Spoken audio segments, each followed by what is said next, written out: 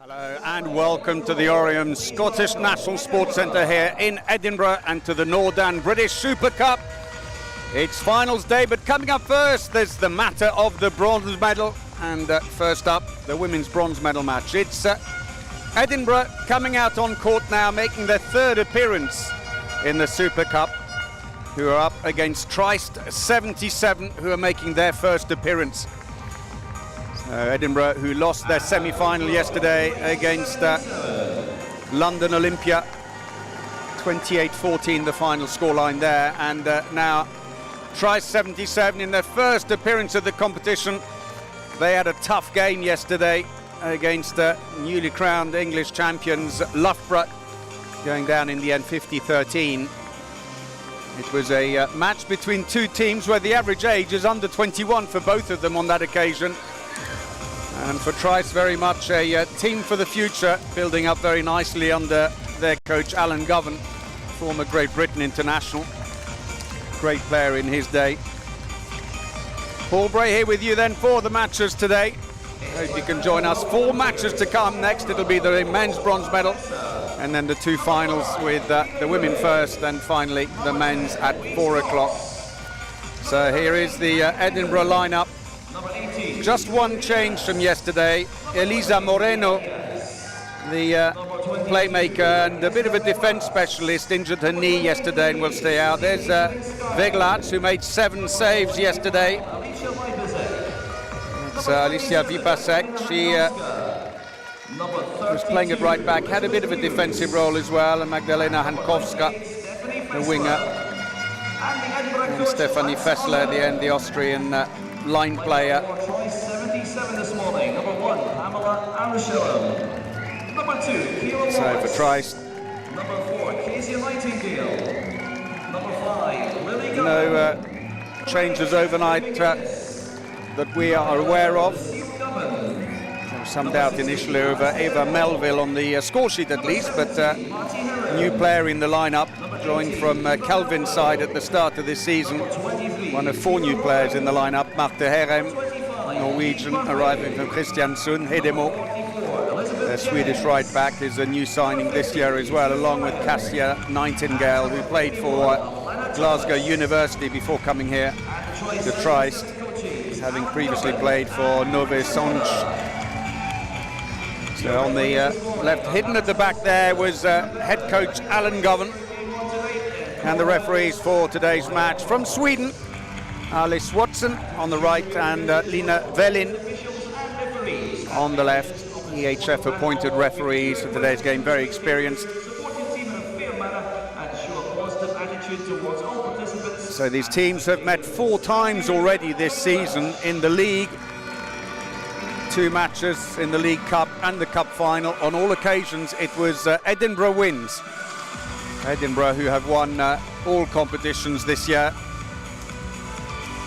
Indeed, their defeat yesterday was their first of the season when they lost against English runners-up Olympia. The closest battle between these two teams was a 22-16 win for Edinburgh. The other results in the league, 34-17. In the League Cup, it was 34-27. And in the Cup final, 34-22. So all Edinburgh wins, and it seems there's something about that number 34. So for Triest, hoping to pick up again after yesterday's defeat, where they struggled a little bit at the back. They lacked a bit of depth on the attack against a very physical defence. A bit disappointing, felt could have done a little bit more, but today's the chance.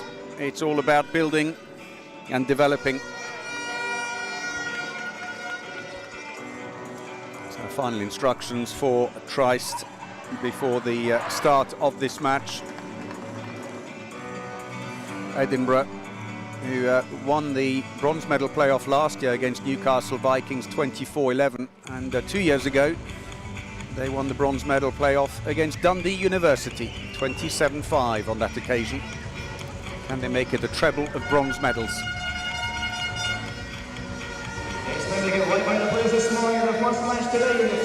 So we're just about ready here with the Triest team to throw off this bronze medal match.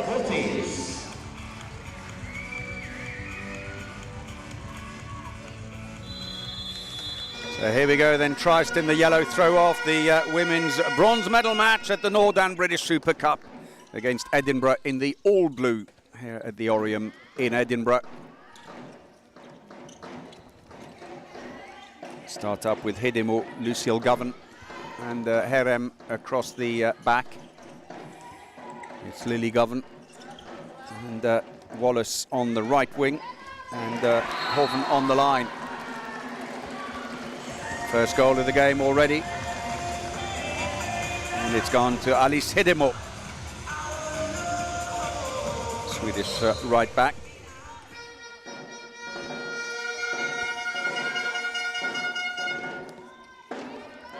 So just as Trist, the Edinburgh team start with the same lineup as yesterday.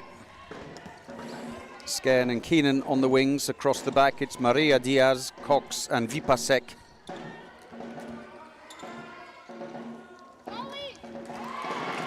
Side netting, and they have Celia Diaz on the line. No relation to Maria Diaz, in case you're wondering.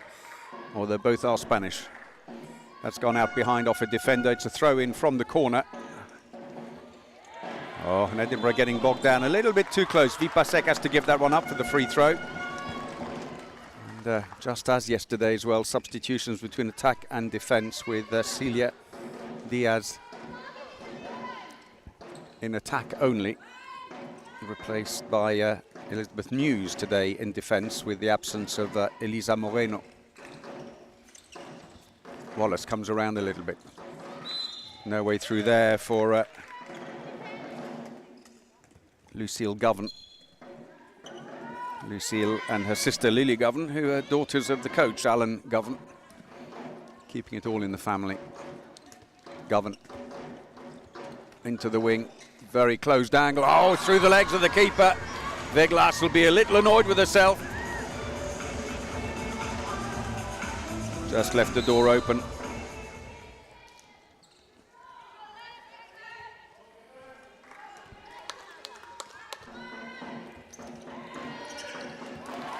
A mistake, and early on here signs of nerves from Edinburgh, and all of a sudden tries to pushing right up into their face. Individual defence all the way up the court. See if they can bring some pressure on them. And they force the error. Turnover. Well played, Trist. Well, 4 defeats against Edinburgh this season. Are they going to turn their fortunes around here in the final? That's a great save, Agnieszka Veglas. The follow-up is there. And it's Lucille Govan. Great start, 3-0.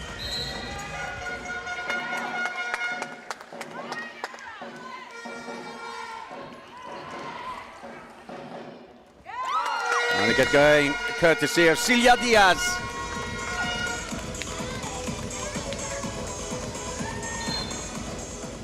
It's a competition which will decide who will be British champions. It brings together the top 2 teams from Scotland and the top 2 from England. The final will be an all-England affair with London Olympia against Loughborough. That sails wide. Long-range effort by Celine Scairn. Vipasek. Maria Diaz, who's got a good wrist on her, but fumbles the ball. Early errors here. Lucille Govan wants it back again. The wing is up. Cuts back for a slightly better angle. Nicely put away. She passes to her sister, Lily Govan, the scorer.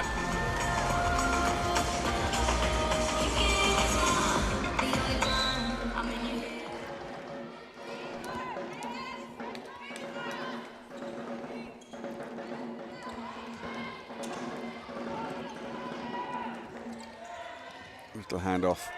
Cox Thompson, the captain, passes the ball back, somewhat unsighted. The ball is loose, but picked up again by Edinburgh. And that comes off the post. Was Celia Diaz unlucky? Well, they're storming away. Trist here.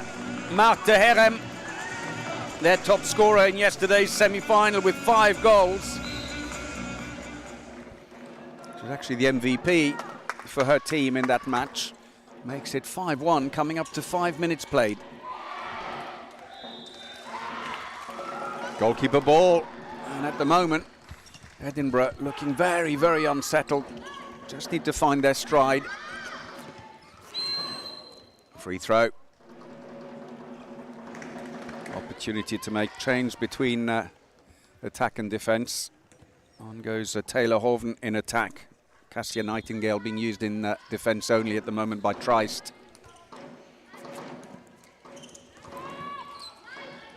No way through there. Come back again. Edinburgh, of course, going for a treble. They also won the Celtic Cup this year, a competition that brings together the top clubs from Scotland and Ireland. It's a penalty, defending inside the area by Vipasek. A foul on Alice Hedemo. So Marta Herem steps up to take the penalty. She missed one yesterday.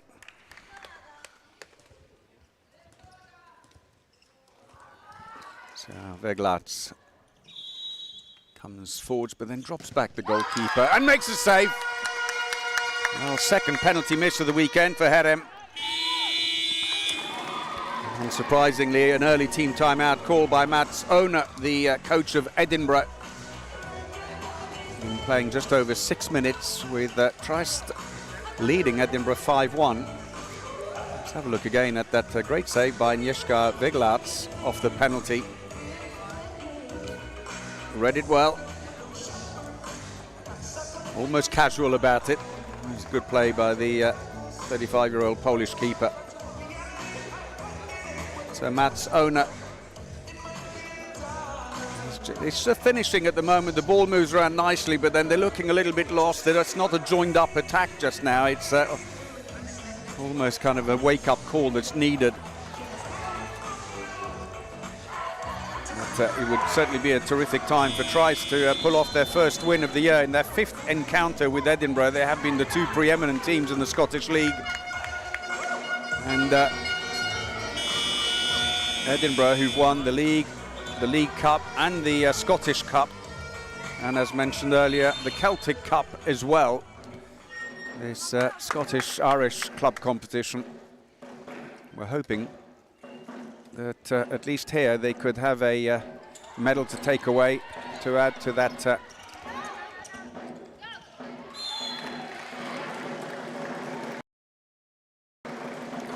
quadruple set of goals. Cox-Thompson comes back again, looking for the line, forcing it too much, and now the break is on. Lily Govan, nice long pass across court to her sister. Well, she pays her back for the earlier pass, and this time Lucille Govan gets her second. One of several players in the team. Lucille Govan, who plays in the Scottish national team, 6-1. It's still very early days here, though. Oh, that's good play into the wing. Cross court to try and get a better angle, but it was well covered on the far side by Lily Govan. Saw the danger, closed the angle on the winger. Quadrati decided not to shoot. Long range shot there by Maria Diaz, who was very lethal with those yesterday. Got a good flick of the wrist there. It was more of a push on the ball, no power. Good defending. Vipasek stopping Herem in her tracks.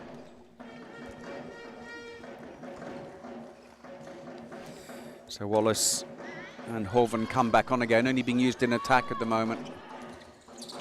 Hedemo tries to go straight through. And that seemed to have come off her foot. The referee saying it's a turnover. And they're defending a long way up court. Now that's more like it. Louise Cox-Thompson lets rip with a long-range effort, the captain. So 6th goal of the weekend, first here today.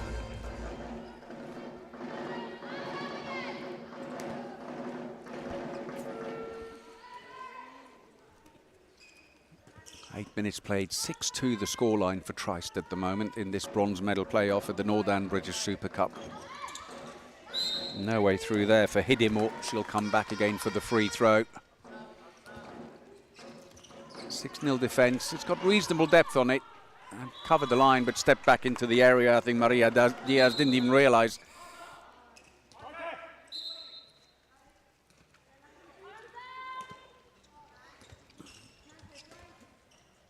into the wing. There's no space there. Wallace will want to pass it back out again.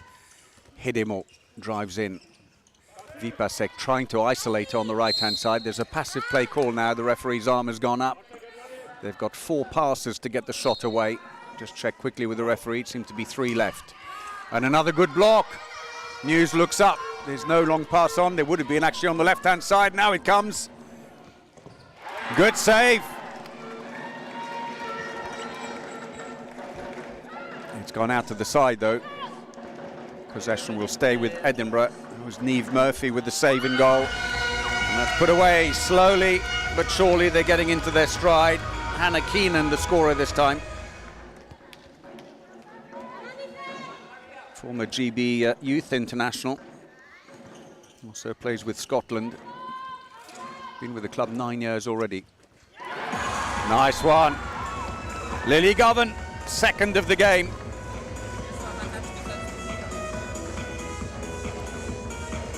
And also, if Edinburgh are missing Elisa Moreno, who picked up that knee injury in the semi-final yesterday, who was very strong in defence, but also had some nice drive in attack.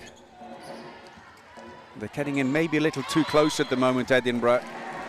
They're right in the mix with the defenders trying to move the ball around. They've had it stolen off them a few times. And Trice defending 5-1. Oh, and it nearly paid off as well, with Lucille Govan, number 11, at the front of the defence. In fact, they're pushing up now, almost 3-3. Clearly decided to put huge pressure on them, but Cox Thompson gets her second.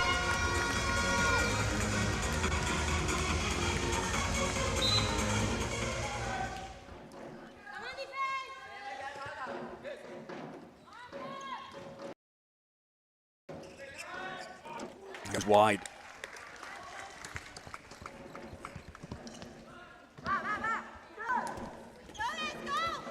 Muse streaming down court. A bit of space now. And suddenly they're up and running. Alicia Vipasek, the Polish right back, joined the club from University of Gdansk in 2022. And now it's Trice's turn to take a team timeout. They've gone from 6-1 up to just 7-5 now, a 4-1 turnaround.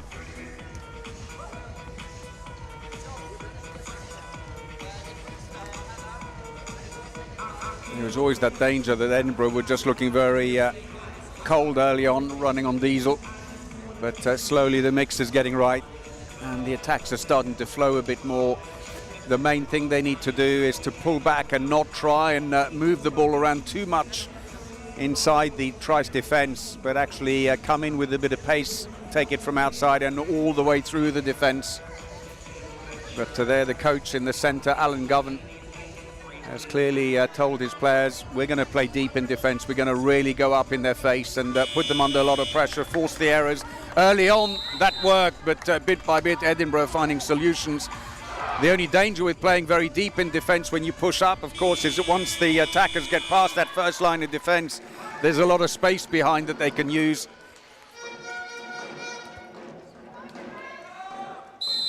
So both teams have already used a team timeout and we're only in the 12th minute of the game. Moments of domination for both. Wallace very close there. That said, she scored one closed angle, one early on. Diaz looks up. Vipasek. He goes back to the captain, Cox Thompson. Again, getting a little too close. That's gone out of play off Herem. It'll be a throw-in for Edinburgh.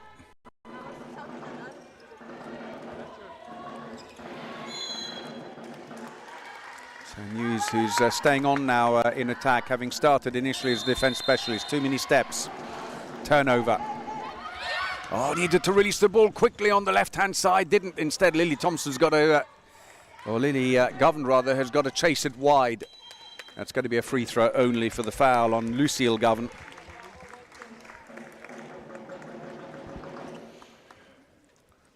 Referee there pointing to the spot.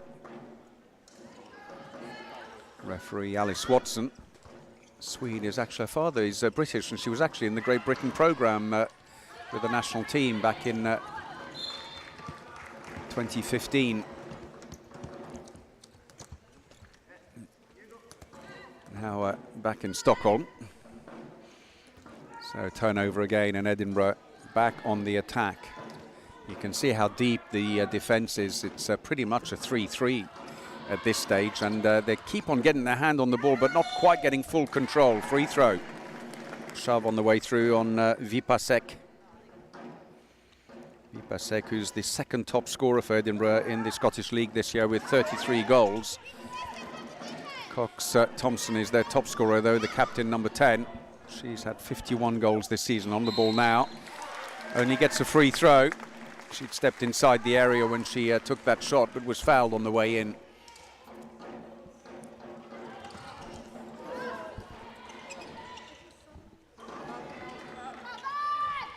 A long ball down, intercepted. If you're going to make a long pass, they've got to be pretty flat to make sure the defenders don't have time to recover and get back again. So a little bit of adjustment in the middle by Coach Matt's owner seems to be working now. He's switched to having news with Cox Thompson and Vipasek across the back. And there's another one for Vipasek, her second of the game. And that is the danger. Twice now she's got in behind that front line of defence. And it's pick your spot after that. It's a one-goal game again, having been 6-1 down. Edinburgh are now just 7-6 down. Loose ball, no one picked it up. And Lucille Govan turns poacher there as the defenders look on. 2-goal lead is back again for Trist.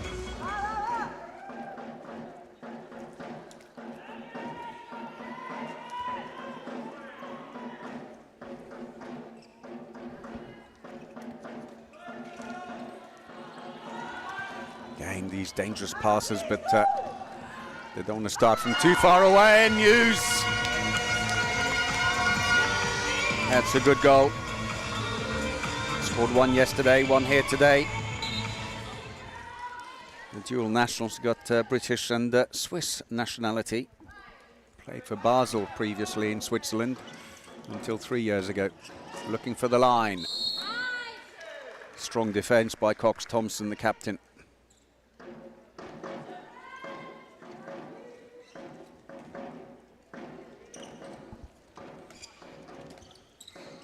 Hit him up. Wallace looking to pass, spins inside. That's going to be a penalty. Arm taken from behind. It's also going to be a 2-minute suspension for Maria Diaz, Edinburgh's number 20. Well, they've missed one penalty already. That was Marta Herem, and so this time it's Kyla Wallace who steps up, Scottish national team player.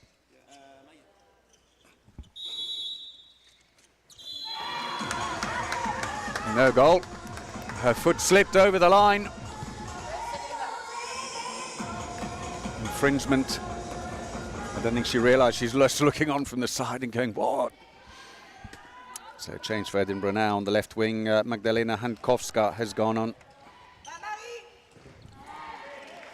Good save.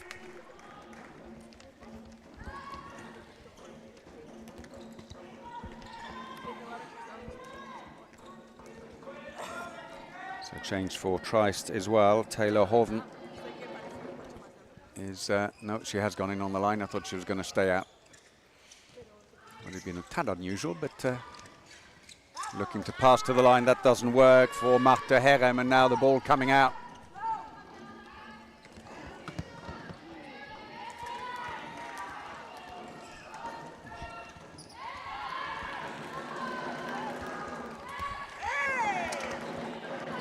Play on, say the referees, with possession still with Edinburgh as Vipasek goes down under heavy challenge from this very deep defence. Vipasek. Now there's a bit of space around the outside. Good save again, Niamh Murphy.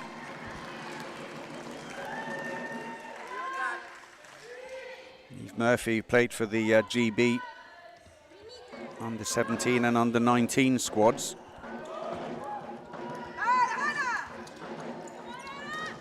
And another save, fourth of the game for Murphy.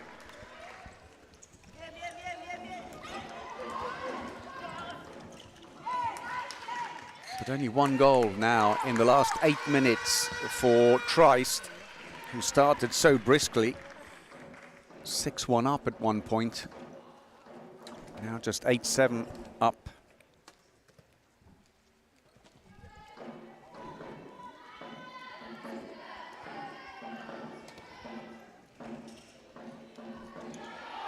Second line goes in for Edinburgh. Few wayward passes. They're clearly not liking having the defenders up in their face. Beautifully stolen. Lily Govan. And scores. Third goal of the game for Lily Govan, their top scorer in the Scottish League this year, with 43 goals ahead of her sister Lucille, who's on 32. And that just gives them a little bit of breathing space. 2-goal lead now, 9-7. Also breaks an 8-minute goal drought for them. And another wayward pass. The handling isn't quite there, and you can see how she's struggling to find anyone free to pass to. That's good defending by Trist. They're very much trying to isolate the ball carrier by pushing up on the other players and forcing the area out of her, and they certainly have done that so far. Looks for the line. Too much pressure, nothing given by the referees. Govan seemed to be held. Play on, and that's put away comfortably. On the break, Hannah Keenan. We're back to a 1-goal game, 18.5 minutes into this bronze medal match.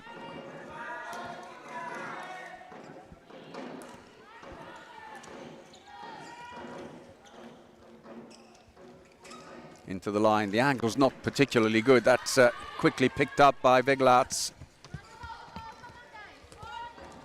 They brought themselves back to win a goal a couple of times now, Edinburgh, but just not quite got that last bit. Long-range shot by Maria Diaz, but neither one of her 2 shots so far in the game have been particularly well placed, and certainly not enough wrist work there to get a bit of power on it on the way through. Almost tired shots.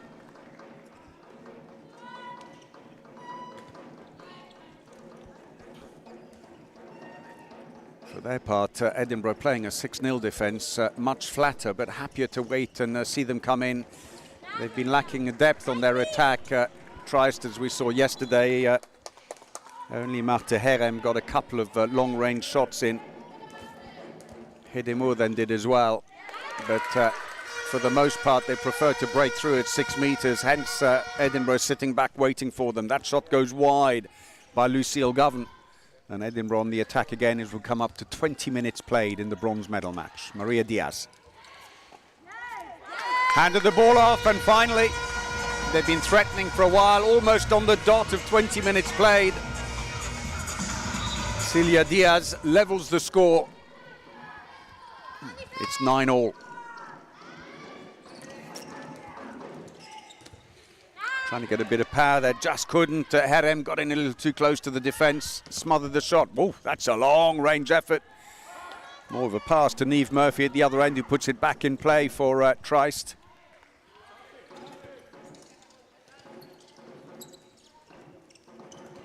Vipasek tempted to stay out for the moment and try and split the attack. Beautifully done, that's what they need.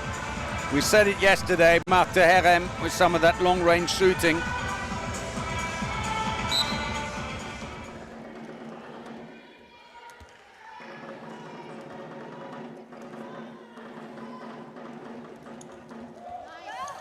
Oh, Vipasek all the way through, no one picked her up. Third goal of the game for the back player. Levels it again.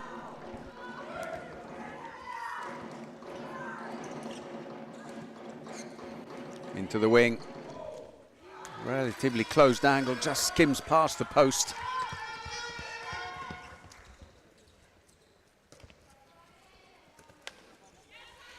So more changes now as Tamara Trefsner, number 4, comes into the centre, and Maria Diaz at left back, while Vipasek continues in the right back position.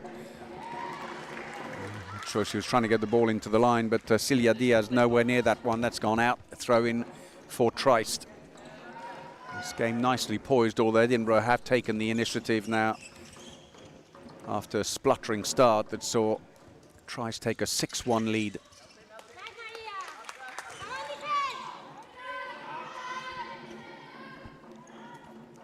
Herem has a quick look, takes a shot, it's straight down the middle, comfortable save for Veglaerts, 5th of the game. And the break is on now, Vipasek, who scores 4th. Well, no goals yesterday, but today she's certainly on a good run, Vipasek. Throw off taken. Wallace isolated in the corner, waits for the whistle and gets the free throw.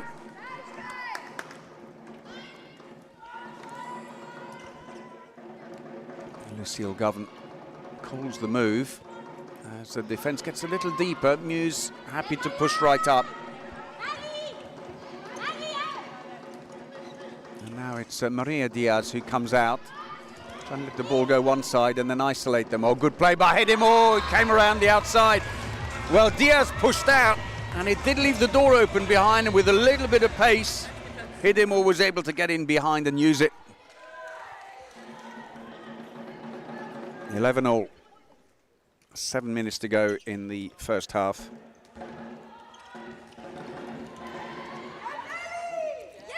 Celia Diaz benefiting from a loose ball there, running into a lot of space. Said before, when they play this deep defense, a 3-3 could be 3-2-1 to some extent because it's got a point on it, but pass just too long and Trefsner is not going to catch it. But if you play these very deep defences, you've got to be prepared to be very dynamic and cover the gap at the back. Oh, double dribble. It's always tempting when you've fumbled it to pick it back up, but there wasn't actually any immediate danger.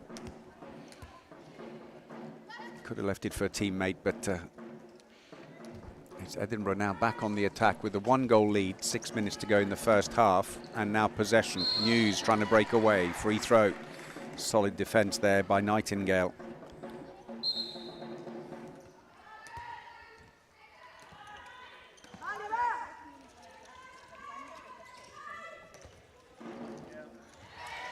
Another fumble. Vipasek though hands it back. News now fumbles it, just keeps it in play. Passive play call now against Edinburgh. 4 passes to get the shot away. Vipasek goes all the way around the outside and finds space for her 5th goal. And now it's a 2-goal lead for Edinburgh. And the Scottish champions are very much up and running.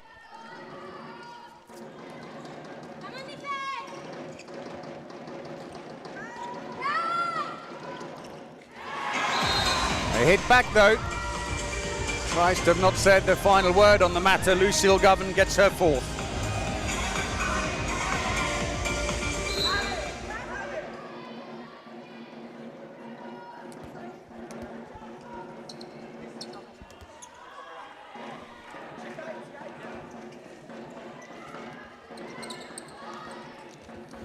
Oh, they missed the chance. Vipasek was free. At the second attempt, she gets it. She just literally come to the side for a talk with Coach Matt's owner. And the defence, not seeing her, of course, moved across to the other side and she sprinted on. So much space on that side for that attack. 2-goal lead again. Lucille Govan tries to spin around as Alana Thomas puts a block for her on the line.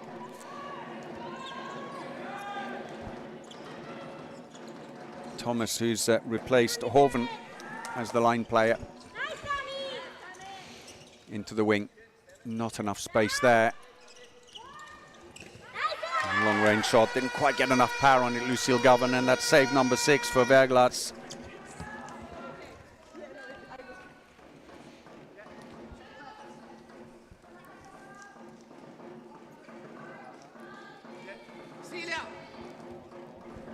Slow and steady. Edinburgh have recovered from that faltering start and are now very much in control here.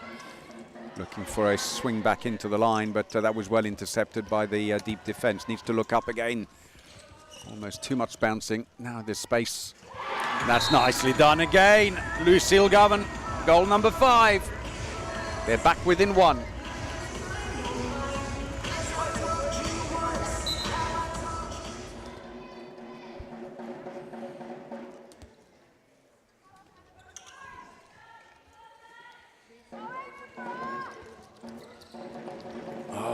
It's a shame the gap was there. She got past the first line of defence, but then fumbled the ball. It goes out of play on the side. Tries to get the throw in.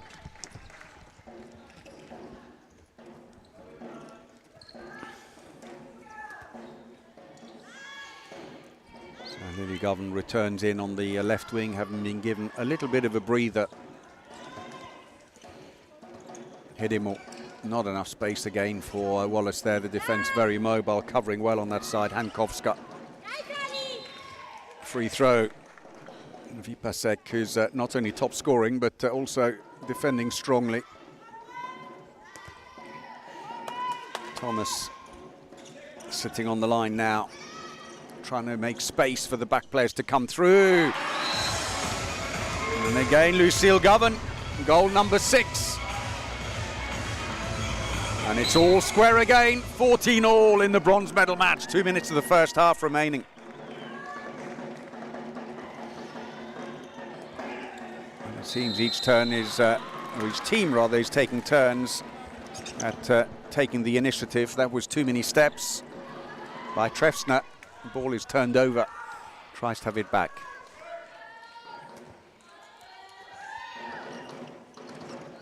Oh, brilliant. If they could have so many more of those, it gives a bit of depth to the attack, and Tamara Trefsner gets her first of the game. German back player, Trefsner, who's going to come off now as Cox Thompson returns with Maria Diaz into the attack. And indeed, Vipasek is also being given a break just before half-time with Hannah Keenan on the far side. Into the last minute of the first half. That's going to be a free throw, the foul on Muse.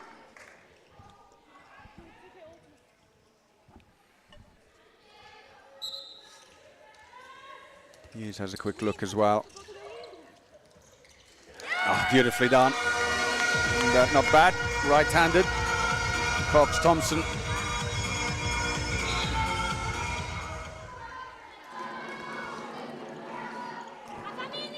.30 seconds now before half-time. Score's tied at 15-all. Oh, that was red all the way. Did well, Lucille Govan just does enough. Goalkeeper ball. That was excellent play by Lucille Govan. They've got 10 seconds now. I'm not sure they realise it. That's going to be cut out easily. And that should run the clock down. Too late, is it? Good block, Maria Diaz, and there goes the half-time buzzer. And at the break, the scores are tied. It's 15-all between Edinburgh and Trieste 77. Well, Trieste have not beaten Edinburgh this season in 4 attempts so far in the League Cup and the Cup final. But here today, they took the game early on to Edinburgh. They played a very deep defence, 3-3, with a really, really deep front on it.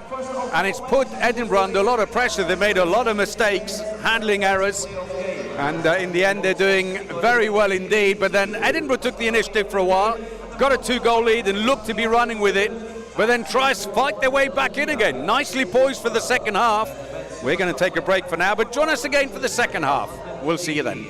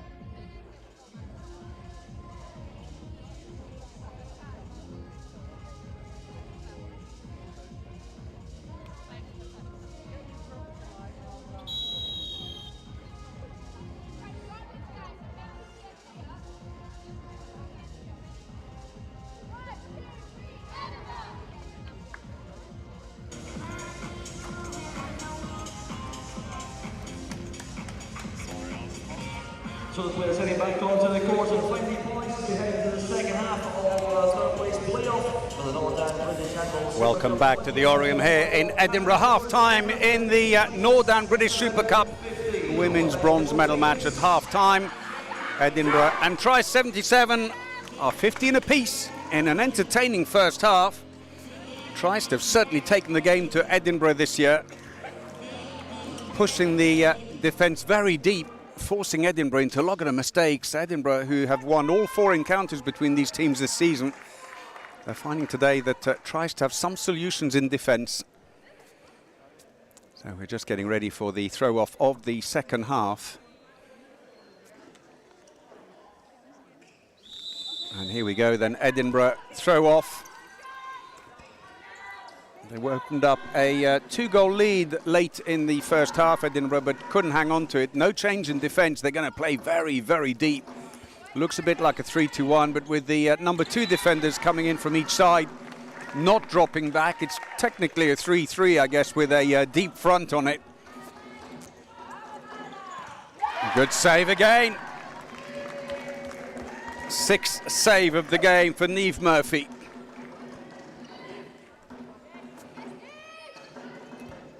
And all credit to Trice to in the League Cup final were really right on the coattails of Edinburgh and then lost it late on in the game. Looked for the wing, missed the connection. They've started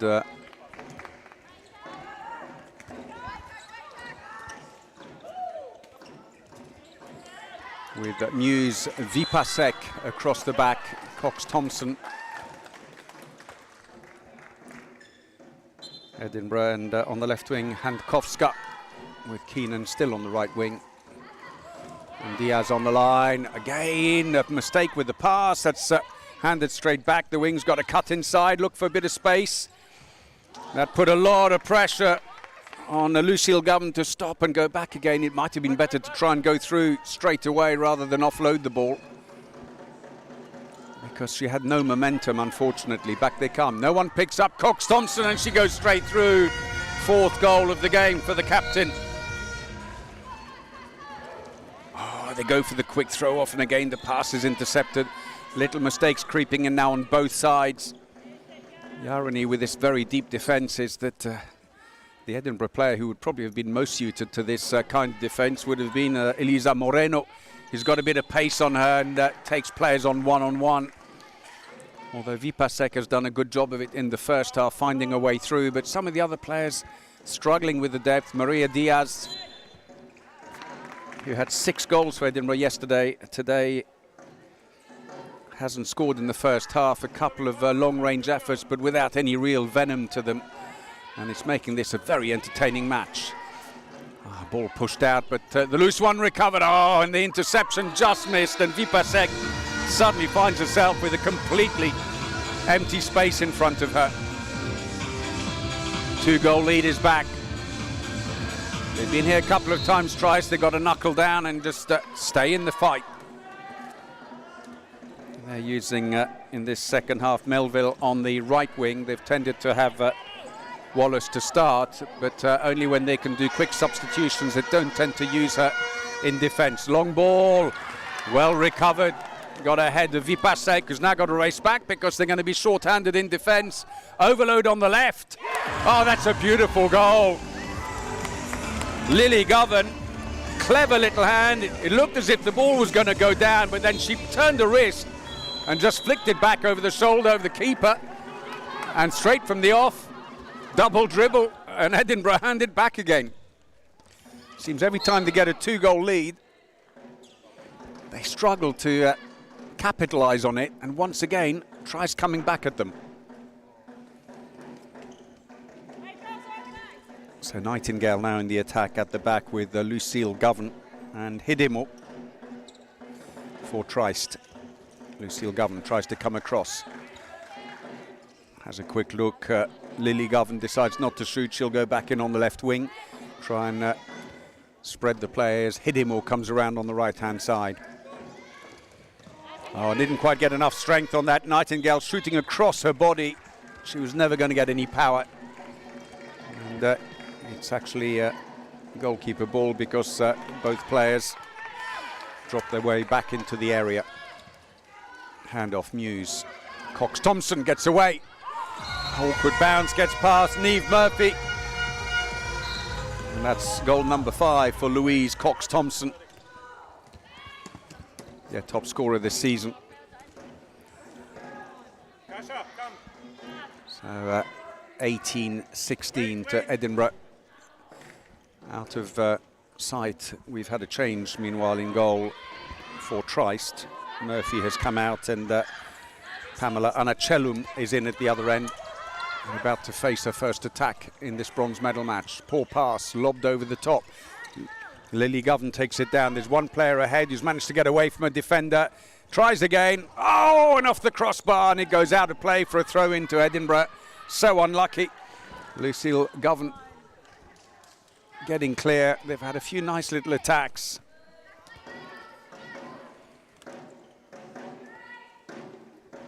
Tries to runners up this year in the Scottish League. Bronze medalist 2 years ago in the Scottish League. Well, good first save by Anacellum.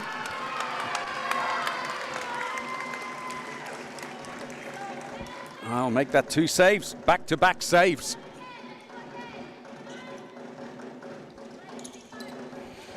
Vipasek turns, draws in 2 defenders, makes a bit of space to the side, which Cox-Thompson immediately exploits. Nice work.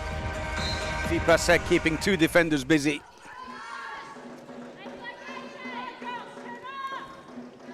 Five minutes played in the second half, and it's the biggest lead yet for Edinburgh at 19-16. Now the ball fumbled, stolen. Away they come. Maria Diaz looking up for options. Vipasek is there. Oh, another brilliant save. Unluckily for her, though, the rebound came out kindly for Hannah Keenan, who gets her 3rd goal. And this is a dangerous time now for Trist. 4 goals down. They need to wrestle the initiative back. Marta Herem, who came on the last attack, back in the frame now. A few long-range shots and another loose ball. Mistakes are cascading here in the second half. Throw in for Edinburgh.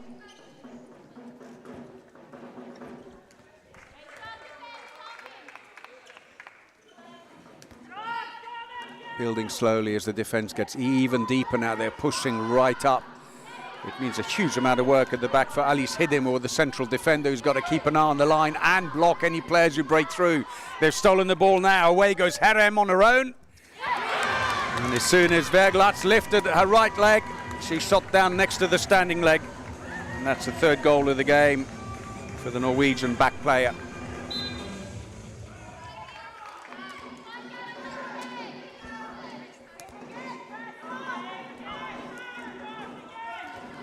Vipasek looking for the line. That's not going to work, especially trying to pass it with no power.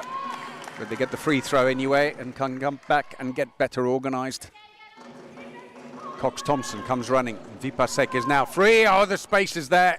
So close. Herem had a hand on it, going for the interception. And that's the danger. You miss the interception and the space is there at the back. Vipasek, goal number 8. 4-goal lead once more. Into the wing, no space there to take the shot. Herem has a look now to the other wing. Oh, and again another unforced error.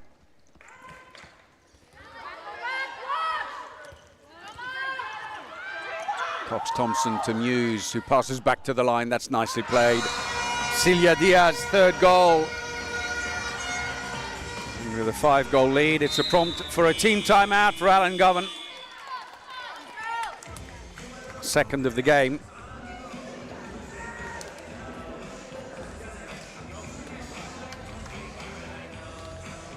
Well, Trist have done really, really well, but here in the second half, after 8 minutes of play, just 2 goals. Defensively, they're putting good pressure on Edinburgh. The problem is on the attacks, they've simply made too many unforced errors and the ball's going out of play. And it's important for them now to really knuckle down and try and get themselves back into the game on the attack. Herem needs to have a few long-range efforts, try and find those opportunities.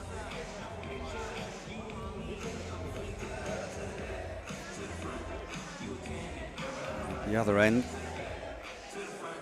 Matt's owner, the Edinburgh coach, will be somewhat relieved that his team has finally managed to get some control on the game. Alicia Vipasek very much in evidence today with 8 goals, while Louise Cox-Thompson, the captain, is on 6. But, on the other side for Trice, Lucille Govan, number 11, on the ball now. She's their top scorer with 6 so far.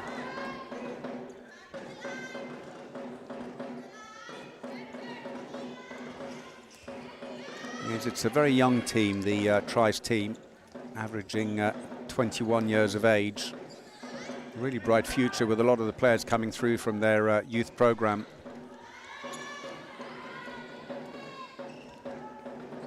Into the wing, not enough space again, it comes out. Passive play call now against them. 4 passes to get the shot away. The ball slips out of her hand there. Herem left a little earlier than she wanted, and as a result sails over the top.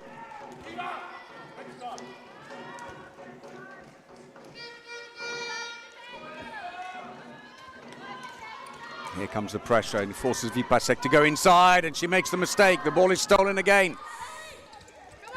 Govan to Govan. And that's put away nicely. Good play again. Lily Govan now on 5 goals.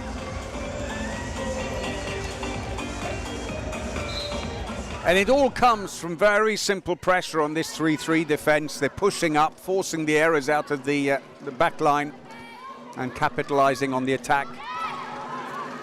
Ball is loose. Again, they just know all the time as soon as the ball is loose, there are going to be yellow shirts around it. Playing a little nervously at the back. And another unforced error, Vipasek. Keenan. Oh, that was unlucky. Came off the foot of Herem, having put her under pressure. Closing Vipasek very early, and that's brought a passive play call now by the referee. And she's signalling to them 2 passes left only from the 4.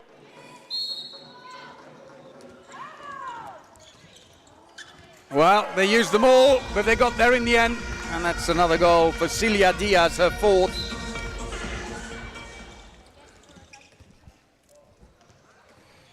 Ten minutes played in the second half and a 5-goal lead. Play on, says the referee. Cross court, Vipasek looks for support. There's no one up front. Maria Diaz. And that shot straight down the middle. Comfortable save for Anna Cellum. And the ball, unfortunately, down court is recovered by Edinburgh.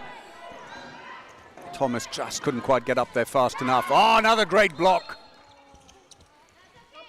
It's going to be a free throw, though, for the early infringement. Ball stays with Edinburgh. So as Vipasek comes out, Keenan is having to play well out of a wing all the time to help with his deep defence, and they've stolen it again. Good play. Thomas down court. And another one. Lucille Govan's 7th goal.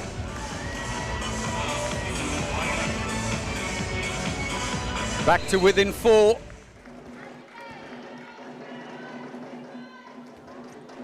This is great play defensively by Trice today. And another steal. And Edinburgh struggling to just keep control of it. Lucille Govan, that pass under too much pressure. The better option would have been Lily Govan, a little wider. Fight for the ball. Oh, and it's a 2-minute suspension. That's Wallace.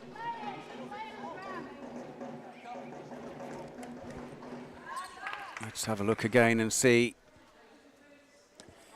I think it's that she pulled the arm in a way. If she'd stayed her ground, she'd got ahead of her.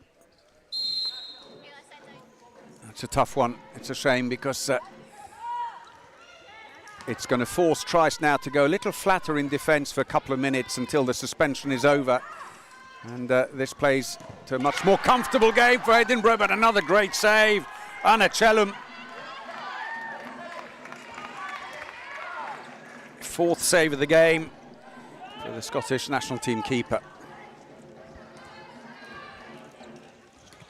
Vipasek again comes under pressure. But with a short-handed defence, they are finding space around the outside. Edinburgh, and Louise Cox-Thompson gets her 7th goal. And there's still a minute and 15 seconds to go on the suspension. Tries to opt not to take out their goalkeeper and put on the extra attacker. Instead, they'll play without a line for the moment.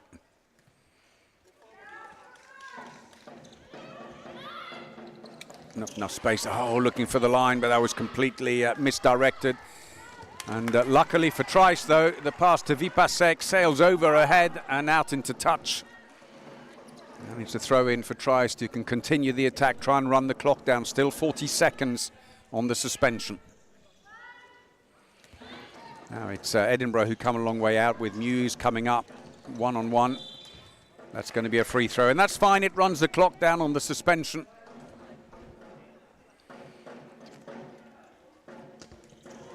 Looking for the line. Oh, it's a shame, but Lily Govan going inside the area, trying to get into a good position. Turnover ball, Cox-Thompson. You can see how she can run all the way in now because the defense has had to flatten. She gets her 8th goal. She's now joined Vipasek on the 8 apiece. First to congratulate her, she comes back. Meanwhile, Trice now back to full strength again, but they're back to 6 goals down as they were earlier. Got to do it all over again. Still 16 minutes to play in this bronze medal match. Herem into the wing. There was a bit of space there, and may have got a touch on it. Verglats, that would be a 7th save for the Edinburgh keeper.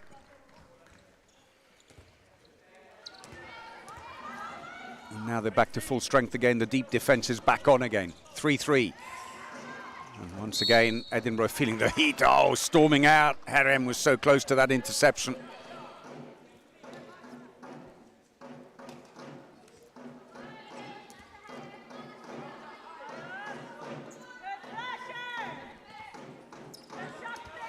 Oh, the space was there. Hesitation by Keenan, who could have run into open space in the middle. Instead, the ball's given away.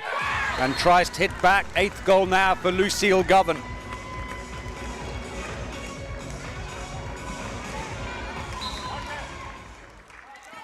So midway through the second half, it's a 5-goal lead for the Scottish champions against Scottish vice champions. Vipasek goes out of play. Well, all credit to Trice with their attacks. Oh, the ball is loose and recovered by Edinburgh. Vipasek is trying to get into space in front, hasn't managed to get away. Keenan, and it's a team timeout called by Edinburgh. It's getting very untidy out there. Both teams have now used 2 team timeouts and have 1 left. Trice to having great measure of success in stealing the ball. Edinburgh not coping well with this deep defence. But the problem for Trice is converting those steals into goals at the other end, and they've done it well, but now all of a sudden with the gap opening up to 6 goals at one point, it's hard to really stay focused, but they've got to do that. There's time. There's plenty of time to get that back. Still just under 15 minutes. It helps that for Trice, Murphy has made 6 goals before she was substituted. Anna Chelun, since coming on, has made another 4 of her own. Goalkeepers playing their part as well, but the saves, of course, a little easier when the defence is working well and putting Edinburgh under a lot of pressure, forcing them to shoot from places they'd rather not be shooting from, further out. Necessary, but not as many breakthroughs in this second half so far by Edinburgh to find a way past this first line of defence. Alana Thomas is now tasked with the central defensive role, and Edinburgh respond by bringing the wing around as an extra line, put pressure on the centre, and a little bit of a rebound, and that works for them. First goal of the game for Magdalena Hankowska.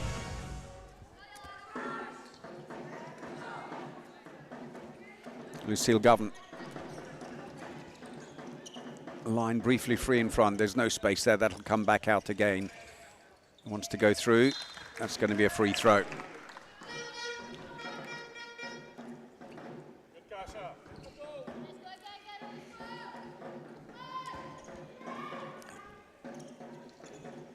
So wing planted on the far side. Move comes in now, trying to keep the defence busy. Got a touch off a defender. That's going to be a throw in from the corner for Trist.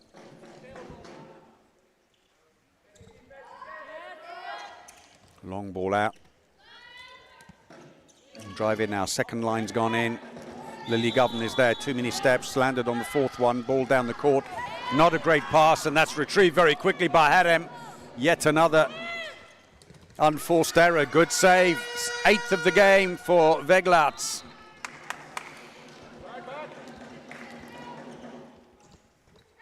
Oh, nearly running out of people to pass to.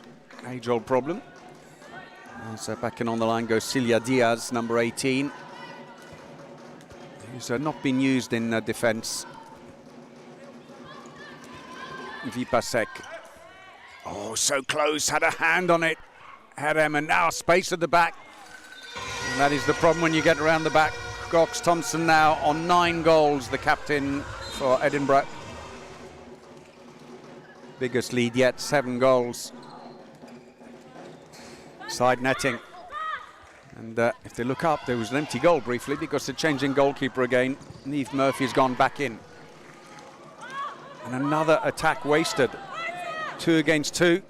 Got a bit of pace through the legs of the keeper. 4th goal of the game for Marta Harem. Yesterday's Trist MVP in the semi-final.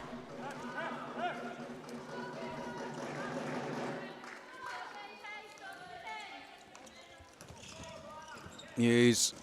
Oh, through the keeper. 2nd goal for Elizabeth News. Harem ushered wide by Vipasek, who tries to steal the ball, but the whistle's already gone. It's going to be a free throw for Trist.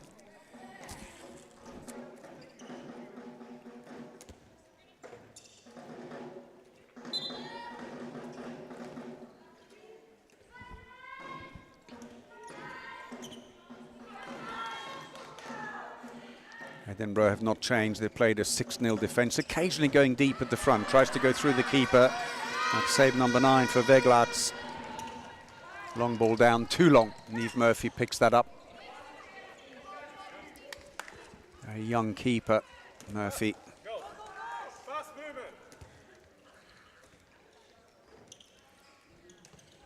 Harem. Oh, just lost control of the ball at the critical moment.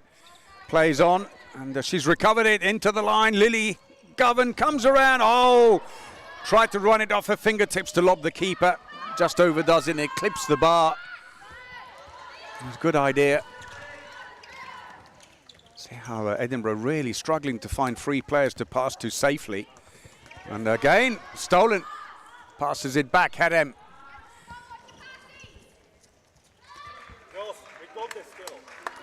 So many unforced errors by Edinburgh here, really being pushed hard and forced to shoot from awkward spots.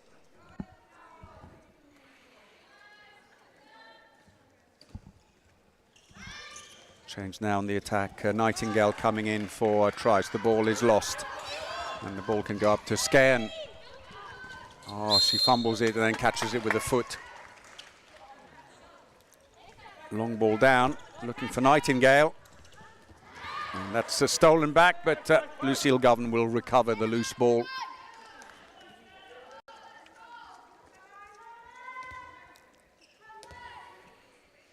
So we go into the last 10 minutes of this bronze medal match. 7-goal lead for Edinburgh.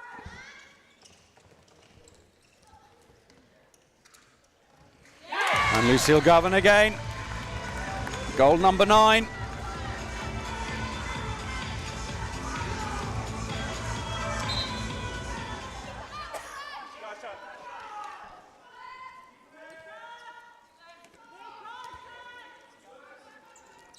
With the Trist defence, of course, this 3-3 defence that has seen them steal the ball. It's another good save by Murphy. It's very energy sapping to do it. It means, of course, when they go in attack, it becomes that little bit harder to stay focused.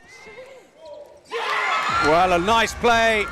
3 attackers against 4 defenders, but played it very well indeed. Lily Govan went in between the first 2 defenders, and by definition that meant they could overload them. And that's goal number 10 now for Lucille Govan.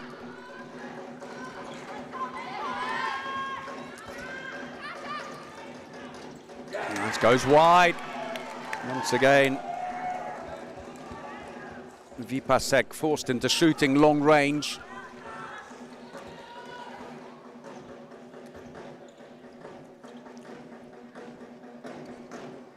Nightingale. Oh, a little one-on-one there. No, Cox-Thompson stood her ground. Oh, straight through again, Nightingale.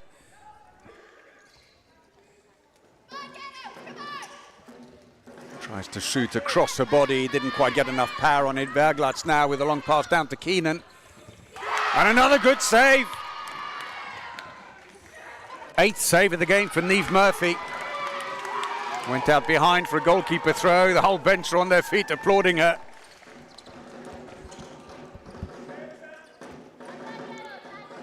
Vipasek straying forwards a little, Muse as well. Oh, deflection. Verglatz makes the save. That's her 10th save of the game. Vipasek got up caught, but Lucille Govan has covered her all the way. Long pass wasn't on for Edinburgh.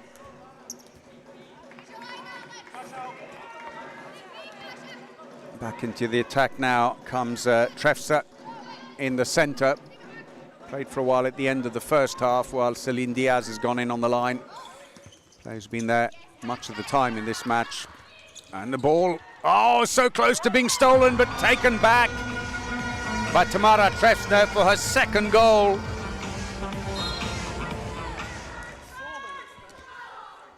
And that puts more pressure on again. 6-goal lead with under 7 minutes remaining. Free throw, the foul on Alice Hedemo. Very cosmopolitan player, Hedemo. He's Swedish, but was born in France and raised in Germany. Ball is loose, just kept in by Hedemo. And Lucille Govan was behind her to pick it up. Oh, straight to her sister on the wing, but misjudged her height, I think. Briefly thought she was 6'7".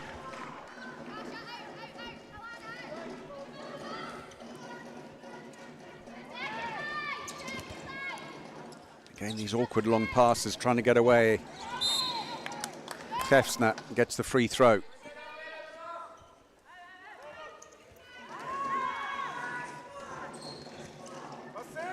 Keenan, as I said earlier, is having to come out from the wing a fair bit and help at the back because of this very aggressive defence and very deep defence. Oh, so close. On a collision, and Nightingale goes down. Seemed to have caught Keenan's shoulder as she turned to go back the other way. No harm done between the two.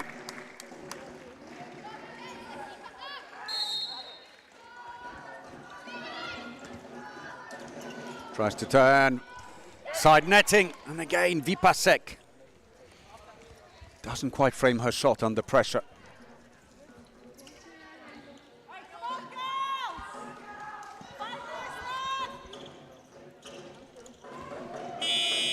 Team timeout for Trist, 3rd and final one.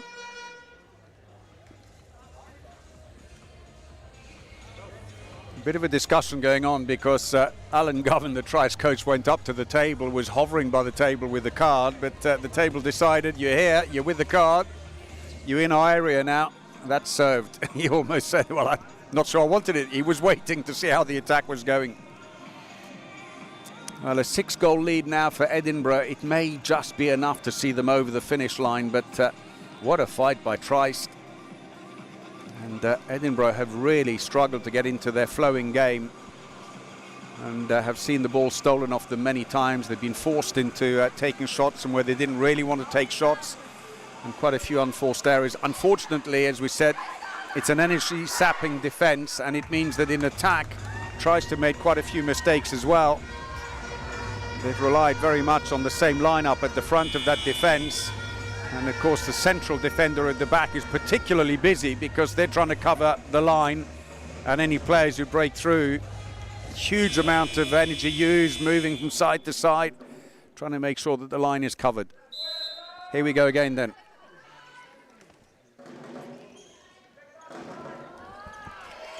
Trice have now used all 3 of their team timeouts. The ball comes out, Vipasek looks up. And that's put away by Trefsner for her 3rd goal. Matches their biggest lead so far in this bronze medal playoff. 7 goals up now for Edinburgh. Lucille Govan. Oh, and another unforced error. Hedemo.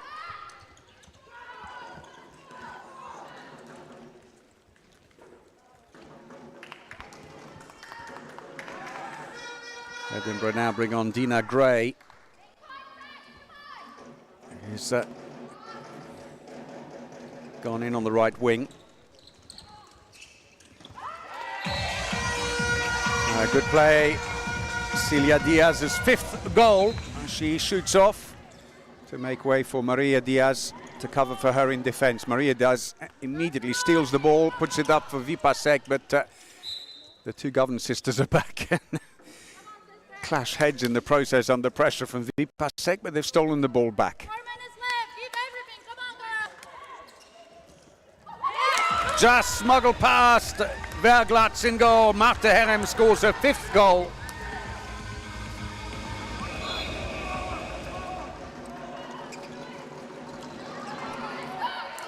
And again, they're stealing the ball. So many mistakes. Under pressure, looks for the line when actually the ball in front was easier maybe to Thomas, but it's a lot easier to say when you're watching from the side than when you're on court and you've been playing a deep 3-3 defense the entire game. Looking for a quick pass across, they'll have to bring it back again. Throw taken from the wrong place. Dina Gray sends the ball back. Edinburgh number 5, getting first taste of the action. The Estonian player. She's been with the club for 3 years, came from Viljandi. Just 1 goal in the league this year for her, but Edinburgh happy to turn the bench now, and they've gone another breakthrough. And Muse gets her 3rd of the game with 2.5 minutes remaining. Match is safe now, and it'll be a 3rd consecutive bronze medal for Edinburgh here in the Nordan British Super Cup. Herem, bit of space now, takes the shot. That's just gone wide.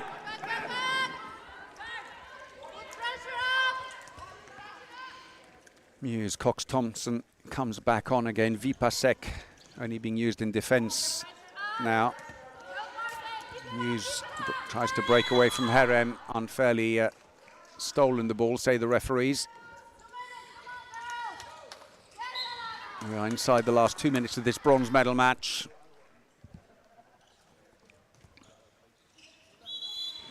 Oh, they've got to take the throw from the right place. Also, the defence weren't 3 meters away.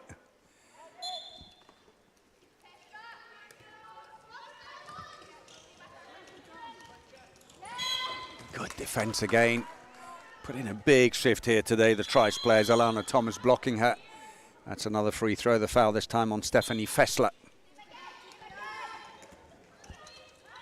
Who's in on the line. Passive play call against them. 4 passes. Needs to get a lot closer than that, and that's a missed connection with the line. Murphy with the long ball, too long in fact, but still in play on the side. Done very well to come around and collect it. Lucille Govan, and has now accidentally given it back to the captain, Cox-Thompson, but too many steps. We are inside the last minute of the bronze medal match. Referee points to the spot. Eve Murphy.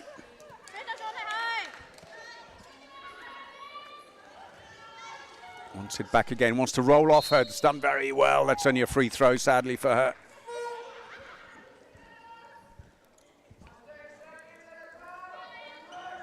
.30 seconds to go. Again, Lucille Govan fouled, gets a free throw. She just can't quite turn enough to draw the penalty. But at least keeps possession. Goes to her sister on the left wing. Nice angle and lofted over the shoulder of Verglatz, and that's goal number 6 for Lily Govan. Scottish Academy player. And now it's individual marking, full court. Team timeout is called by Edinburgh, their last of the game, with just 9 seconds of the clock, or of the time remaining. May even be less. So Edinburgh are going to take bronze for the 3rd year running. Each time they've been up against a Scottish League opponent. It was Dundee University 2 years ago. Then they beat Newcastle Vikings. Yes, an English club, but who were playing in the league north of the border. It was better for them in terms of travelling distances.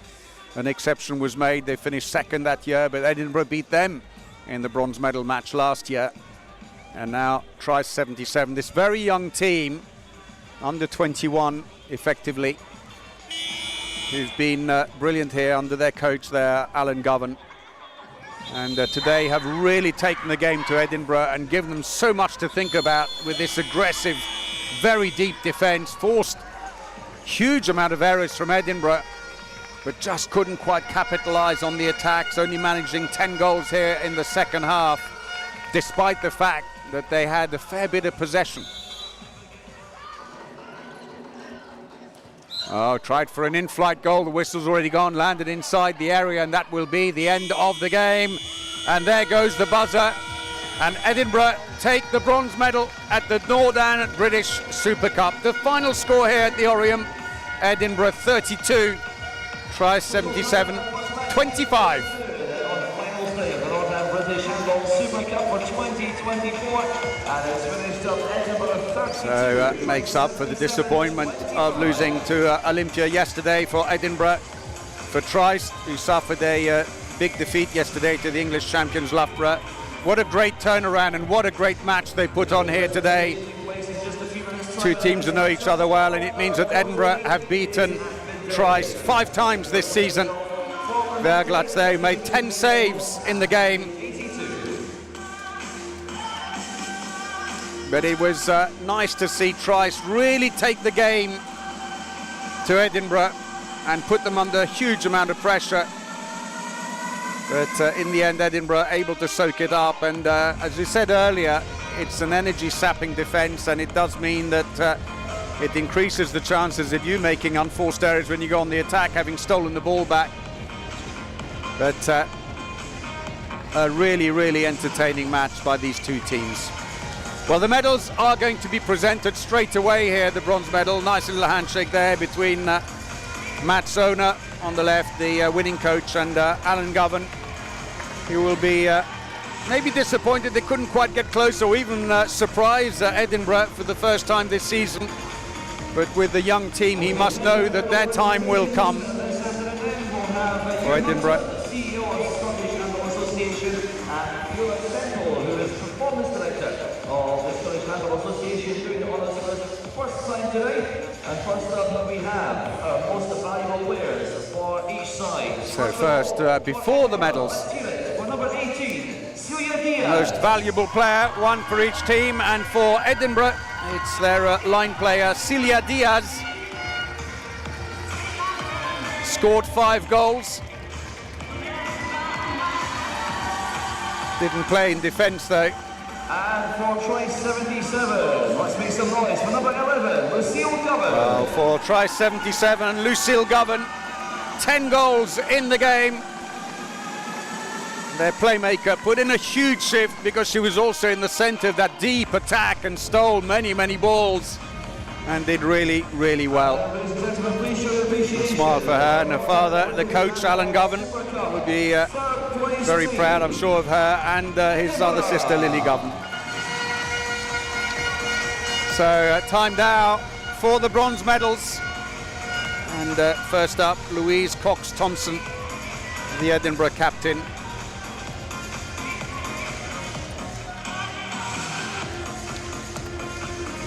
Congratulations to Edinburgh, who managed to soak up the pressure. Vipasek there, 8 goals in the game. Second top scorer in the match after the captain, Cox-Thompson, who got 9. Dina Gray, next up. And then News, who was a bit of a defence specialist yesterday, but today seemed to be better suited for this deep defence by Triest, and they ended up playing quite a lot in attack. Celia Diaz and finally Stefanie Fessler, the Austrian line player. He gave some relief to Celia Diaz on the line, and the last person up, Mats Ona, the Norwegian coach of the Edinburgh team. So 3 back-to-back bronze medals for Edinburgh. Congratulations to them. The final will be then the All-English affair at 2 o'clock today, when London Olympia take on Loughborough. Two teams who most recently drew 30 all in the Premier Handball League Final 4. That could be a very, very entertaining final there. And but next up at 12 o'clock, EK82 will play Manchester Hawks in the men's bronze medal match. And the day will close off at 4 o'clock with the men's final, as Scottish champions Livingston take on English champions London GD. So customary photos here. Now, what an entertaining game these teams have given us today.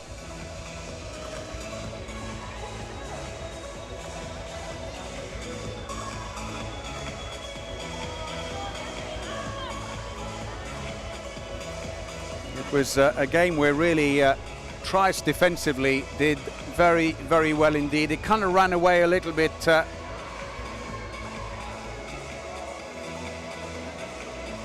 towards the end, but it was putting their own chances away in the end that proved difficult.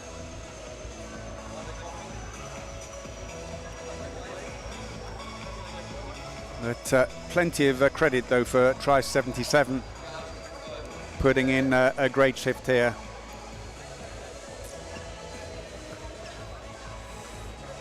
So we're hoping to have a chat with some of the players courtside very shortly. We'll keep you posted on that. As you can see, the Manchester Hawks team in a hurry to get their match underway. Coming on court already, the defending champions who were beaten in their semi-final yesterday by Livingston, but still have a chance here to take the bronze medal.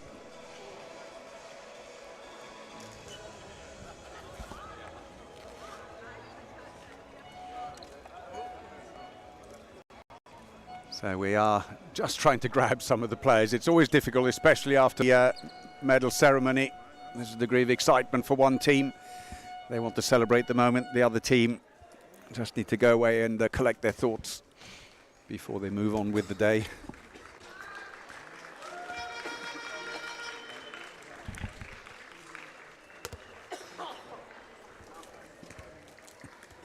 Well, I think we are almost there, so the warm-up has already begun meanwhile for the men's match, which in fairness is still 35 minutes away. So you will have time to go and put the kettle on in between the matches. A full day of action here in this Northern British Super Cup, with 4 matches off the back of yesterday. A few tired legs and arms, I'm sure, here. But one last push for each team. And spectators are trickling in. We're getting more and more coming through now as the day goes on. So we're going to go over now to our courtside reporter, Eve McTinn, who's with the Triest captain, Taylor Hoven. So I'm joined by Triest 77's captain, Taylor Hoven.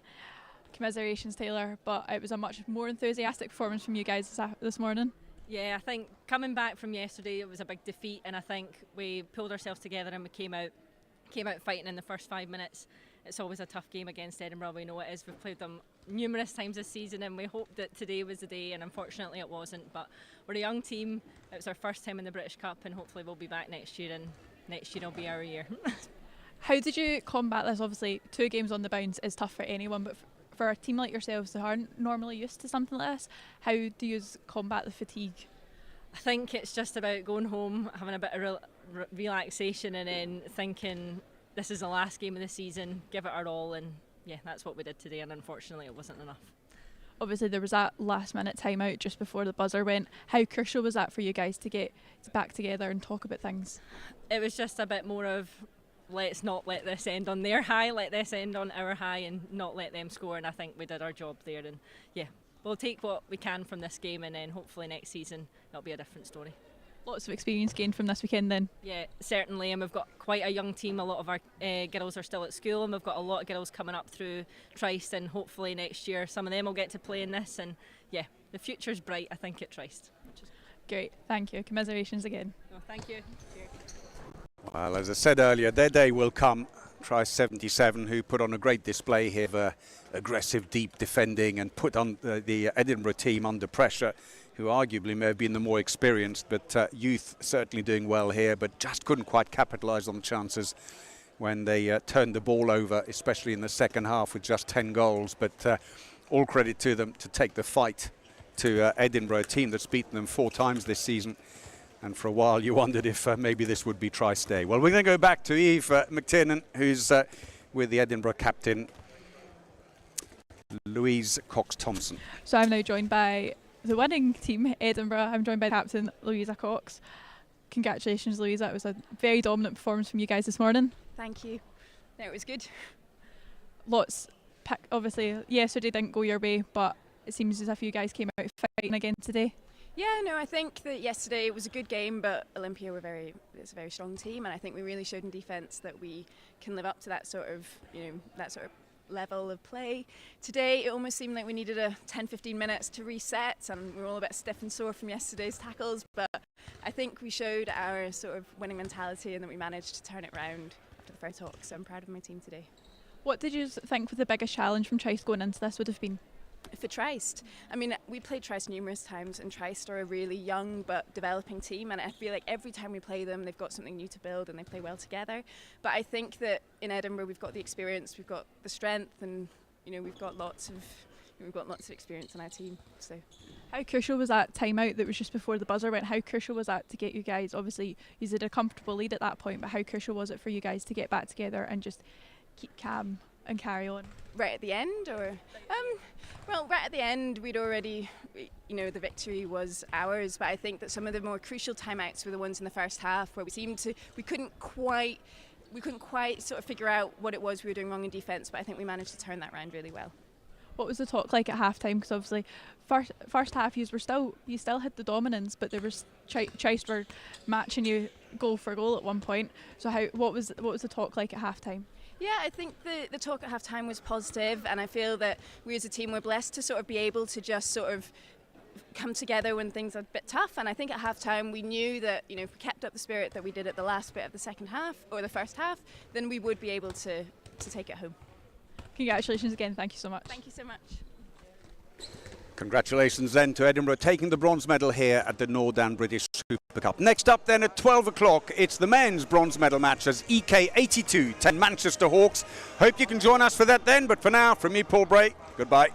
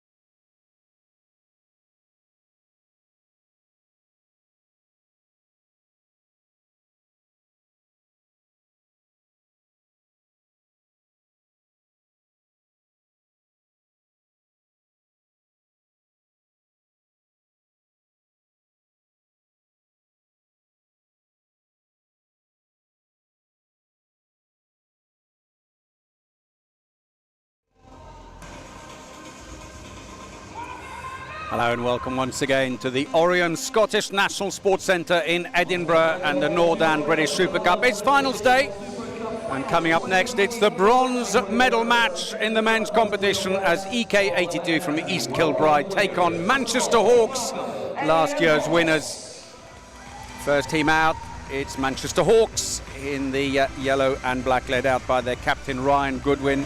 They were champions last year, beating Livingston in extra time, but yesterday Livingston got revenge with a 35-26 win in that semi-final. Livingston will be up against English champions London GD in the final at 4 o'clock today. Here come EK82. They were beaten 33-25 yesterday by London GD in their semi-final. EK82, who have been in 4th place in the previous 2 editions of the Northern British Super Cup, will be hoping that they can finally get that medal that has eluded them. EK82, who were British champions back in 1983 when the competition was played as a single league, north and south of the border.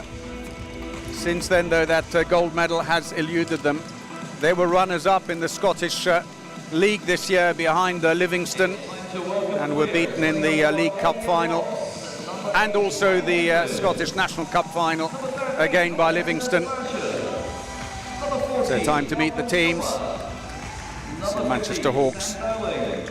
Sam Dowling, 6 goals yesterday for the 20-year-old right back. That's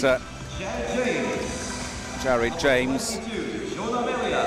They're missing quite a few key players here, Manchester Hawks, though. Mauro Cardona, with 75 goals this season, their top scorer in the English Premier Handball League.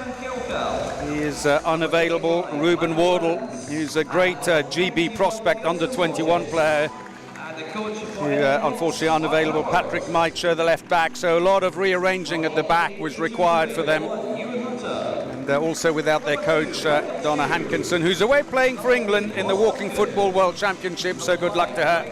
This is EK82. They too are missing a key player, their top scorer in the Scottish League, Ryan Keeley, with 87 goals this season, the GB under-20 former international, whereas suspended in the Scottish Cup final, hence misses this competition. And they still have good strength. Rowan Perry will be one to look out for, 53 goals in the Scottish League this year, 7 in the semi-final last year. Their goalkeeper, Ewan Hunter, number 1, played a superb match yesterday. He always does, though. He's a very aggressive keeper. He comes out fast, tries to smother the shots.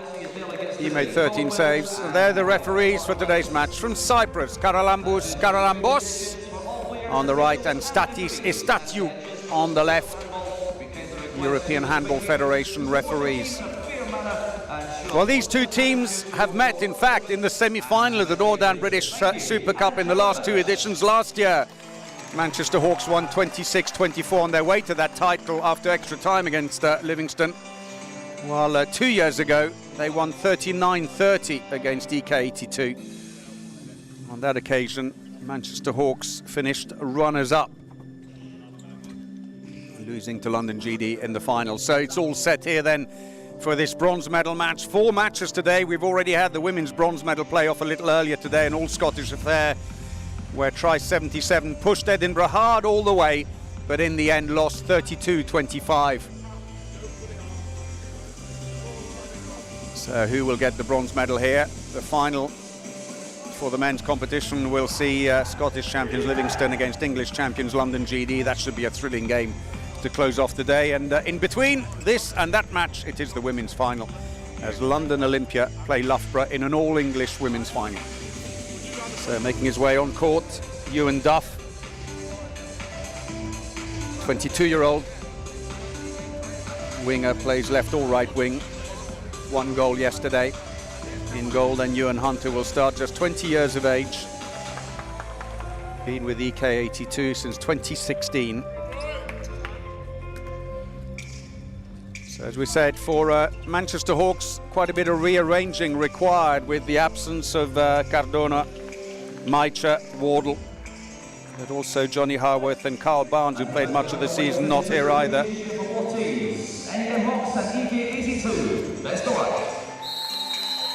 So here we go then, and it's Manchester Hawks in the black and yellow who throw off this bronze medal playoff at the Northern British Super Cup against EK82 from East Kilbride in the green shirts.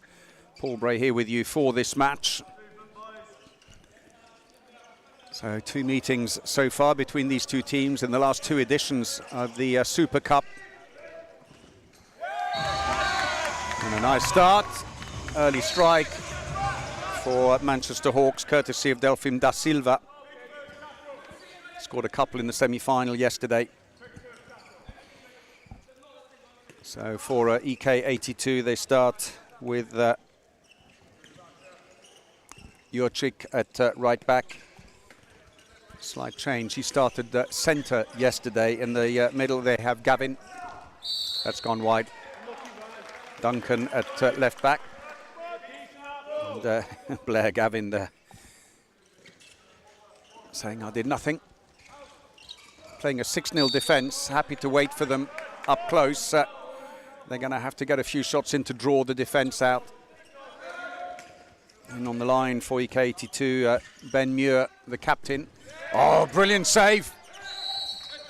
Today, Jared James starting in goal. He got not so much playing time yesterday. Good save, Hunter.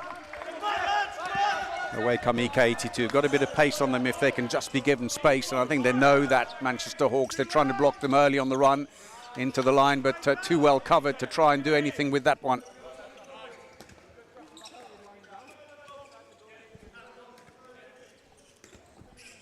So Hughes and Duff on the wings for EK82. Into the line. Oh, good defence. Came across very quickly to cover.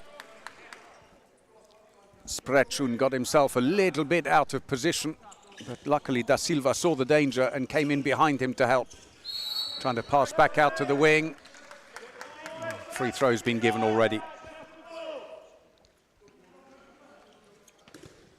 Manchester Hawks, who won the Northern Division of the English Premier League, undefeated. And then in the Final Four, which is played between the top 2 teams in the North and the South, they finished second, runners-up to London GD in the end. In the head-to-head, it was 33-26 to London GD. They won the other 2 games against London Olympia and Nottingham. Oh, the ball stolen. Away is it. And Jurczyk, double dribble. Just couldn't control the ball. It wouldn't pick up for him. And the Polish back player somewhat frustrated.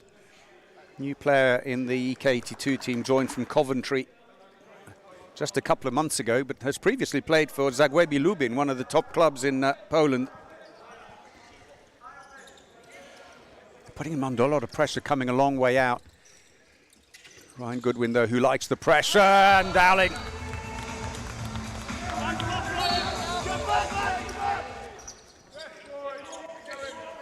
Sam Dowling, who scored 6 yesterday, gets his first here today.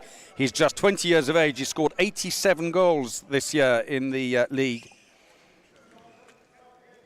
A GB under-20 international. Great prospect, just needs maybe a little bit more explosive power sometimes to exploit gaps when they turn up in front of him, but got a great wrist and a good shot into the wing. Very, very short, especially doing it right-handed, but he's fouled in the air, and it's going to be a 2-minute suspension because he moved into him, the defender, and Sprechun is off. Yeah, you can see him lean his body across. If you make any attempt at moving across to the winger, you'll be penalised. The irony is he's right-handed. It was a narrow angle. Better off letting him go. Jurczyk then will take it. And scores. Jurczyk, who scored 4 yesterday, the 30-year-old.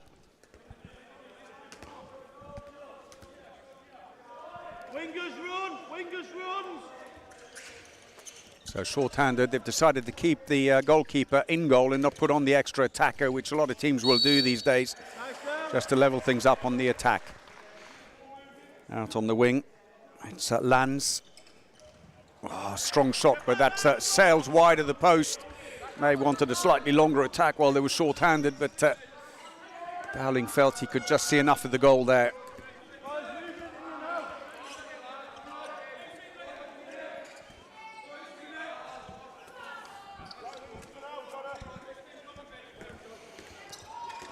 Jurczyk having a look. Hughes sends it back out again. The defence getting very deep despite the fact they're short-handed. They're still pushing a long way out, but that's left a bit of space at the back on the line. And that's the first goal of the game for the captain, Ben Muir. Scottish international. He's been with the club for 12 years, Ben Muir. 5 goals yesterday, put in a big shift. Wasn't enough though against London GD. It's going to be a free throw. Da Silva in the centre. They've still got about 30 seconds to go on the suspension, Manchester Hawks. Oh, nice play. And saved by Hunter, goes out behind. No luck there for John Melia. Back come EK82, tries to cover, and well played by Lands, who's happy to latch on to the player and just go down with him, take the free throw. Now the suspension is just about over. If they play their cards right, they could try and sneak in between a pass here.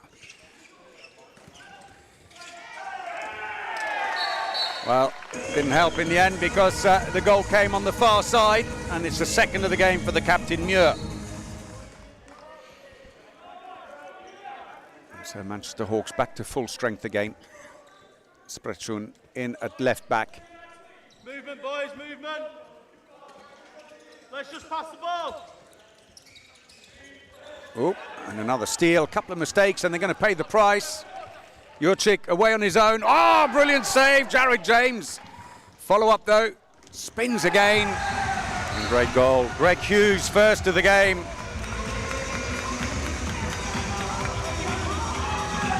And so from 2-0 up, suddenly things have turned back the other way.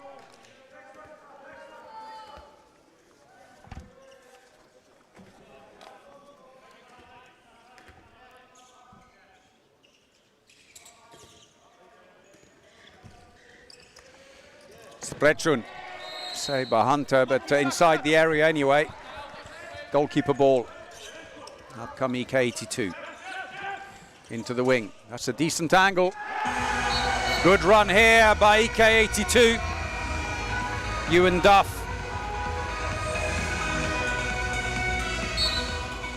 Space around the outside, 7 minutes played, and it's gone from 2 up for the Hawks to 5-2 to EK82 now.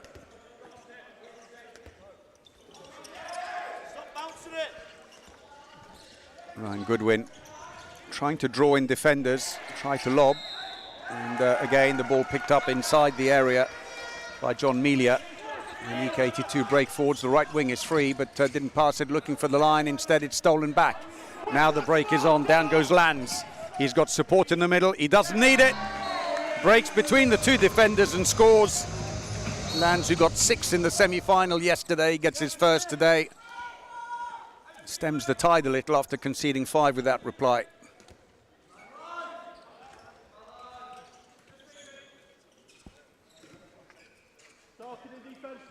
Steady build up against this 6-0 defence, but happy to push out. And under pressure there a little bit. Just kept in play. Ross Duncan tries to break through. That's come off the feet, and it's going to be a turnover. Ryan Goodwin's away. Lands is going to come down the outside, see if he can draw the defenders. He does exactly that. And another great save. Ewan Hunter, 4 saves already in this game. GB under 20 goalkeeper. Been with the club 8 years.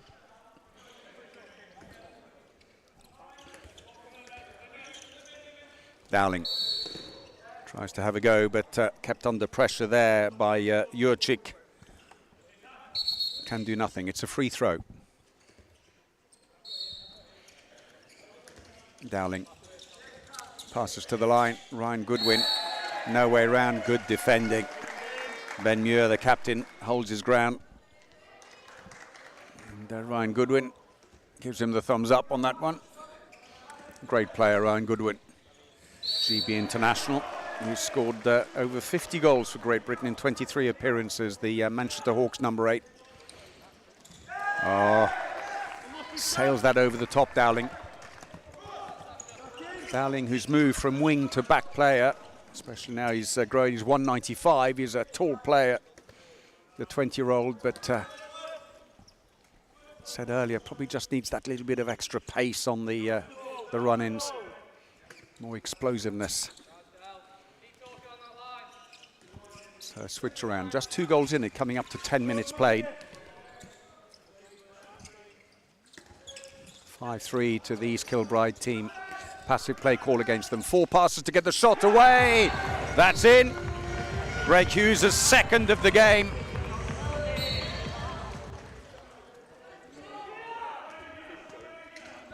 As the attack goes on at that end, we've got to change the goalkeeper for Manchester Hawks with Jared James coming out. Jack Booth has gone in at the other end, looking for the wing. That's a very closed angle.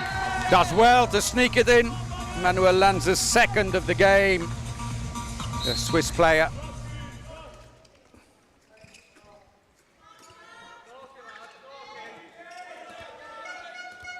So at the back in goal is now Jack Booth with 12 saves in the semi-final yesterday. New signing from Liverpool. Oh, clever play. Oh, first save of the game.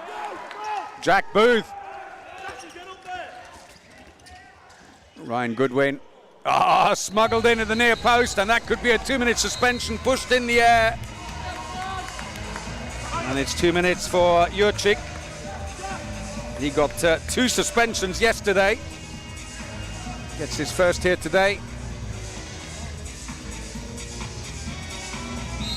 So Ryan Goodwin has brought Manchester Hawks back to within 1, and they now have a power play for the next 2 minutes. And they respond by going very deep in attack. They're going to individually mark Ross Duncan, with Da Silva moving up onto him. It means the defenders at the back have got to stay extra alert. Lands nearly let his player go there as Duff raced into the space. They've given up on that. It's got to be so well coordinated. Well, a nice drive straight at him, and Gavin gets his first.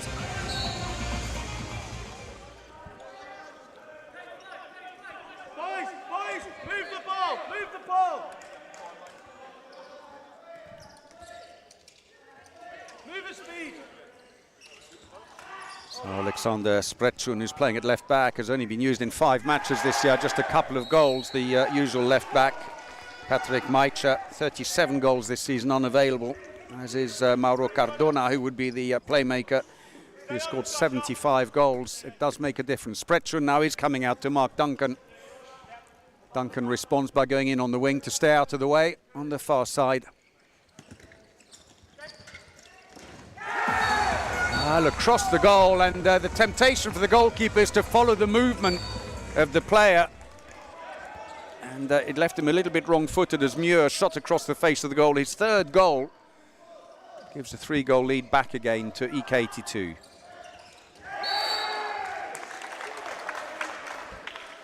Solid defending there. Free throw. Ewan Duff coming out. It's been given as a free throw for Manchester Hawks.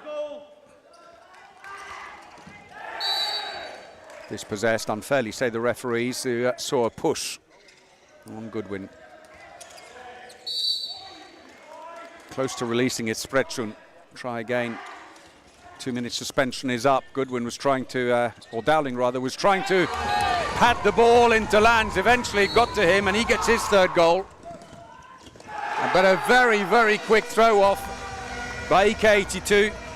And Duncan scores and cancels out the goal almost immediately. There you go, that's Dowling's second. And this time they race back a bit quicker.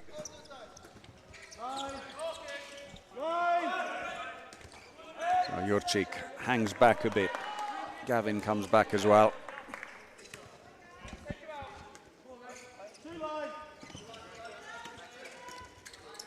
Jurczyk, Gavin takes the shot, it's saved, but he's under pressure, gets a free throw for that.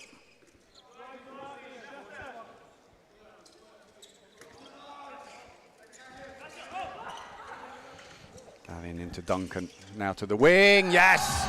That was a decent angle as well, And that's goal number 2 for Ewan Duff.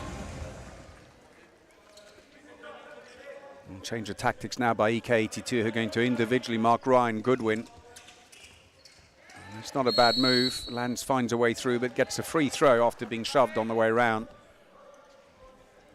And this is where Dowling may need to find a little bit of extra pace if they're going to take out Ryan Goodwin, because he is driving the attack. Well, a quick response because he's gone in on the line instead. Nice play, but too many steps. Sprechun. The break is on. Hughes was briefly free on the right wing, but is now covered again. It's a bit of shoving going on the line. And that's turned the ball over. Yeah, that's a lofty ball. So an apology from Ryan Goodwin. He's just back from a lengthy time away with a cruciate ligament injury. Only played 7 matches this year, Ryan Goodwin. Scored 29 goals. There's the coach on the bench, Mark Howard, today in the absence of regular coach Donna Hankinson. Manchester Hawks, who did the treble last year. They won the English Premier Handball League, the Cup, and the Northern British Super Cup. This year the league has gone to London GD, just ahead of them. They are out of the Cup, so this was their last chance for a title until Livingston put pay to that yesterday, as Gavin gets his 2nd goal of the game, and the biggest lead yet as we reach the midway point in the first half. 11-7. EK82 are leading. Trying to change, a little bit of hesitation as they start to turn the bench here. Nick Underwood coming on, along with James Brunt, who's just been brought down there. So a little bit of rearranging, and Goodwin, who's being individually marked, has gone in on the line, which is maybe what EK82 were trying to achieve. Take out the creative centre player. And on top of that, they're going to individually mark Da Silva, trying to force the errors. Goodwin comes out to help. No way through. Good defence again by EK82. Close the gap quickly. Goodwin loses the ball. Break is on. Duncan on the left-hand side. Doesn't get the ball just now. And that's too many steps. That's good play by Manchester.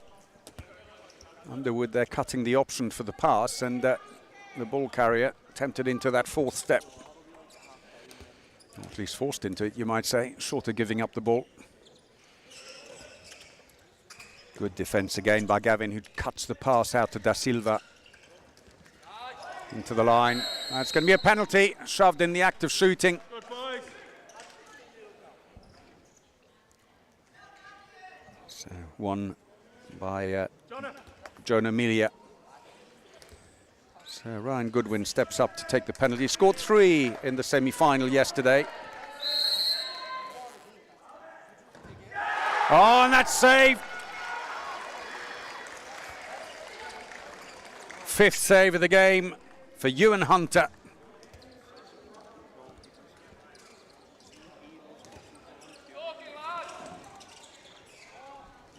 Oh, sails that over the top. Duff almost had too much time to think about it. Opening up a big angle. Oh, push in the back as he was driving in. Melia wins a free throw. 24-year-old, joined the club this year from Oxford University. Well, that seemed to be pressure against the hand. It's not given. Play on, say the referees. And EK82 score off the return. Greg Hughes' 3rd goal of the game.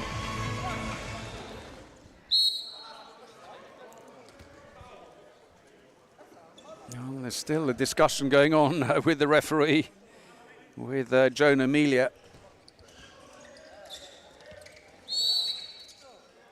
Free throw. Couldn't let him carry on. He'd taken too many steps anyway on the way around. Da Silva, who's been cut loose a little bit. Oh, the attempted pick up Lands, tries to go through the legs. That's picked up inside the area by Duncan. And it's going to be a free throw. Oh, what a shame. Saying that one of the Manchester players was not outside the area, I think, or is it just that he was in the wrong place? Either way, cancels out the goal. And we heard that. I think he may have got winded. He may have got caught on the follow-through. It's Duncan who's down. Very sportingly, Goodwin stayed with him and actually called the referees over to stop the game. So Ross Duncan, he'll head off, have a breather. It allows Rowan Perry, number 11, to come on. Meanwhile, at the right back position, Inga Slevin has come in. 20-year-old who's not played a lot, the number 9, and that's his first shot, and it's well saved by Jack Booth, his second save. Slevin, who's just returned from 2 years away because of a knee injury and an ACL operation. Side netting. Change the right wing, that was Brunt. Little sidestep, goes around. Tried to put spin on it, well blocked. Jack Booth, third save. 20 minutes played in the first half. And only one goal in the last 5 minutes to EK82. As we have a little bit of a goal drought here.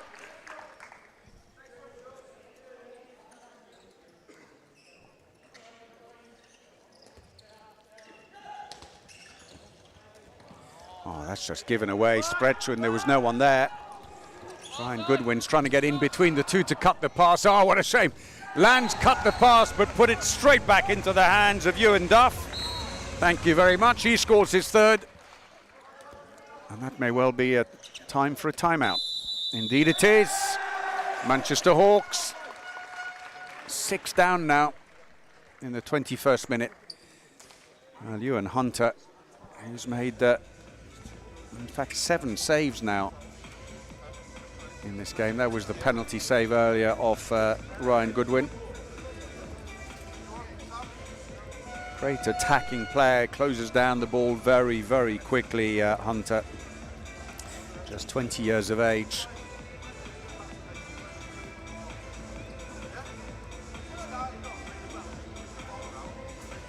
Been quite instrumental. 13 saves in their semi-final yesterday against London GD. Really kept them in the hunt till very late in the game before London GD could really get control on the game, although in fairness, London GD always looked like they had that little bit extra to cope with, and would be okay. So the coach for EK82 in the white shirt there, Jack Lees, who's a great player with the GB squad, but has been out for the best part of a year now with a knee injury as well, and surgery. Hoping to be back on the courts in September. He's being very much missed, the left-hander.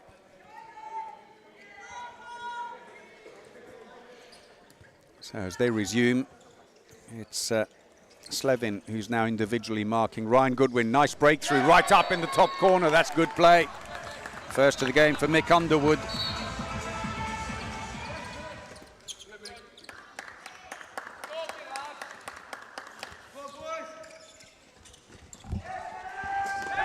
Oh, nice break around it. Inga Slevin. First of the game for him. Only been on a few minutes. Ryan Goodwin this time is just standing wide, trying to stay out of the way to let his team get on with it as Dowling takes another shot, but just not enough power on it this time. Quick break, looking to get to the line. Instead, it's cut out by Manchester, and that's stolen unfairly, say the referees, by Ben Muir.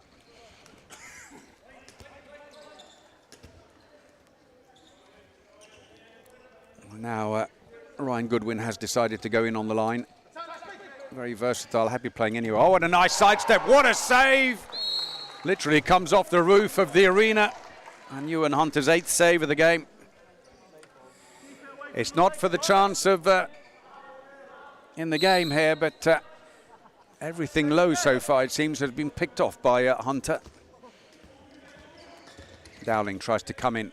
Da Silva is thinking about it. He's been marked. Now there's space down the middle. On.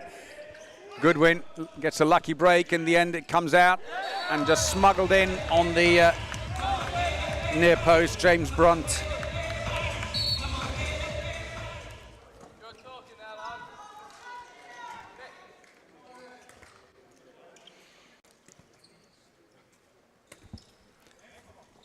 So still 5 goals in it at the moment. EK82, who have finished 4th in the last 2 editions, hoping to finally get that elusive medal. Free throw.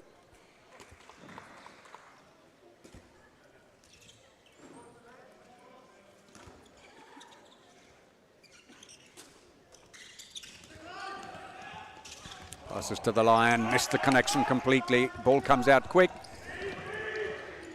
And Ryan Goodwin, who's not too happy with the block on him as he went in.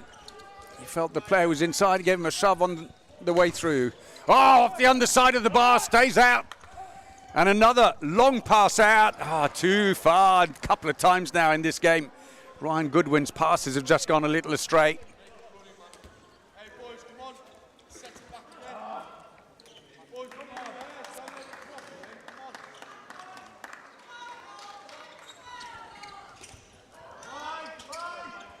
Slevin comes around.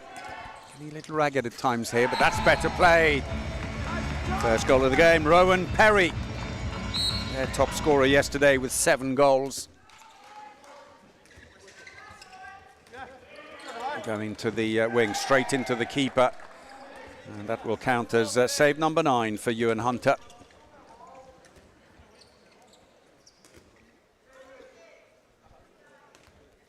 So good news for EK82. Ross Duncan, number 3, who went off with that blow to the stomach earlier when he got winded. He's back on again in the centre. Goodwin's coming out a little bit, waiting for him to drive in and see if he can isolate him, but instead the line is left free. 4th goal for the captain, Muir.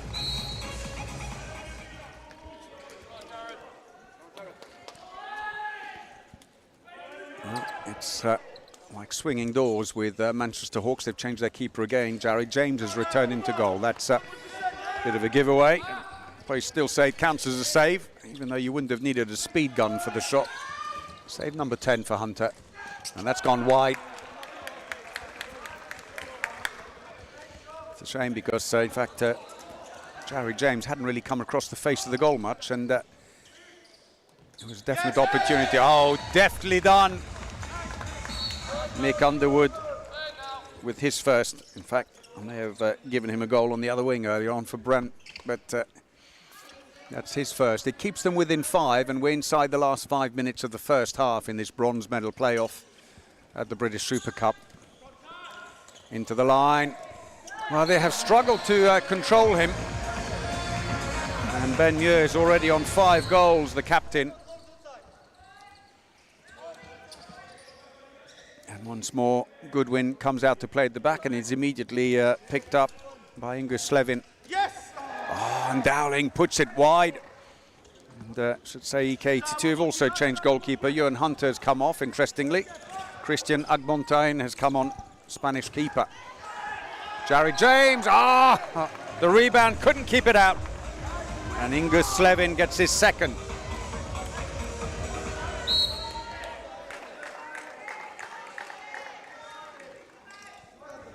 Turning the bench, EK82. Goodwin over the top of Agmontain. The Manchester Hawks captain gets his 3rd goal.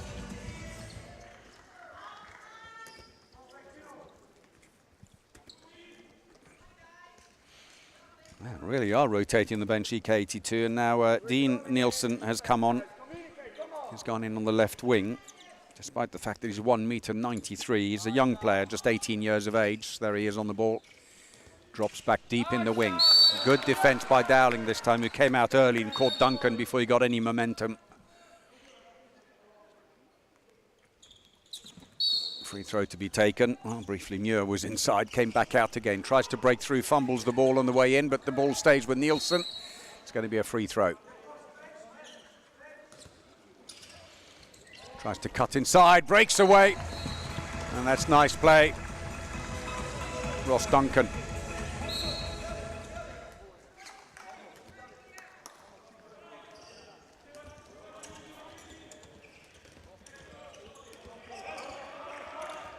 Now into the wing. That was good play again by Goodwin to tee up the wing, and that's goal number 3 for James Brunt. Team timeout taken by EK, 82 in the 28th minute, but they are in control here.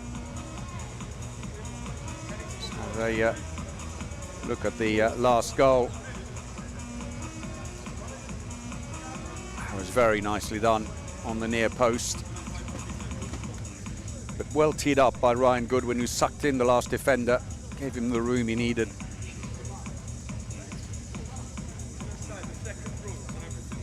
So Ryan Goodwin, hugely experienced, number 8 with his back to us, the GB international, exchanging his views. They are lacking options at the back, unfortunately, with the absence of Cardona, Maicha and Wardle. Although Wardle hasn't played a lot for them, he's the GB international, who's just 21 years of age, who played in Denmark and then in Portugal, and then started this season playing for top Israeli club, Beersheva, but obviously with the unrest came home, joined Manchester Hawks, played 3 times, scored 16 goals in the English Premier Handball League, but unavailable for this weekend as well. Just adding to their woes. Oh, well, they stole the ball doing exactly that last week. Ryan Goodwin starts on the bench, and now they've stolen it, and the referee's given them the free throw in the end. And Ryan Goodwin nearly stole it. That sailed over the top.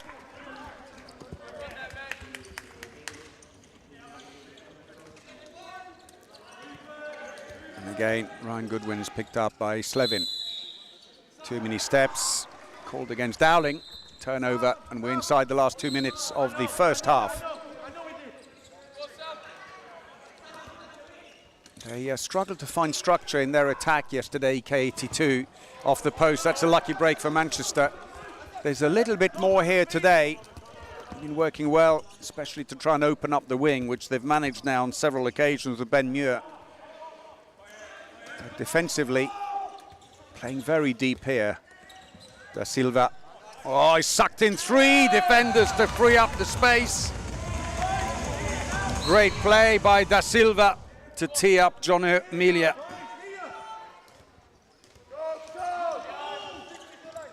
And back to the line again. This time Ryan Goodwin dispossesses him unfairly, say the referees, and Hughes gets the free throw.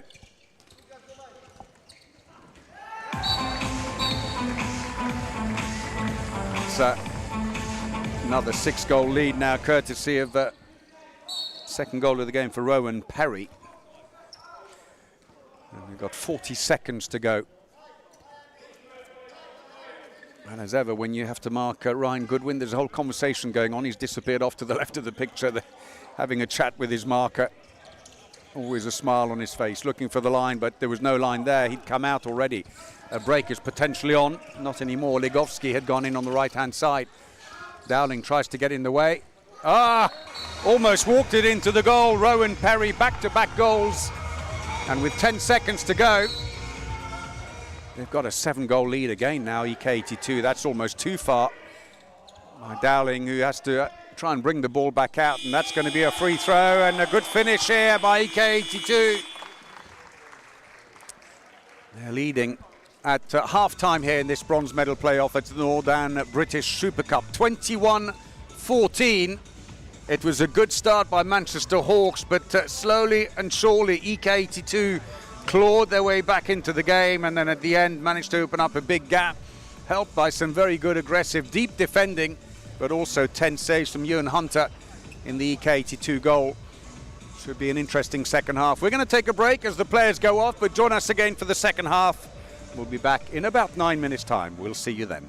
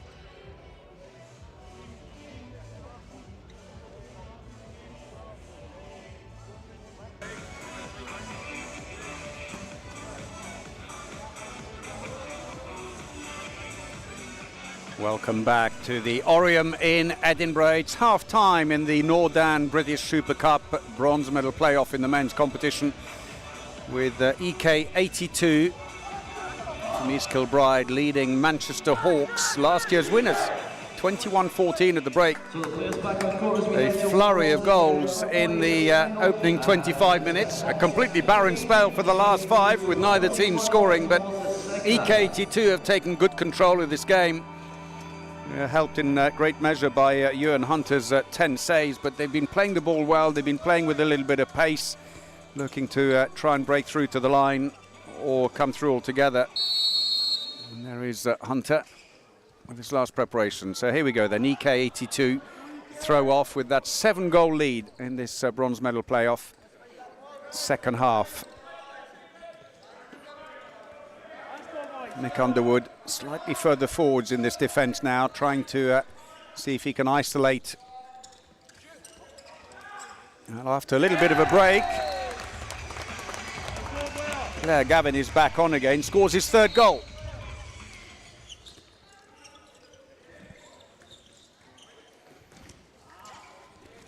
Oh, just kept out. Save number 11 for Ewan Hunter.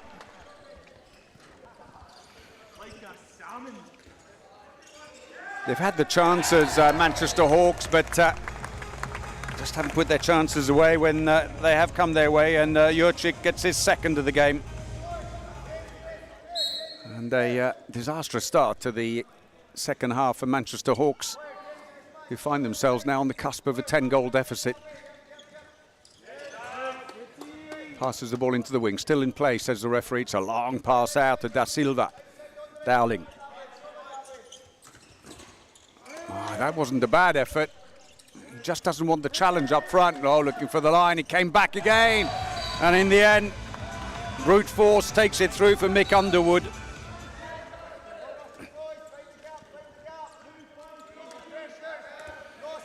So 5-1 defence in this second half for Manchester Hawks. Underwood at the front.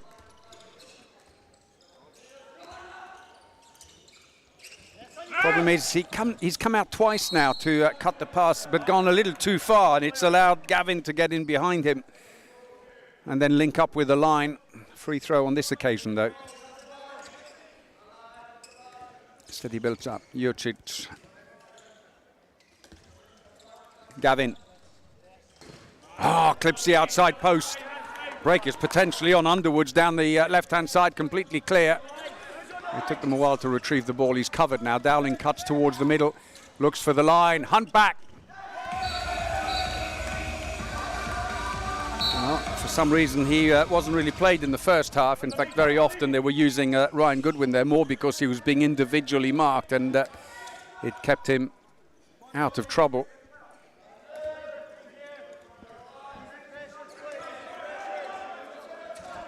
Second line's going to go in now. Duff. Tries to make a bit of space for Gavin. Good save. Jared James's 3rd of the game. Long pass out. That was a nice one. Cuts back towards the middle for the shot, but hits a defensive wall and can go no further. Still with Manchester Hawks.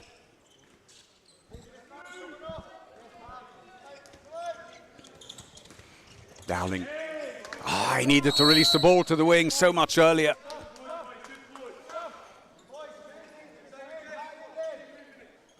Problem is he's probably lacking the pace to try and use the space that opens up for him. They've got a free throw, little push in the back by Duff.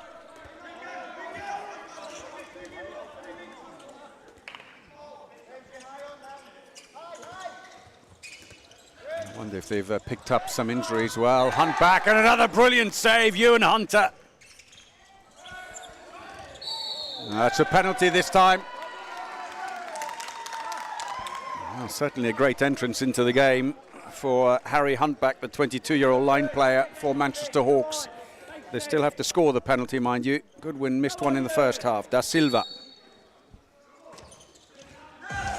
He scores his 2nd goal of the game.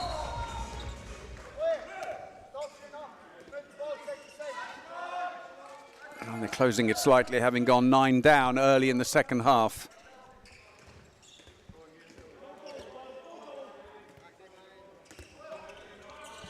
Three goals without reply, and suddenly Manchester Hawks. Oh, another brilliant save.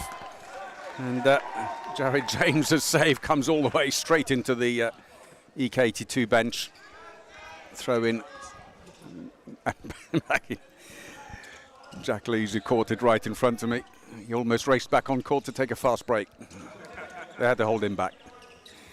Looks to the line. Free throw. Well, I thought it was a EK82. It is. A little bit of confusion, but the referees were pointing down court. And they've stopped the clock, first of all, because there's a bit of mopping required, but time lost there. 5 minutes played then in the second half. A recovery by Manchester Hawks, but they are still 6 goals down. Gives an opportunity for a bit of a change as off comes Blair Gavin and on goes Rowan Perry.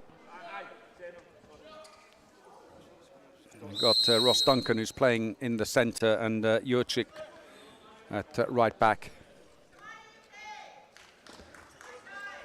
Come on, boys, set up.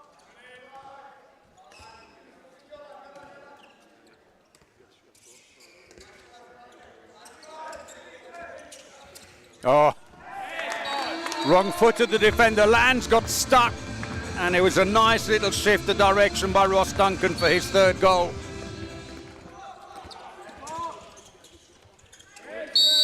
Free throw again, the foul on Dowling.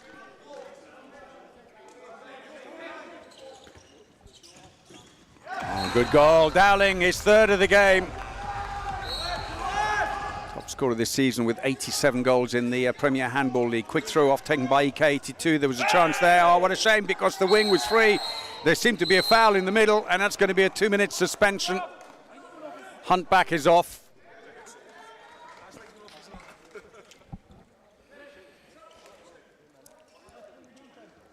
Well, the referees are saying he had his chance, so they've given no throw to EK82. I assume that with the player being under pressure, that might have been a penalty or at least a free throw, but despite the suspension for Huntback, possession stays with Manchester Hawks. All the way through. And play on, a slip by Underwood, who's got to get back quickly because the attack has gone down. He's hobbling a bit. Oh, Jurczyk, ironically, going through the gap where Underwood would have been, but he's still hobbling down the court.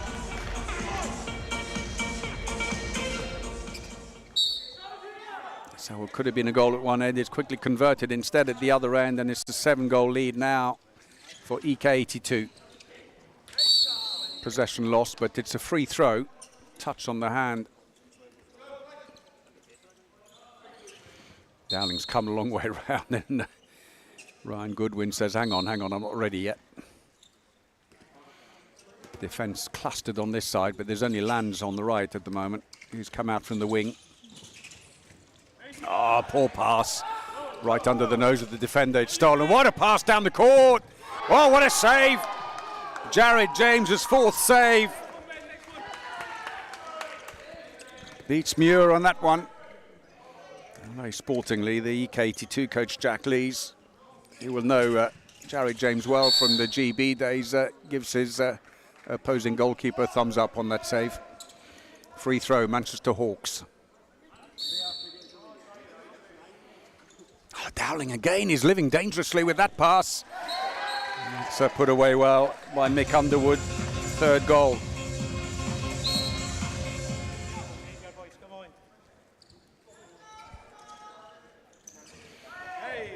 Closed angle, and a push as well. And that's a 2-minute suspension. So off goes Mick Underwood.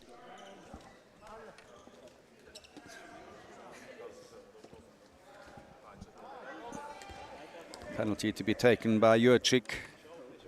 Let's go down.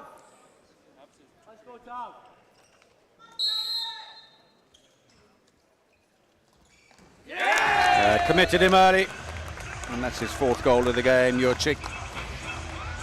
7-goal lead again, and now a power play for EK82, and for the first time in the game for Manchester Hawks. We were wondering if he'd picked up a knock yesterday. Comes Portuguese player Borges.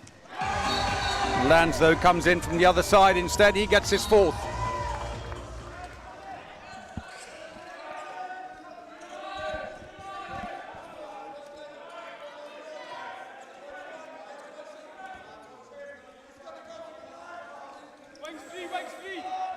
Oh, Borges has come a long way out. I'd say maybe unwise when you're so short-handed. And it's left acres of space at the end for Robin Perry, who gets his first of the game. Dowling coming around to help as they do individual defence on the back line. Dowling, flick of the wrist. Fourth goal for the 20-year-old. A quick response by Rowan Perry, who gets his fourth.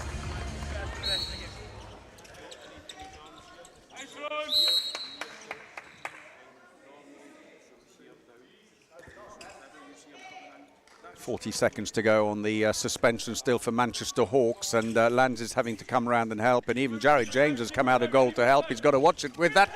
There you go, it's quick interception, and there's the long pass. Don't come any easier than that. Ewan Duff.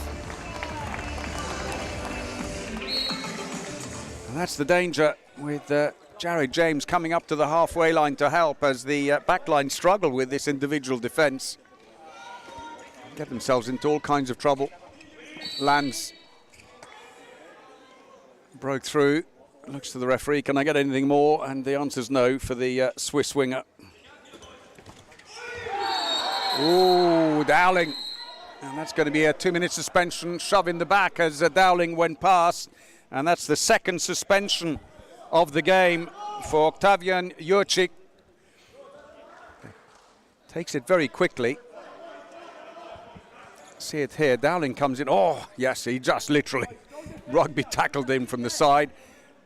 So he is now one suspension away from a red card, just as he was in yesterday's match when he picked up 2-minute suspension. Dowling sails that one over the top, and Goodwin looks at him in exasperation. They've got a power play, and it's just a long-range shot over a defender. Maybe youthful exuberance. We might put that one down to 8-goal lead for EK82, but at least for the moment it's a power play for Manchester Hawks. That's going to be an EK82 ball.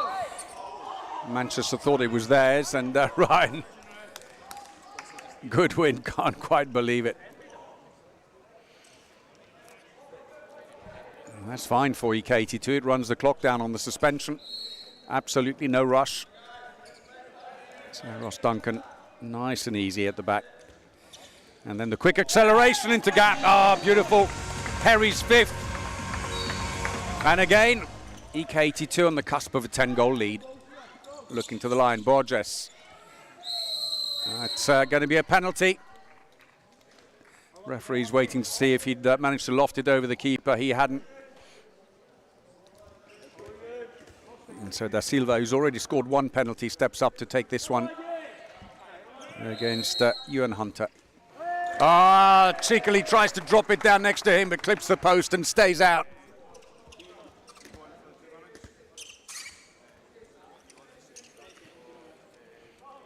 Got about 25 seconds to go on the suspension.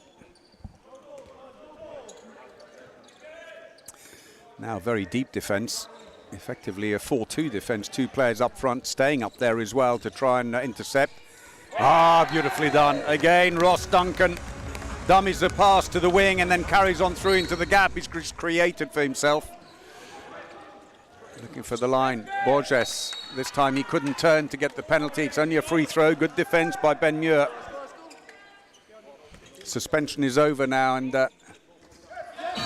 Borges scores though before they can get the extra player back on again. First of the game for Telson Borges, their Portuguese player. Started the match yesterday, but today not used at all in the first half, Borges. Indeed, as Huntback wasn't, and you wonder if they may have picked up knocks yesterday and are simply not fully fit for the match here today. So back at full strength, EK82.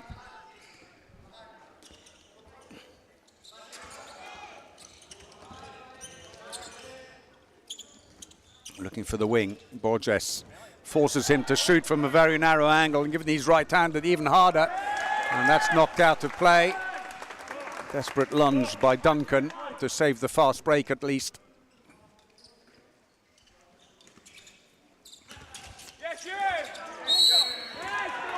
Good strong physical defence there by Duff. He brings down Dowling.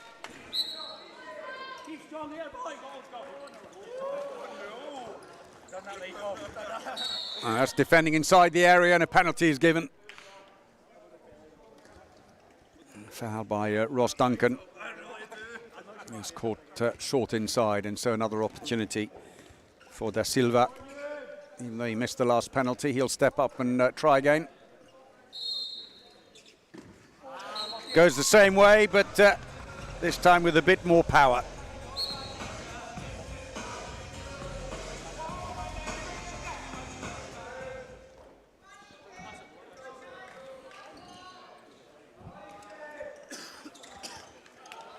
So Jurczyk back on in the centre of the attack with Perry to his right, and now Nielsen to his left. Oh, into the gap, tries to pass back to the line, but he gets a free throw.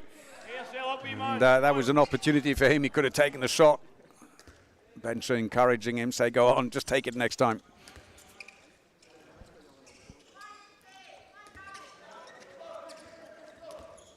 Jurczyk looks for the line. It's intercepted this time. Break is on. Borges cuts inside. Releases it back again. Good play. Finished off by Mick Underwood. His fourth of the game. Borges drawing the defender and then releasing the ball to him.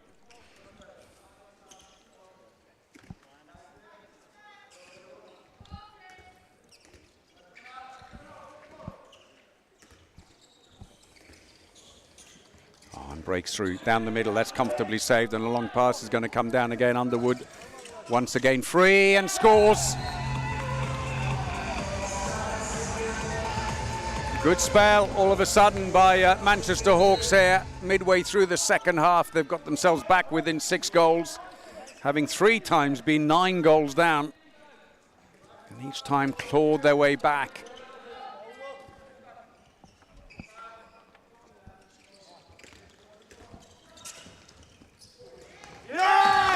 Straight through. That's very nicely done. Slevin.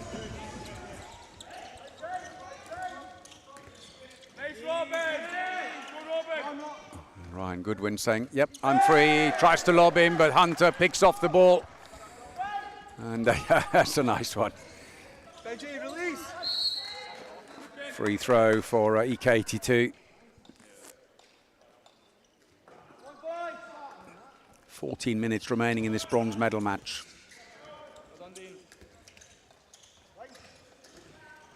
A good save. 5th save of the game for Jack Booth, who delivers the ball beautifully. And it's a good save by Hunter this time. It'll go out to the side for a Manchester throw-in.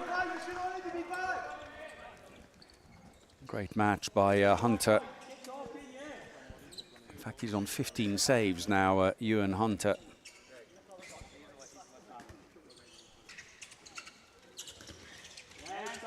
Dispossessed, managed to recover the situation. Lands has a look, has come off a defender.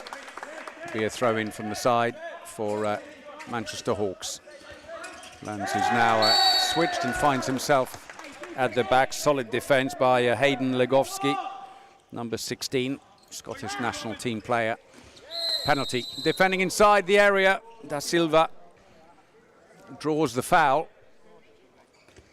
May well take the penalty himself as well, but change the goalkeeper for EK82 as Ewan Hunter comes out and Christian Agbonten comes in, 18-year-old Spanish keeper, up against Delfim Da Silva, Portuguese player from Manchester, who misses his second penalty. Well, they've missed 3 penalties in total now in this match. 2 saved by Hunter, 1 by Agbontain. That's looking for a lob that was over-egged by Longway, and back comes the ball. Ryan Goodwin. And this time puts a bit of spin on it. Turning on the class, Ryan Goodwin for his 4th goal. Manchester Hawks captain again brings them back to within 6. Good save again. Jack Booth, his 6th. Lands looking for options, and there's one on the left. He's quick about it. It's almost too long, kept in play, just about. Da Silva has it. And Goodwin says, let's get organised here now. Interesting, Lands is playing at right back now with Dowling playing in on the right wing. They need players with a little bit more pace. Borges was trying to release it into Dowling, but well defended solidly by Muir, the captain. Oof, that was close to the feet. Not the greatest of efforts. Lands, and now the ball has come out very quickly into the wing. And no chance for the keeper. Goal number 4 for Greg Hughes.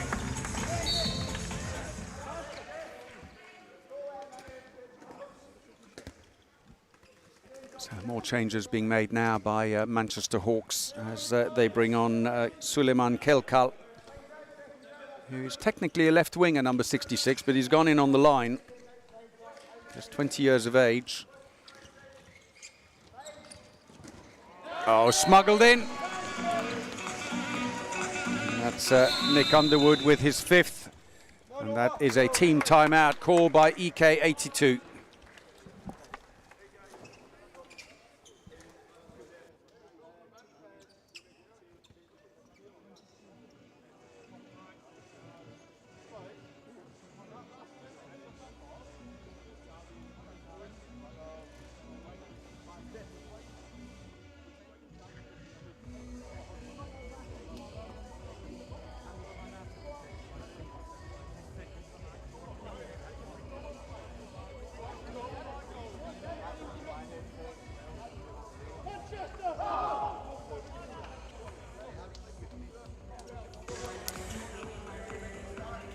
So second team timeout called by EK82.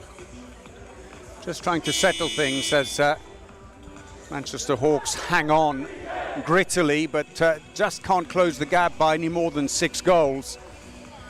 EK82, who've had 3 times a 9-goal lead, but just haven't been able to completely finish the game off. But 6 goals is still quite a lot to make up as the clock ticks away with only 11 minutes of the bronze medal match remaining. Play resumes, and now Rowan Perry has come back on at left back. Jurczyk is now in the centre with Slevin on the right.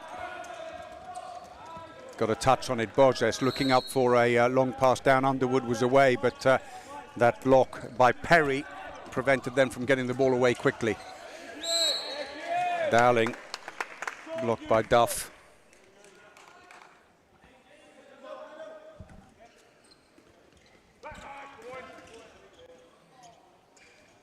Oh, tried to lob the keeper, stretched arm and just overdid it somewhat, and Ewan Hunter having to untangle the ball from the netting. It was a shame because it was a good play to release him into the wing, but he's a tall keeper, Ewan Hunter, and he's parried away several lobs now, attempted lobs in this game, with a very deep 5-1 defence. Now Manchester Hawks, Ryan Goodwin at the front. Free throw. We enter the last 10 minutes of the match. And there's another one. Ross Duncan's 5th.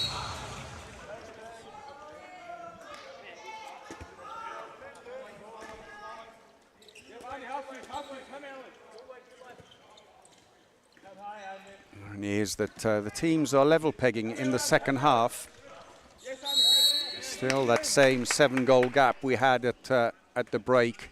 Dowling has now resumed at right back, coming out from the wing where Borges has now gone. Nothing given. Turnover ball, EK82 with a throw in. Hey, tempo.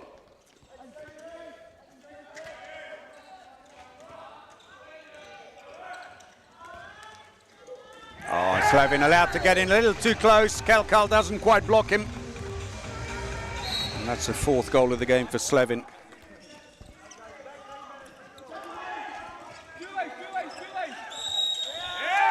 Too many steps. It's called against Manchester Hawks.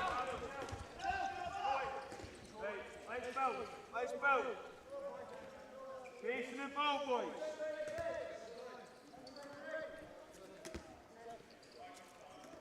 Sent a lot of tired legs and arms out there with the mistakes accumulating. Ryan Goodwin trying to take one for the team. Oh, the defence, they almost opened up. Da Silva and Dowling. An invitation that Octavian Jurcic simply couldn't refuse for his 5th goal.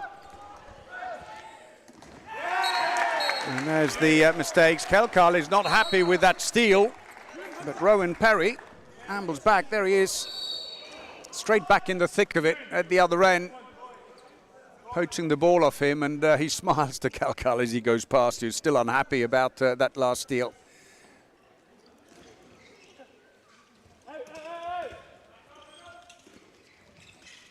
Oh, that was pure venom, I think, by Ryan Goodwin for his 5th goal.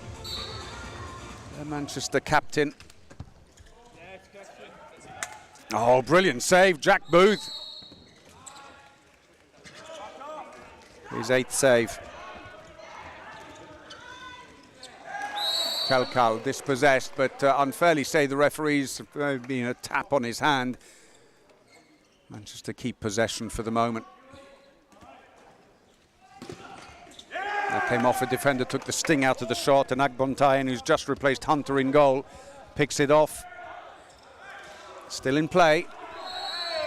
And Borges prevents Hughes from driving towards the goal.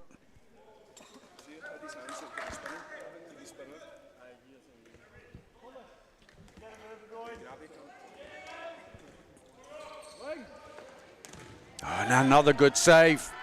Jack Booth, who made 12 saves yesterday, now on 9 here today.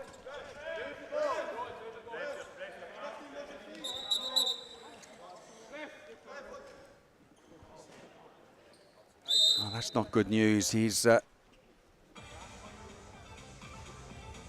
skidded as he went into the side and seems to have hurt his ankle. He's pointing to is it maybe the stand on it. So there's the initial save. The ball goes to the side. He races to get the ball, and as he gets there, realizes that he skidded on the back of the hooding, and that's a bit of a blow because he was playing really well, having just made his 9th save. Booth, who was with the GB squad last weekend up in Nottingham, training, and been on great form. So Jared James will come back in again, number 18 for Manchester Hawks. Hopefully for James Booth it won't be anything too serious. Well, once again Manchester Hawks have opened up a 9-goal lead. It's the 4th time in the match they've had that lead. And Agbontayan with a good save. Frankly, with the little time that's left, they may just want to turn things a little slower now and run the game down. EK82 have now put on Michael Chu, the youngest player in the competition this weekend, just 16 years of age, over on the far wing. He actually came on late in the game yesterday as well, scored a goal. Jared James with the save, but the ball falls kindly straight into the hands of Andy Hughes, the line player. He gets his 1st of the game.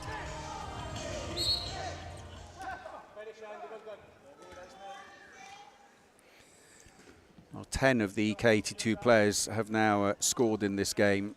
A good spread of goals, as once again they individually mark Ryan Goodwin. And this pressure defence is giving them all kinds of problems, and that's too many steps.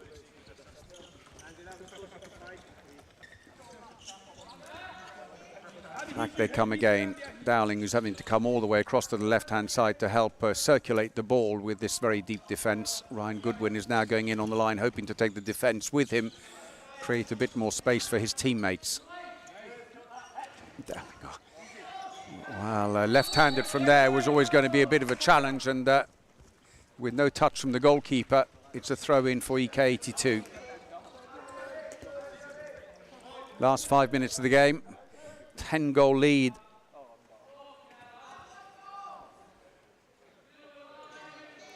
Seven goals in the last 5 minutes. There's been a bit of an acceleration there. Did he get the last touch on it? No, it's a throw in from the corner. Perry into the line. Nice play. Second goal for Hughes. And now it's an 11-goal lead, and this game is all but over. And finally, after the last 2 years when they finished fourth in the Northern British Super Cup, EK82 finally going to get that medal.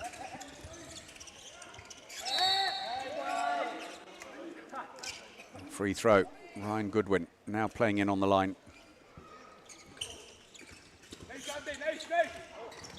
Oh, well, Lands goes down. Two players have collided. Both seem to have hurt their ankles in the process. Hughes gets up first. And Lands walks away rather gingerly, and Hughes is coming off as well. So here comes Andy Hughes, 22-year-old, joined from Kelvin's side 12 years ago.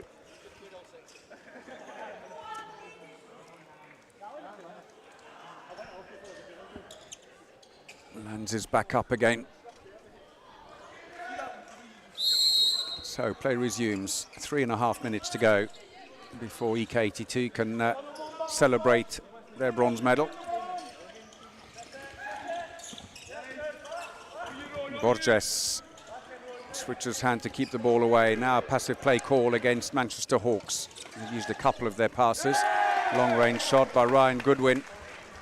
It's comfortably parried away by Christian Agbontang. And team timeout is called by EK82. Their last of the match. It's been, in fairness, an untidy game in many respects, with EK82 playing a very deep defence and putting Manchester Hawks under pressure. They made a lot of unforced errors. They've seen Hunter and Agbontang make a lot of good saves in goal for EK82. And even though Manchester have repeatedly come back at EK82 in the match, having at times stared at a 10-goal deficit, they've never managed to get themselves back at parity, and EK82 haven't looked in trouble here in this second half. For Manchester Hawks, a lot of tired arms and legs, and may explain why some of the players you would have expected on court maybe a little earlier. Taylor Borges only coming on in the second half. Huntback, who's been used very sparingly on the line. Because they've had Charlie Fletcher on the line for them this season as well, the GB international, but he's not around at the moment with the club. So Nielsen is back on again with 3 minutes of this match remaining. And they're probably desperately keen to see if he could score. That's a good save by Jared James. Fifth of the game for him. Attempted return there, put wide.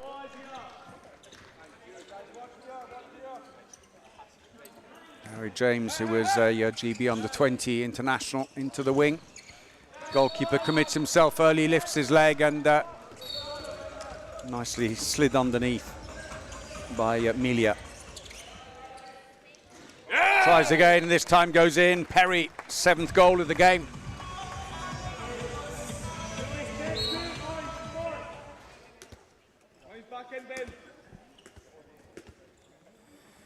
Only 2 goals, though, in the last 8 minutes for Manchester Hawks, while EK82 have hit them for 9. And this is just slipping away more and more. Oh, clever pass. Off the bar. Borges may get a follow-up. He does. Second goal of the game.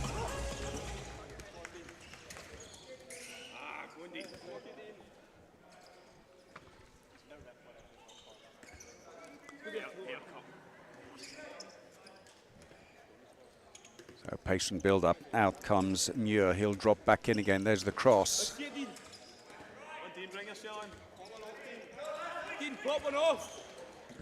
Good save again. Jared James looking for the pickup. It's gone out to the side. Throw in for EK82. And the referee says your foot wasn't on the line. You're going to have to retake it to Michael Chu.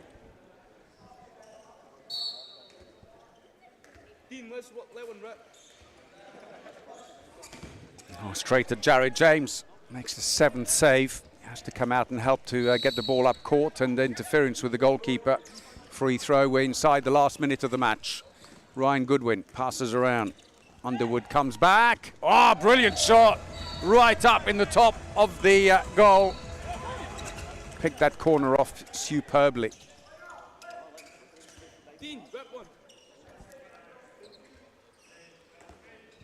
30 seconds to go in the game now. I just need Nielsen to come around, because when Duncan drives in, gives him the opportunity to come across. Instead, though, he does it himself. Ross Duncan, that's his 6th of the game. Restores the 10-goal lead. 6 seconds, and he's not having it. Captain Muir, he wants to play on, and there goes the buzzer. And so in a very high-scoring game, it accelerated at a furious pace in the second half. It's EK 82 who take the bronze medal, beating Manchester Hawks 41-31 here at the Oriam. The East Kilbride team, who finished 4th in the last 2 editions, missing out on the medals. And they pick up the bronze here today. Last year's champions, Manchester Hawks, in the end come away empty-handed from this year's tournament, having, as it happens, beaten EK82 in the last 2 editions in the semi-final. And, well, just coming into the picture there, hobbles on. Jack Booth is not looking too good, I'm afraid, with his ankle, having turned it earlier. We're going to have the medal presentation. But for Manchester Hawks, the absence of so many of their regular back players, Cardona, Wardle, Maicha, Haworth, Barnes, that's not really helped. There is poor old Jack Booth. But for EK82, they'll be delighted, because they've done this without their top scorer in the Scottish League this year, Ryan Keeley. He was suspended and so missed the weekend. But although not the tidiest of games, it was a game where EK82 were always in charge, played it quick, very aggressive in defence, put Manchester Hawks under pressure, and they struggled at the back of it. Ryan Goodwin tried to create chances, didn't quite work out. So the MVP for this game, for EK82, number 11, Rowan Perry, 7 goals to add to 7 yesterday for the Scottish international.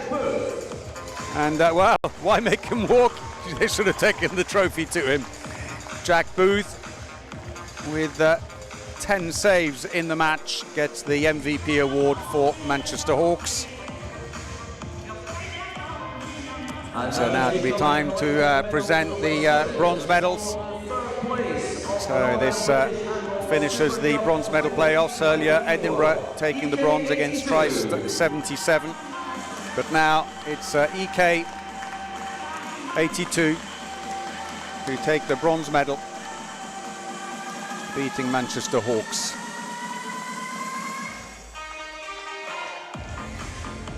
So Ben Muir, the captain, waiting for the moment to come forwards.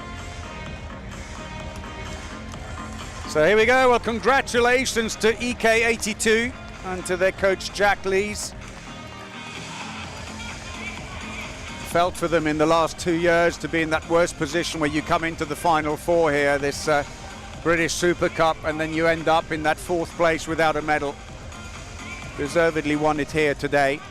A good effort all round, and that without Ryan Keeley. Great performance by Ewan Hunter in goal. I thought Ross Duncan played really well, strong in defence, good on the attack. Rowan Perry, of course, with his 7 goals. There were some good performances here.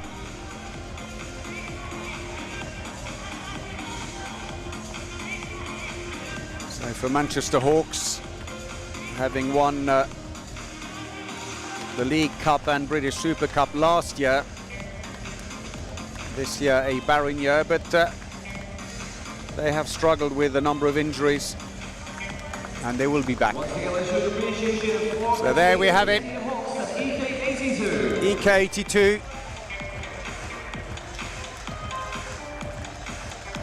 takes us on can to take our final solace from this performance here today. London Olympia versus Loughborough.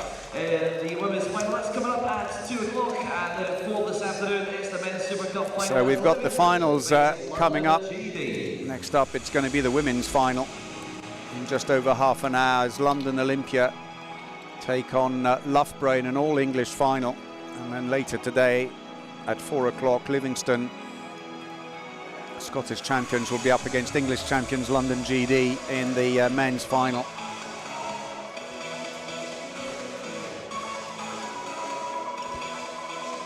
And I should say congratulations as well to the Scottish Handball Association on a great event here. They've hosted it for 3 years. Next year it will return to be hosted by England Handball. But a wonderful effort. Well, it will be time for the photos, and we're hoping also to have some interviews with the team captains. That coming up very shortly. For the women's team, time to prepare. So EK82, British champions back in 1983. And over 40 years ago, when it was a British championship, north and south of the border. I remember it well. I was back playing in those days. And, they were always excellent hosts when we came up, as I hope we were for them when they came down.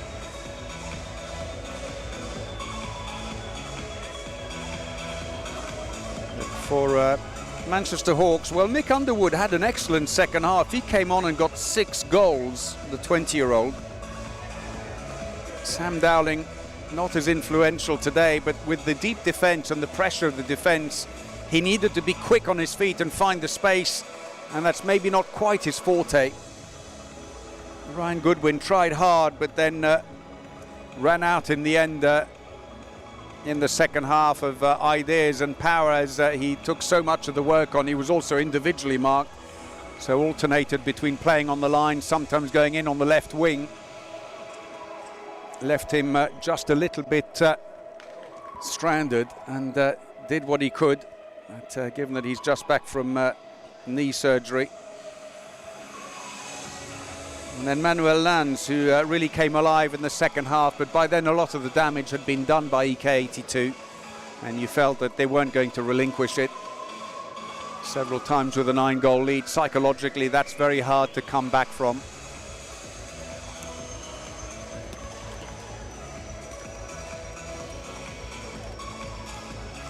But meanwhile, it's London Olympia on the left there who are warming up. We're still waiting for the arrival of the Loughborough team.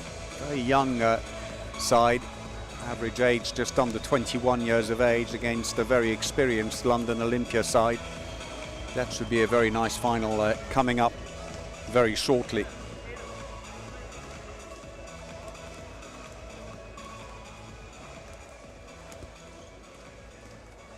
So, and the final today, Livingston and London GD, they know each other very well indeed, and that's going to be a very interesting one. Well, we're going to go to our courtside reporter, Eve McTiernan, who's with the winning captain, Ben Muir. So I'm joined by EK82's captain, Ben Muir.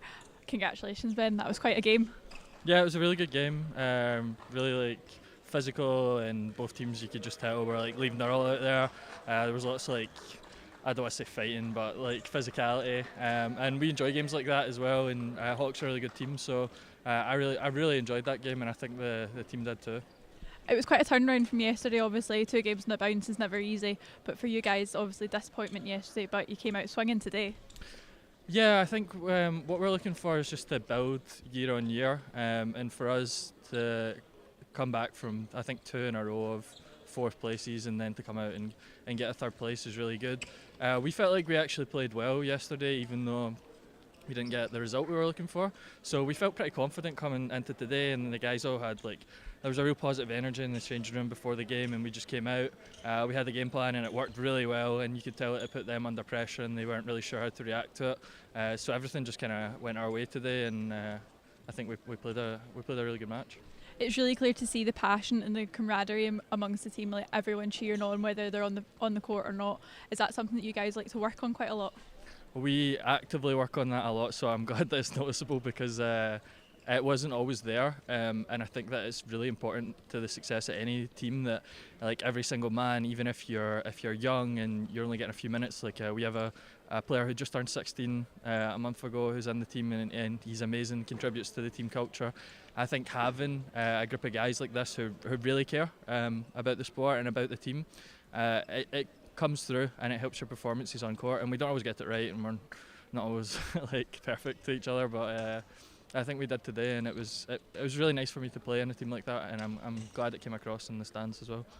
Definitely, you can see how passionate you are. You're always on the court running about, cheering everyone up, getting them up, and honestly, you're such a playmaker for this team. It's clear to see on the team, you're everywhere all at once. At one point, I swear you were in 3 different places. Thanks. Yeah, I love the team. I love the sport, with all my heart, and I try and I feel like when you're given the role of captain, you shouldn't take it lightly. If players look up to you to see what you're leaving on the court, then you should just give absolutely everything. And it's not always perfect, but I just try and make as big an impact as I can and encourage other players when they're down. I just think that's really important, and I see other guys in the team doing similar things to me as well. It's not just me that has that mentality, and I think that really filters through. And I'm hopeful that we're laying a really good foundation for what's to come for East Kilbride, because we've been building something for a long time. A lot of these players have been playing together for 10, 11, 12 years now, so it's awesome to see us all as men and playing together in a the biggest competition we can get to, and going one better this year. It's an amazing feeling. So a bright future ahead for you guys then? Yeah, I'm super excited about the future. We've got a big plan for next season, a few changes, and a couple of players came back towards the end of this season that were injured. So they're going to make a big impact with a full pre-season ahead of them, and we're going to have a really good season next year. I can feel it. Okay, well, thank you very much, and congratulations once again. Thank you. Well, understandably happy Ben Muir then. Bronze medal for EK82. Well done to them in a very high scoring game. 72 goals. I'm not sure defensive coach will be overly happy with that, but they were very short attacks. Well done to them. Next up then at 2 o'clock is London Olympia against Loughborough in the women's final. Hope you can join us for that. But for now, from me, Paul Bray, goodbye.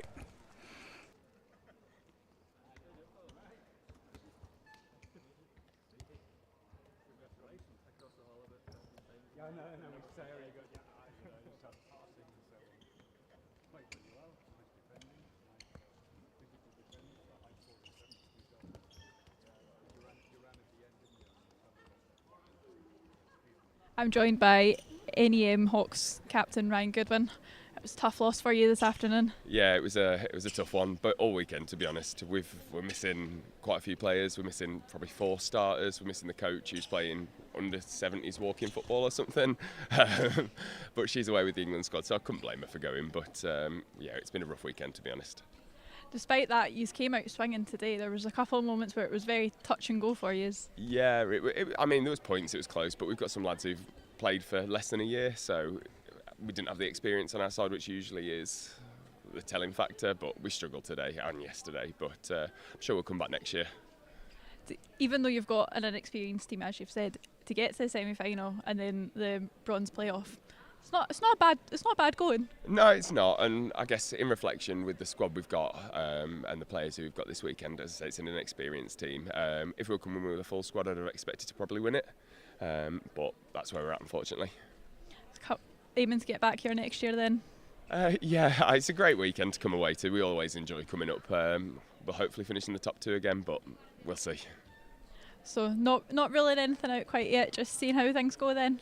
Yeah, as I say, it'd be nice to have a full squad, but it depends. It's a lot of a commitment, handball, a lot of travelling. It's not the most, well, it's one of the most expensive sports I've ever played, and it takes its toll on players throughout a season. But yeah, I'm sure, as I say, we'll get players back and we'll come again. No bother. Good luck for the next season. Cheers, thank you very much. Cheers, thank you both. Cheers, man. Thanks for that.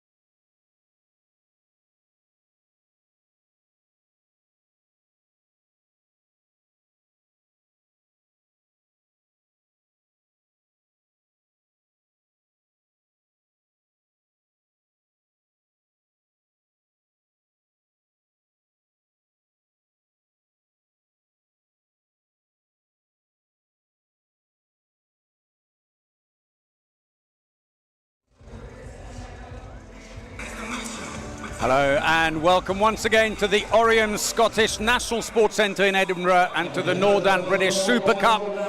It's the women's final as London Olympia take on newly crowned English champions Loughborough.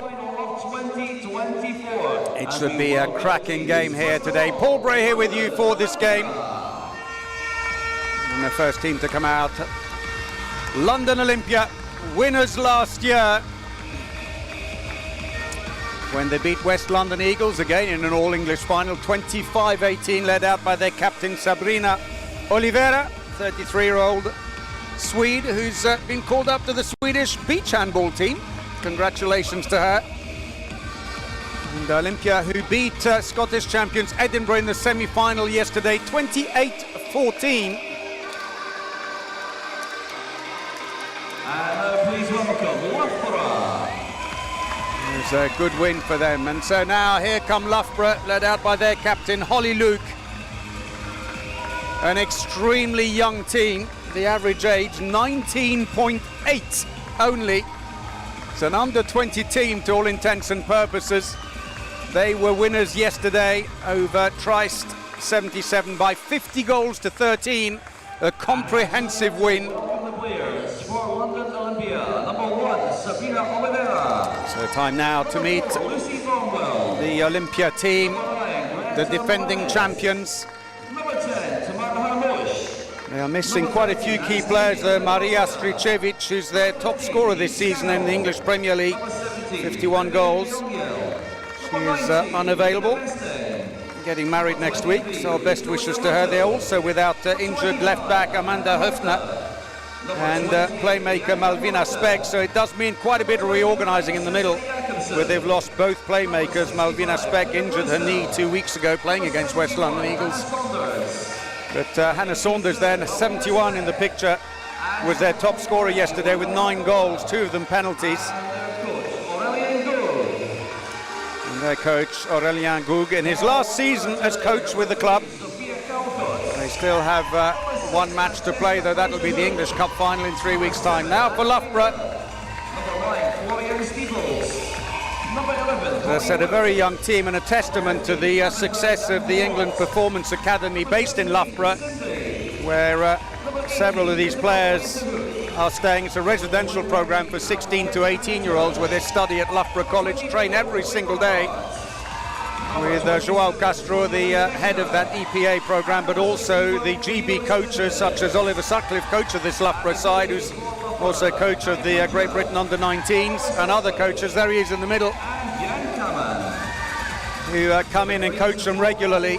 It means that it's a very well-honed team, and they've done superbly well to win the English League this year for the first time ever. The referees for the match in Cyprus, Karalambos and Statis Estatiu on the right. Referee appointed by the European Handball Federation. So the Loughborough side bristling with GB junior and senior players, indeed 4 of them. Goalkeeper Stefanidis, Steeples, Rayner and Luke all played with Great Britain in the Olympic qualifiers last month, which was a wonderful experience. They were called up at the last minute after Cameroon dropped out and had the tough games against Hungary, Sweden and Japan, but did really, really well. The question today will be goalkeeper Cleo Stefanidis. They've only brought one up with them, Raphael Sheehan, not available for Loughborough.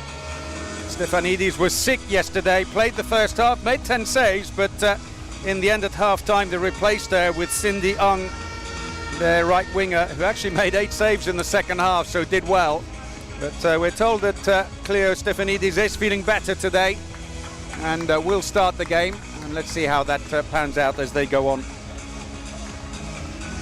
For the London Olympia team, a lot of experience there. A lot of the players have been with the club for some time.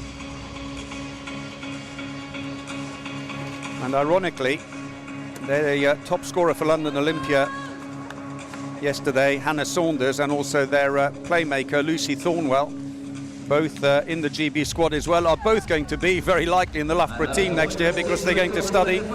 One of them, Hannah Saunders, in Loughborough, and Lucy Thornwell is going to study in Nottingham. And so we'll switch sides in the summer. So we're ready. Here we go then with the Northern British Super Cup Women's Final. Loughborough in the purple throw off this match against London Olympia in the black and yellow. Paul Bray here with you for this game at the Oriam in Edinburgh. Starting lineup then for Loughborough is Dan Ward, Rayner inside, and Steeples. And an early goal, courtesy of the captain, Holly Luke on the right wing. It's Izzy Fraser-Hook on the left wing. I should have said, and Calcott in on the line. So first attack for Olympia with Thornwell, who's only recently joined the club. She was playing in Denmark for Skålund and Saga until April. Came back and was immediately signed by Olympia. It certainly has helped them here, number 4, because she's covering the playmaker position in the absence of Stricevic and Speck. So Saunders, Thornwell, Vesteng across the back. On the line they've got Lengyel, Petrovska on the left wing. And Briosel has started on the right side. Good solid defending early on here by Loughborough. That is incidentally, just so you don't think Speck is playing, that is actually Thornwell, who's obviously wearing the shirt. They've run out of passes. Passive play call.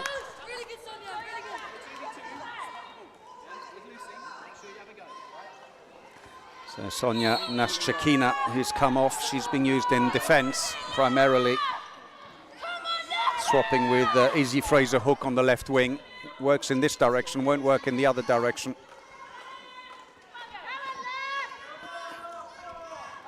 Calcott comes out in on the line. That's going to be a free throw. As Anna Rayner tries to find a way through there. So, and of course, we mentioned about Thornwell and Saunders, the Olympia players who will be moving to Loughborough next season. They are well known to their coach anyway, because Ollie Sutcliffe, the Loughborough coach, had them at the England Performance Academy for a couple of years. So he's coached them already, so he knows his opponents inside out. Soon to be his players into the line. Calcott did well! Oliveira, a little jump, and Calcott drops it in underneath her.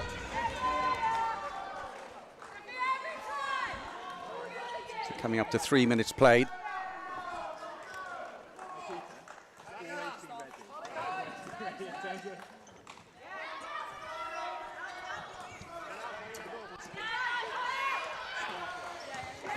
Good solid defence, and Holly Luke ushering her well. Now there's big space on the left wing. Nice goal. Just over 3 minutes, but it comes in the end courtesy of Anastasia Petrovska, the first goal for London Olympia. Two teams have played each other twice this season. In the Cup quarter-final, London Olympia won 29-25, and then they played each other in the Premier Handball League Final 4, where it was a 30-all draw with Barnard scoring in the last second. It was a goal that proved invaluable because it kept Loughborough in the hunt for the title, needing a 5-goal win at least against West London Eagles, which they got, winning by 6 to take their maiden title.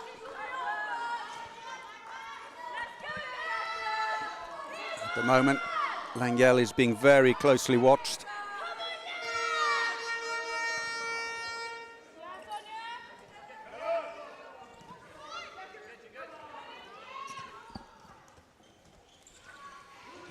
Briosel nearly stolen Lengyel, and again Petrovska off the bar. That's unlucky, and loose ball collected quickly by Anna Rayner.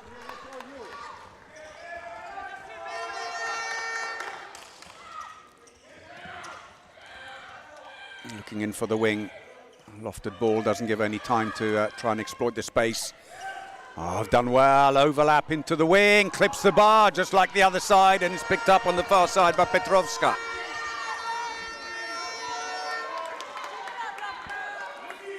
So earlier today, in the bronze medal match in the women's Northern Super Cup Edinburgh beat Try 77 32-25, an entertaining match. In the men's bronze medal match, it was EK82 who, after losing the bronze medal playoffs in the last 2 years, who beat Manchester Hawks, who won it last year. Beat them 41-31 in a high-scoring game. Very short attacks. And Holly Luke, collision play on, says the referee, and the ball fumbled out of court, and it's another turnover.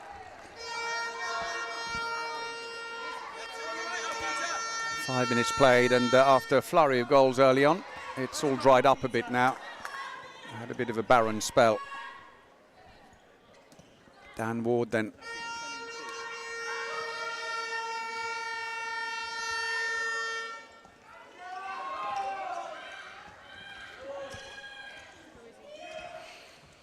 Into the wing, yes, got a touch on it. Oliveira, it just wasn't enough. And Isabel Fraser-Hook gets her first of the game. 3-1, 6 minutes played.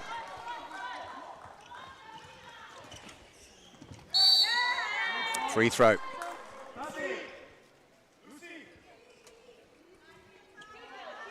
Very active defence early on here. Both teams nursing a few bruises from yesterday, but with good wins in their respective semi-finals. Keeping a very close eye on the far side, Hannah Saunders. It's really a question of managing the player. Sometimes you're almost better off giving them a little bit of space and then manage the players around them.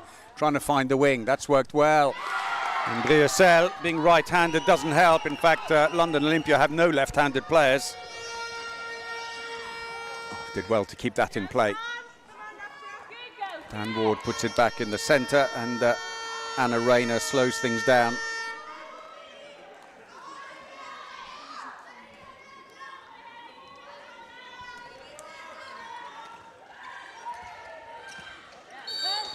It's going to be a free throw.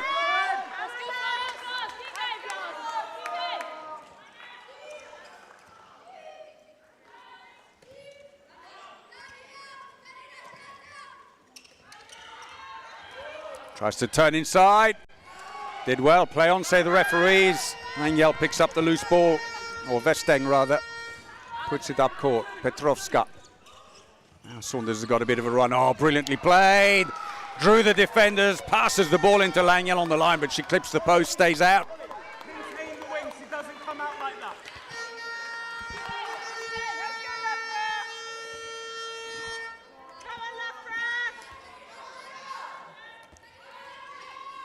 Taking their time, Loughborough, and building up. Instructions now. Elketa Amitage has gone in on the line.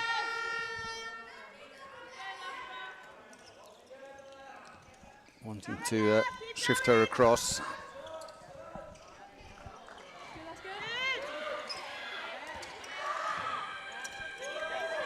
Free throw. Good defence now by Olympia. But the referee having a quick word. Just trying to calm things between Vesteng and Amitage.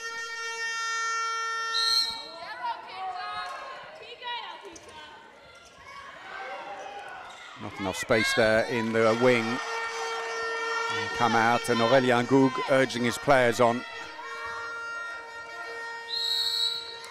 No way through there, but defending inside the area, although they closed the door on her. It's a free throw for Anna Rayner.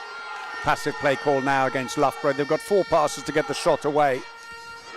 And over-egged that one a bit. And Dan Ward sent it over the top of the crossbar. Yesterday's MVP in their semi-final with 4 goals.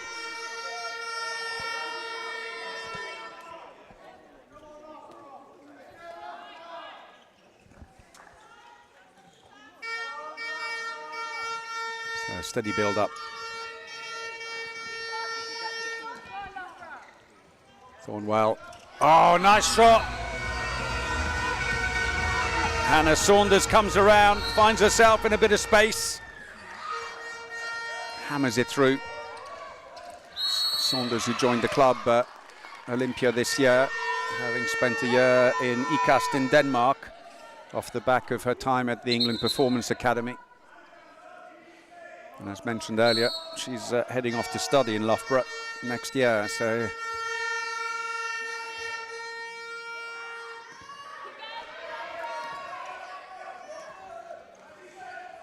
So the cross winger comes out to try and take off the end of the defence, keep them occupied. Struggling to get down the middle at the moment, and start to wonder if you want to get a tall player on instead, maybe, and go over the top, because most of the players there at the moment are looking for a breakthrough, and the defence is sitting back waiting for it. They could put maybe Barnard on, or someone would maybe just draw them out a little bit with some long-range efforts, and then that'll open up the line and suck a little bit of the defence in. Meanwhile, Olympia are going to make a change, and they bring on Cecily Jakobsen, Danish back player, playing at right back. Again, as I said, no left-handers in the Olympia side. This is slightly problematic, more so on the wing maybe than at the back. Jakobsen tries to find a way through there. Good solid defending, no way through there, but a free throw for Olympia. And Saunders and Jakobsen will switch back again. Jakobsen, who joined Olympia from Silkeborg in Denmark a couple of years ago. Tries to come away, no way through there for Thornwell.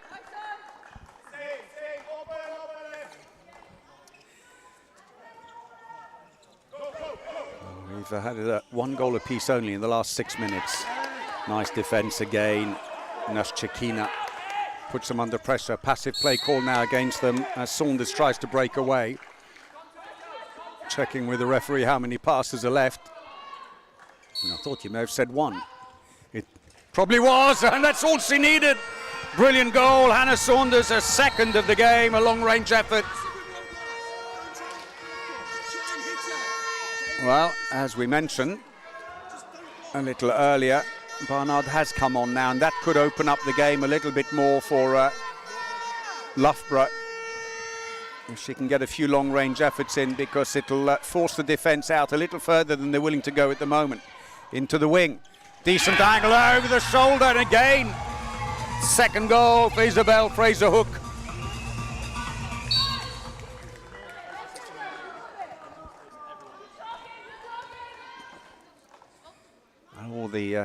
Or both the games, I should say, so far this season between these teams very close, as mentioned earlier. A 4-goal win for Olympia in the Cup, a draw in the league. Only a free throw given. Jakobsen looks back, hope for a little bit more, but doesn't get it. The 25-year-old Dane. And back they come again. 13 minutes played, 4-3. Now she's got a bit of space. And that's put through. Bruxelles. French player, joined this year from Jacques, who is normally a left winger, but with no left-handers, as mentioned, she's playing on the right side, and that's 4-all now.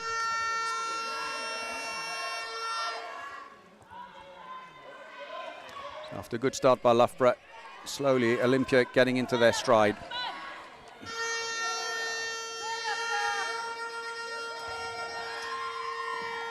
Oh, does well. Good save. Free throw. Doesn't try to go over the top. She found a gap through the defence instead and cut back in sharply. Olympia did well to close the gap again between Lengyel and Saunders. That goes wide.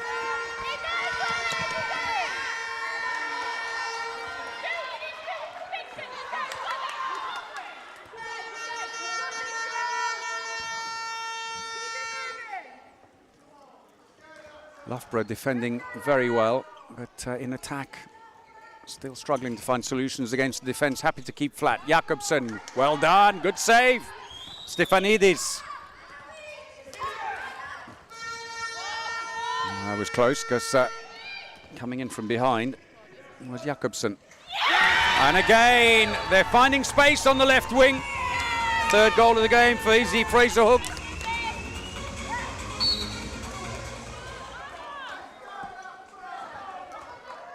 .5-4 coming up to 15 minutes played in the first half. And they're turning the bench, trying to find solutions. Markova has now come on, number 95. She only came up overnight, missed the semi-final yesterday, number 95. Here she comes.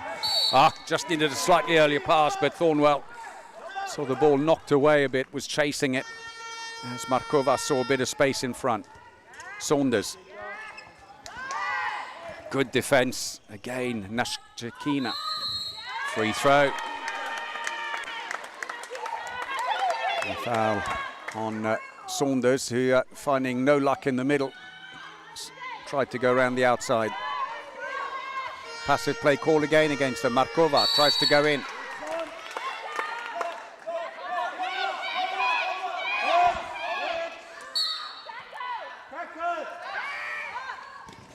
And again, long range shot. Hannah Saunders, third goal. And team timeout, Loughborough, they take their first one.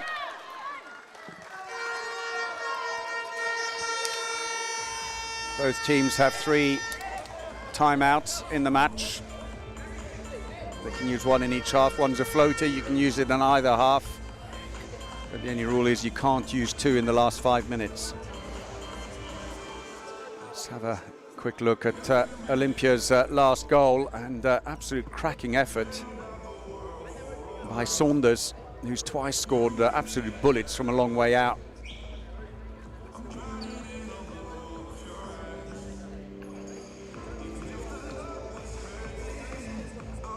Saunders with 3 goals today, 9 yesterday, 2 of them penalties. Top scoring for Olympia in this competition.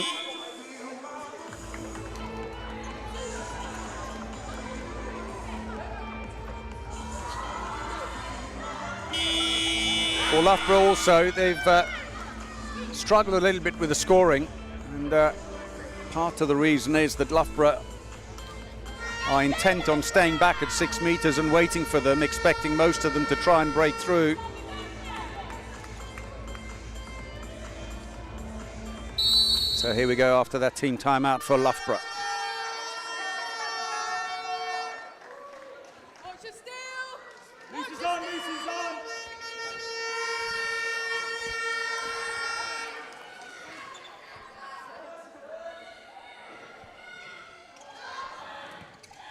Barnard breaks, gets a shove on the way through by Bianca Morutan, the Romanian player. And Chloe Barnard moves back a bit to give herself a little bit of space for the shot. Rayner back again, Barnard. Now she's got a bit of space, so instead handed it off. Beautiful. Dan Ward, the 18-year-old.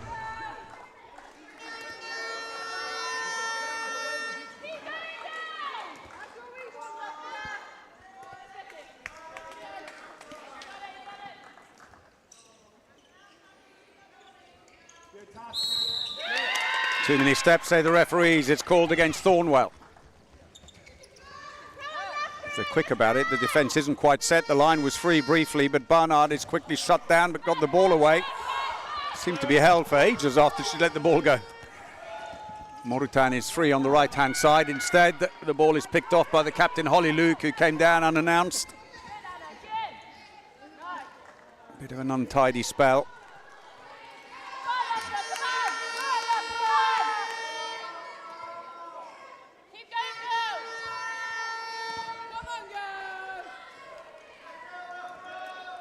So far, a fair bit of success going around the outside on the wing. In the middle, though, London Olympia have been solid in defence.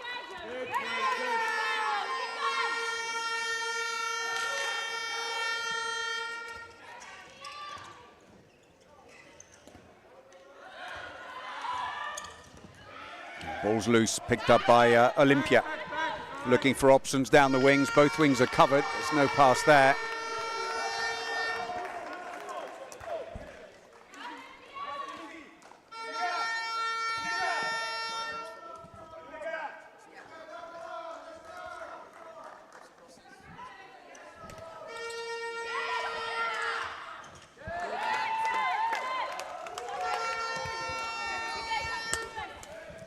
Sailing that one over the top. Another opportunity goes begging for Olympia.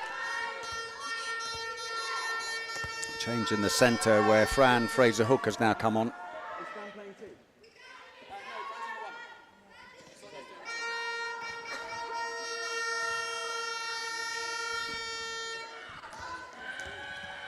Barnard tries to find a way through. There's nothing there. Bit of a tease there. And now Barnard looks at the line. Can't quite use it. Into the wing. That's cut out, but goes out over the side. That was unlucky for Petrovska. It's a throw-in for Loughborough.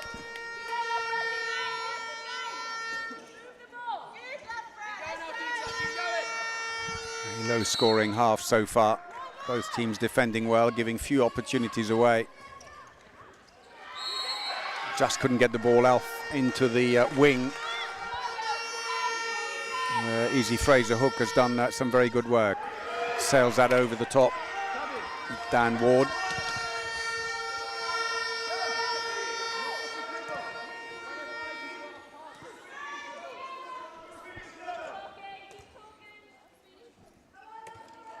So Cicely Jakobsen waits as Morutan goes very wide on the right wing. Petrovska comes out, gets a little shove on the way. Just a little Loughborough welcome. Thornwell. Good defence. And that's Trekina, the defence specialist. And ironically, was in Denmark at the IKAST training centre with today's opponent, Hannah Saunders.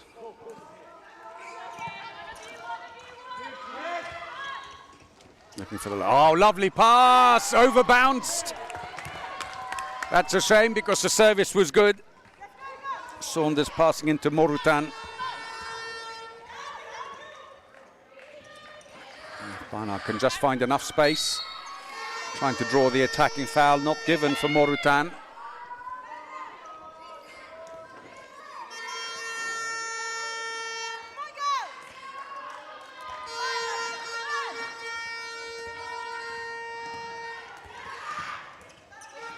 Into the wing, sucked in the defenders, and this time over the top. Izzy Fraser Hook.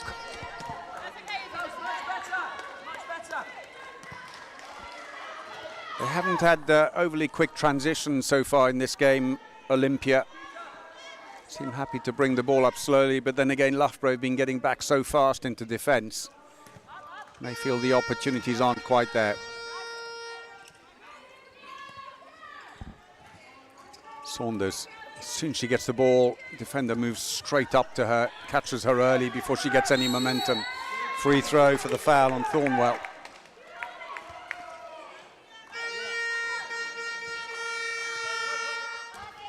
Passive play call now against Olympia. Oh, good save! Third of the game for Stefanidis. Little push on the way back there, and that's going to be a free throw. Nothing in it here, 1 goal game. We've gone past the 20-minute mark by a bit. And in fact, we haven't had any goals now for the last 6 minutes. A complete goal drought by both sides. Into the wing now again. Decent angle off the shoulder, and so unlucky for Oliveira. She gets a touch, but it's not enough. Third time she's just about got it. And that's the 4th goal of the game for Izzy Fraser Hook. One of several players in this Loughborough team who started their handballing time with Stroud Handball Club, a team that develops very good young players.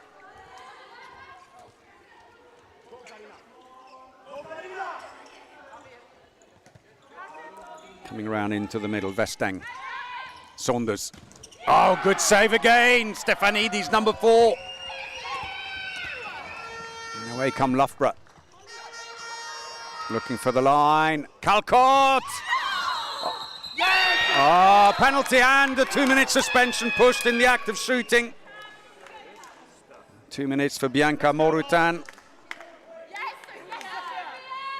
And a chance to go 3 goals up after it's been nip and tuck so far. Captain will take the penalty, Holly Luke. Scorer of 12 goals yesterday. Many of them on fast breaks. Puts that one away. 2nd goal of the game for the captain. Holly Luke, who's the top scorer in the English Premier Handball League this year, 105 goals. Had a great season. And they've done very well with London Olympia restricted to just 5 goals so far after 23 minutes of play. Holly, she doesn't do that, Holly, she doesn't touch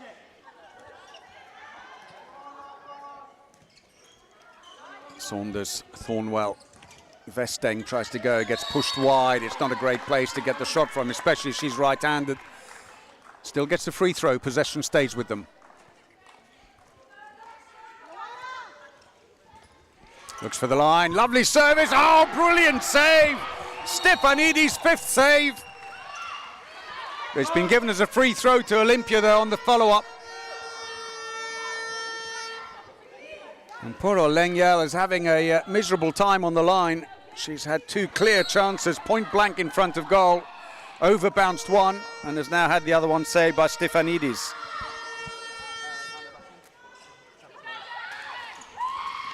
Tries to sidestep, good defense. Now she's through, and that's only going to be a free throw because Karina Vesteng was not in full control of the ball, but she was pushed on the way in. Change of direction. Thornwell goes looking. Vesteng comes around. Saunders off the bar. No touch by the keeper. It's a throw in for Loughborough.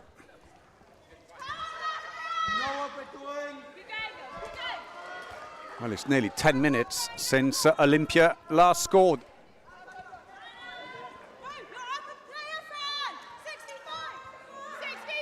Calcott waiting in the centre. Tall line player, 182. Stands her ground well. Barnard just got through, but would have been too many steps anyway. It's a free throw for Loughborough. They keep possession. 5 minutes to go in the first half. Ah, Barnard steadied herself in the air. First goal for her after scoring 5 yesterday in the semi-final. I have to say, after not scoring for over 10 minutes, I'd be tempted to have a team timeout on the Olympia side, but Oriam for the moment letting things run because they're struggling to create even opportunities, in fairness, against a very, very good defense. Petrovska comes around. Saunders. Vesteng. Saunders. They can't give her that kind of space.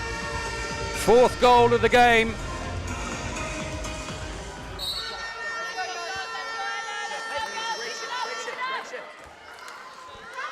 So Loughborough changing the back line again.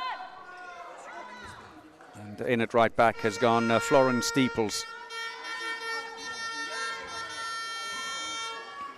Well, at least brought to an end a 10-minute plus barren spell for Olympia, that last goal. Into the line. Calcott just gets a free throw again, not fully in control of the ball. Probably why they haven't given a penalty.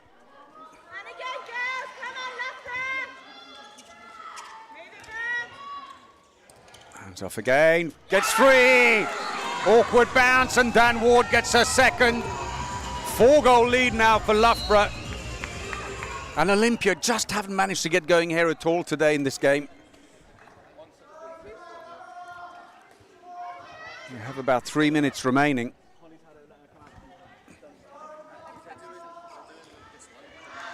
Saunders trying a little bit more in the middle now, where she's having some more room. That's going to be a free throw again. Collision between 2 of the players. Saunders crashing into Dan Ward. Saunders, oh brilliant. She's got such a great action. That's 5 goals for the Great Britain international.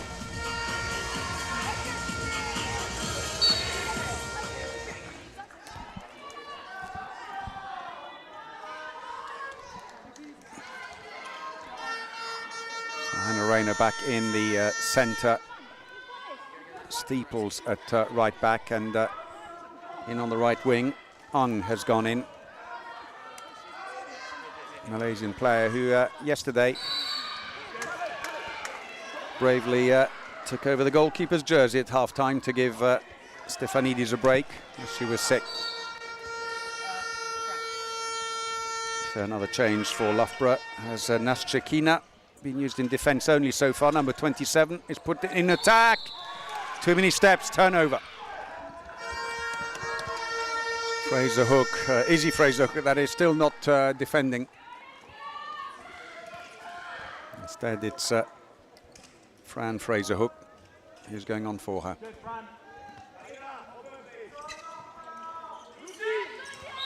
Tries to get around, free throw. Calcott, 1.5 minutes to go. 3-goal lead for Loughborough in the final of the Northern British Super Cup. Saunders looks for the line. Lengyel tries to find the wing.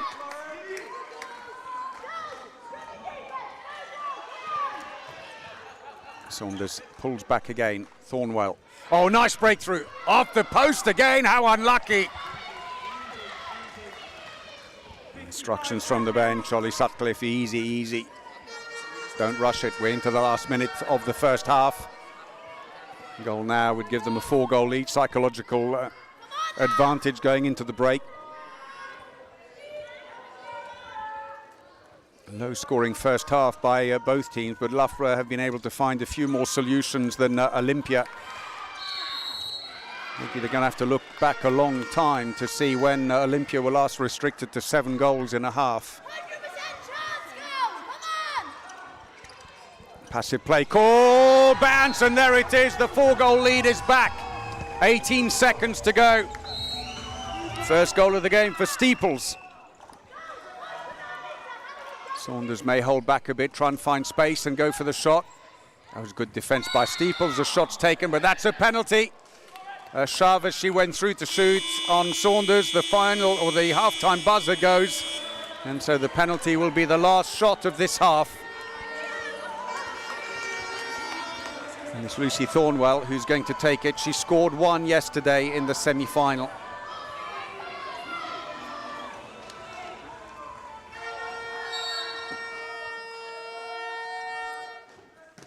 Oh, and a save by Stefanidis, a 6 of the first half.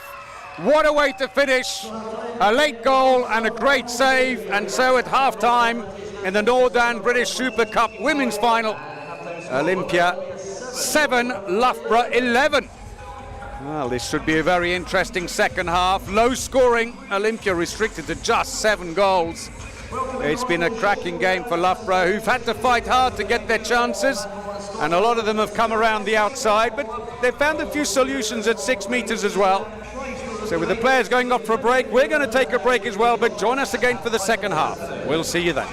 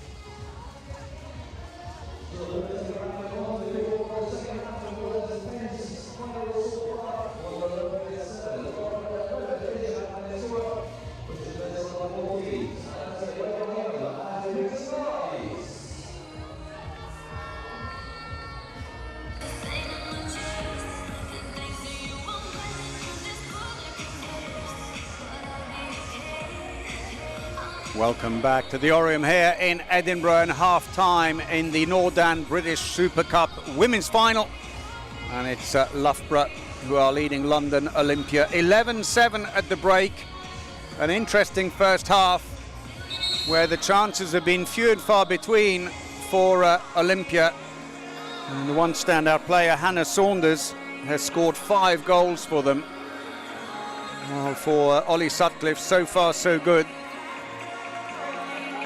GB under-19 coach there with many of his national team players in the lineup here. It's a team bristling with Great Britain junior and senior internationals. And so far so good. Sometimes with Saunders, when she's coming into attack, especially at left back, the wisdom might be don't necessarily try and shut her down too much, because all you're going to do is spend a lot of effort doing that. And then the other players who at the moment are really struggling to get into the game, not least on the right-hand side where they don't have left-handers, is that you then open them up and give them opportunities and their game starts to spread and flow a bit better. Instead, they're trying to channel her down a narrow corridor. Aurélien Goug, the Olympia coach, seems to have responded by trying to put her in the middle to see if that opens up a wider spectrum. Here we go then with the second half, then Olympia throw off. 4 goals adrift at half-time. Saunders has resumed in the centre rather than on the left side, as I said, potentially to try and open up some more opportunities. Thornwell.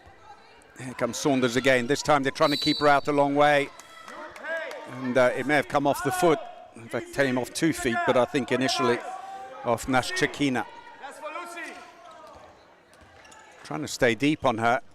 Of course, you would approach it differently, given the position she's on, and that's another save. Stefanidis, 7th of the game, just parries the ball above it. And it is a problem. That was Carina Vesteng.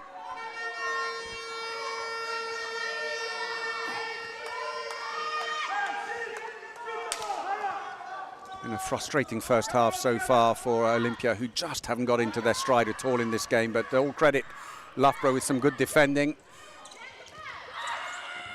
Oh, good save, Oliveira. 3rd of the game. Saunders getting a little close now. They're going to want to usher her wide. Started with Jakobsen again at right back, Thornwell at left back. Vesteng is in on the right wing. They've turned things around. Markova had a bit there as well. Solid defending as ever. Fran Fraser-Hook. Thornwell. Oh, instead the gap just opened up, but she'd committed to releasing the ball. Passive play call now against Olympia. Saunders puts it wide. What don't you understand? You need to go on one-on-one on her. What don't you understand? You need to go on one-on-one on her.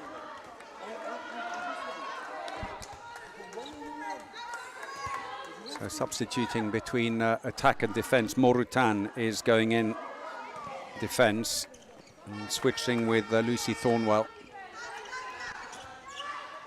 And find a way through. Oh, brilliant shot.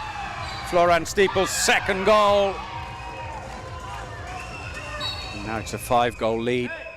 Wing to wing. Anna, wing to wing, nothing else. Anna, come to the pass. Vivi. Wing to wing, nothing else. Yes. What a great year it's been, though, for Loughborough. It's a very young team coming through and winning their first English championship in a very tough Final Four that came down to goal difference in the end to finish ahead of London Olympia. Oh, well played. Lucy Thornwell, first goal of the game here today. Add to the 4 she scored yesterday.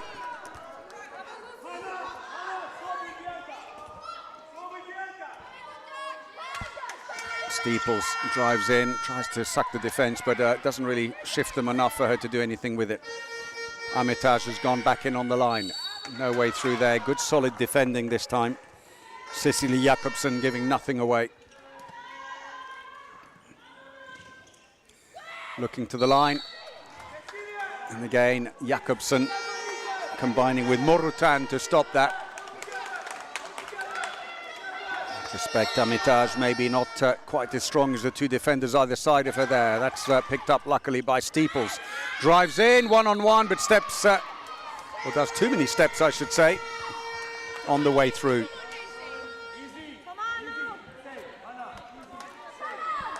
Anna, come to the ball, okay? Cecilie Jacobsen on the right, waiting wide. Good height, but the problem as a right-hander, it is problematic not to have any left-handers.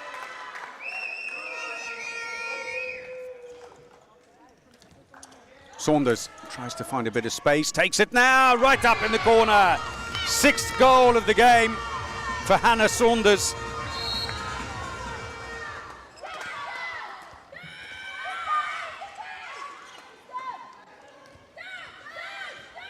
Looking to the line, the switch across, good play. It'll be a free throw for the foul on Alkita Armitage. She started her handball time with the West London Eagles, but moved to Loughborough 2 years ago.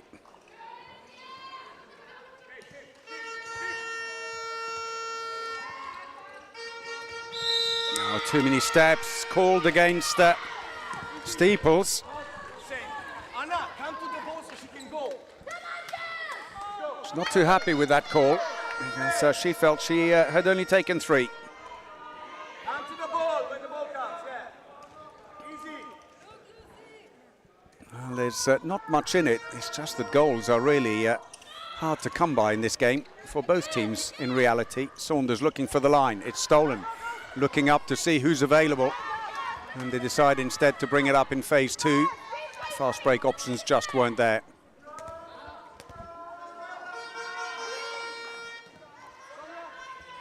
Make a change again in the middle where back in comes Anna Rayner. And Dan Ward comes on as well. So we're back to the starting lineup for them. And immediately the breakthrough, Anna Rayner. First goal of the game for her. 4-goal lead restored 6 minutes into the second half.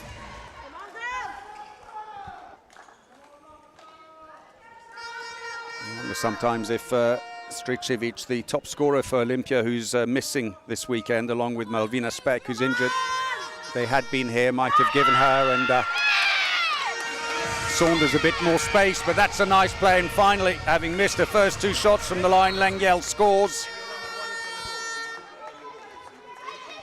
Keeps them within strike range, just 3 goals in it.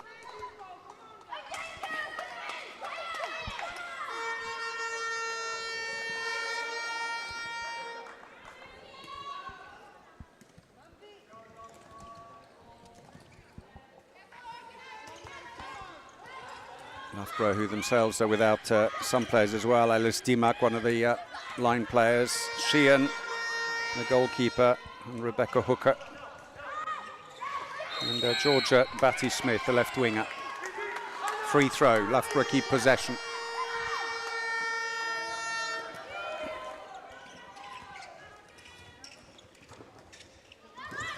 Tries for the low shot, comes off the defensive wall, it's still in play. But passive play call now against Loughborough, but the ball is lost and recovered by Olympia.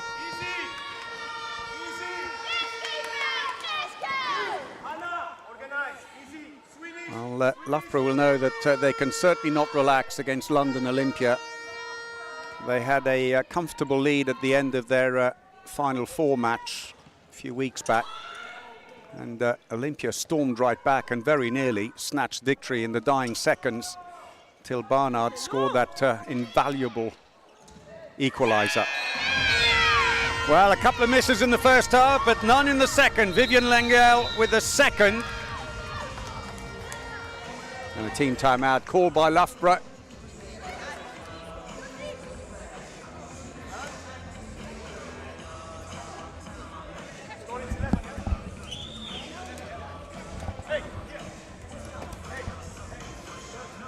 Well, let's have a look at that one there. And releases Lengyel.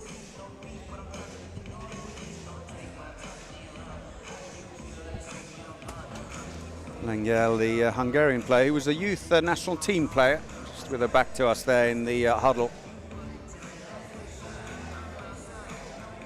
Came from London GD 3 years ago, their local rivals in London. 40 goals in the Premier Handball League this year.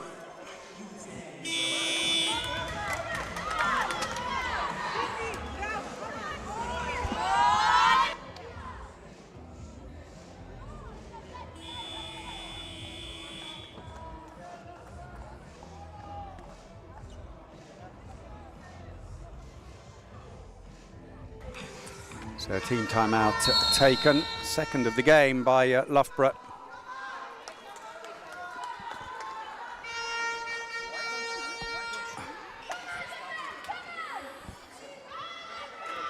So no change in the lineup though by Loughborough after that team timeout, still sticking with what was effectively the starting lineup. Coming all the way through, and again, Dan Ward, third goal.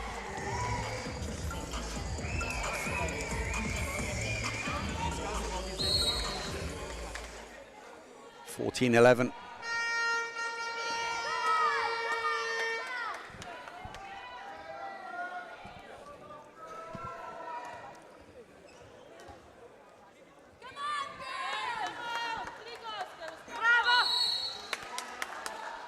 Langell waiting in front of Saunders, waiting for the drive and potentially to open up a bit of space for her.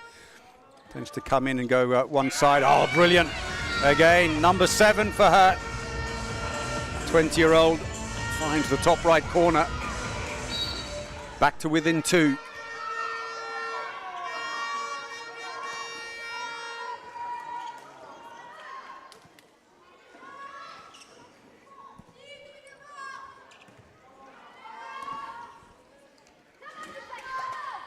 In 5-3 in favour of Olympia here in this second half.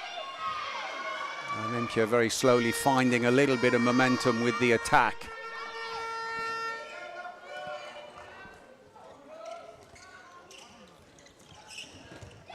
And that one's recovered. It'll come back to Loughborough, straight to the wing. There's a big angle there, and that's scored. Well, the Olympia team already off on a fast break when the ball fell kindly for Loughborough, and that's goal number 5 for Izzy Fraser-Hook. 10 minutes played. 15-12 the lead for Loughborough. Ball fumbled, but it's still a free throw. The ball stays with Olympia. Markova played a bit on the right side in the first half, is now in at left back.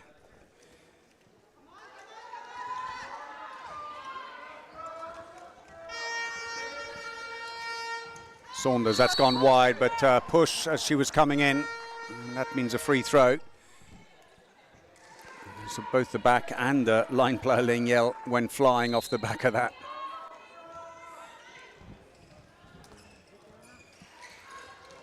A little bit of space, hesitate to take the shot, goes into the wing. Doesn't seem to be huge interest there for Vesteng to shoot from there. And Stefanidis caught flat-footed, first goal of the game and indeed of the tournament, since she didn't play yesterday, for Joanna Markova. 29-year-old Bulgarian player. And it's a 2-goal game.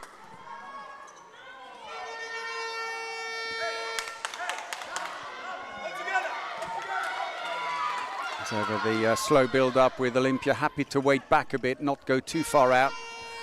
I know that most of the Loughborough players are looking for the breakthrough off the post. Play on, says the referee. It's recovered by Olympia. Saunders looks up for a quick pass down the court. It's not on. And she'll bring it down nice and steady. Change of plan then. Saunders is going to be individually marked by Rayner. And it means a little bit of space at the back. And that's the second goal of the game for Anastasia Petrovska, the Ukrainian winger.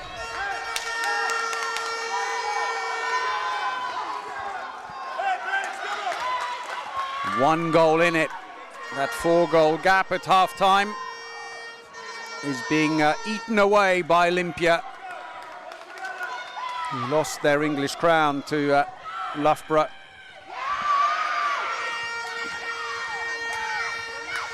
Good block, and suddenly the momentum has completely swung. Too many steps. Quick look across to the other wing. It wasn't on there for Rayner. Looking for the line. Just couldn't quite release it quickly onto the wing.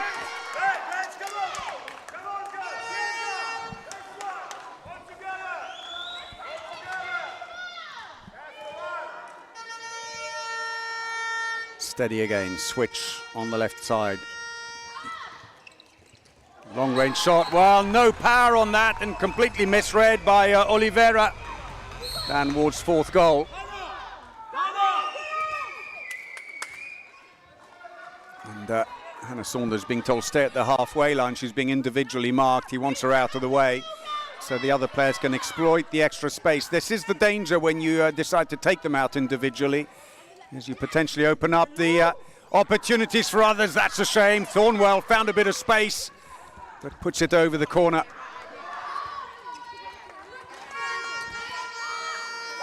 Barnard comes back on again for Loughborough at right back.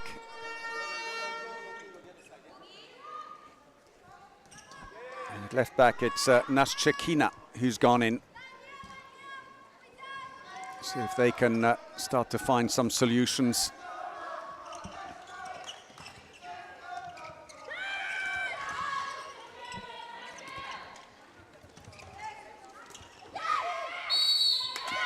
Free throw. Solid defence as they move the ball from side to side, trying to pull the defence over and open up a little bit of space. There's a little bit more mobility now. And the passive play call against them. Barnard gets away. Trying to find the ball into the wing, straight through. That'll be another free throw. And they're running out of passes on this passive play call. They'll be checking. And Barnard may have to take this shot. Yep, too many passes. Turnover. They did ask, and I'm sure the referee said 2. You could see it from here. Markova back on again as Saunders is being blocked. Markova this time though goes from left back into the right wing. Trickles over the side, and that's going to be a Loughborough ball.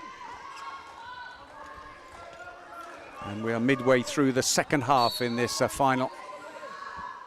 And still Loughborough leading, but just by 2 goals, 16-14.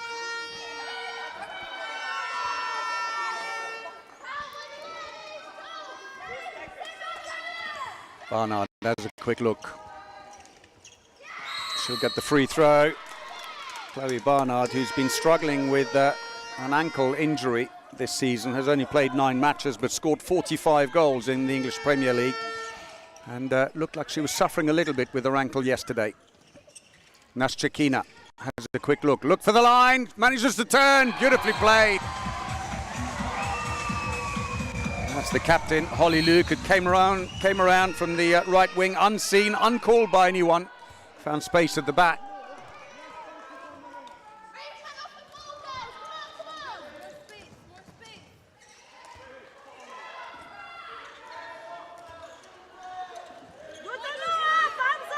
Oh, good play. This time she goes left, Lucy Thornwell, and in the absence of Saunders, but also the extra defender that's individually marking her, and Rayner, it means there is a little bit more space at the back. Exploiting it well.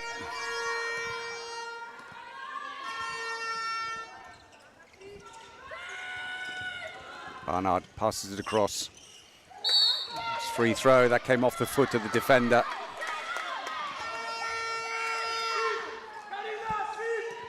Barnard, who's not managed to get any of her big shots out in the game so far today. That's going to be another free throw with a little push.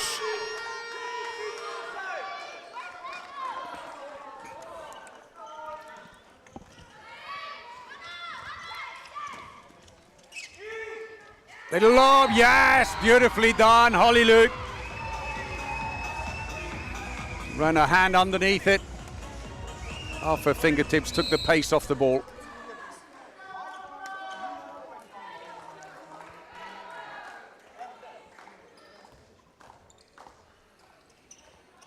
Thornwell goes looking. Too many steps.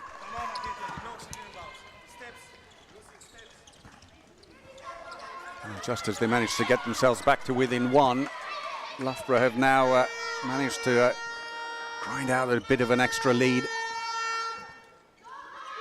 Maybe need for a bit of change at the back for Olympia. It doesn't help when your two first-choice playmakers are unavailable. Barnard looking for the line. It was difficult from that angle. They try again, and no space there at all for Sophia Calcott.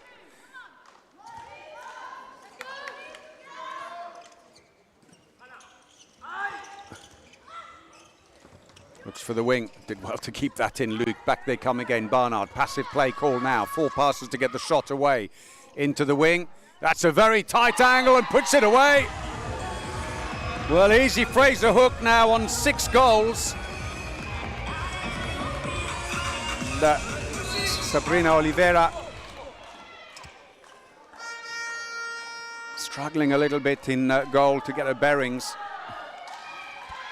So switch now. That's an interesting one with Thornwell going deep in on the left wing, which is where she played before. It's a regular position for her. And they're going to rely on Petrovska instead to come around and work at left back. Breaks through. That's nice. Pays dividends almost immediately.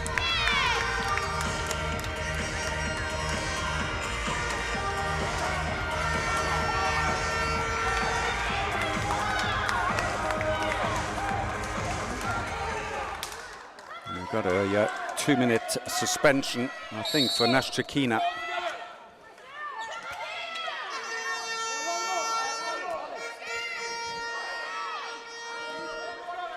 Three-goal lead, but power play now for Olympia. Goalkeeper has come out so they can put on the extra attacker for Loughborough, but it means an empty goal at the other end should they lose possession. Oh, Barnard, that was close. Into the wing. They're getting the goalkeeper back in again now as the attack runs on. But Luke gets sent back into the wing. Ollie Sutcliffe, the coach, feeling the opportunities there. Passive play. Surely now they want to get the goalkeeper back in. Into the wing again. Very closed angle. This time comfortably picked up. Stefanidis is back in goal at the other end.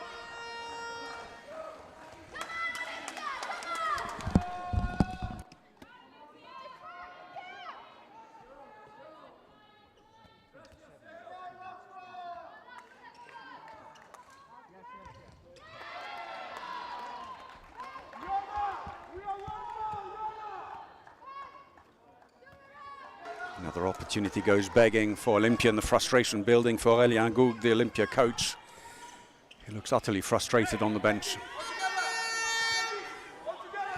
So Loughborough have brought in Dan Ward at left back now with that 2-minute suspension for Nashchikina. Still have about 30 seconds to run on it. Free throw for Loughborough. We're into the last 10 minutes of the final.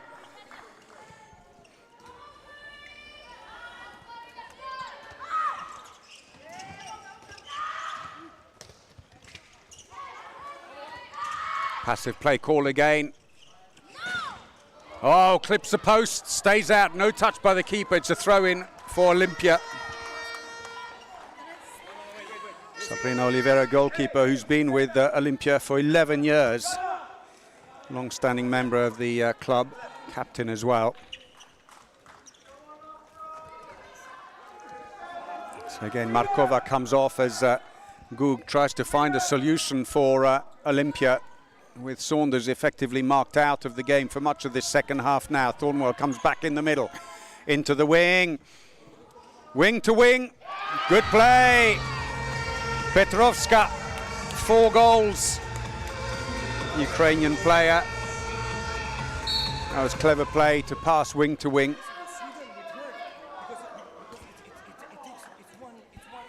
Suspension is over for Loughborough, meanwhile they're back at full strength. Luke goes in as a second line, trying to create a little bit of space. That came off one of the defenders, and Oliveira picks it up. He's not been given too many opportunities to get long-range shots. And once again, Olympia, slowly but surely, have clawed their way back to within 2, as Saunders is once again picked up in the centre by Anna Rayner. Free throw. Foul on Lucy Thornwell.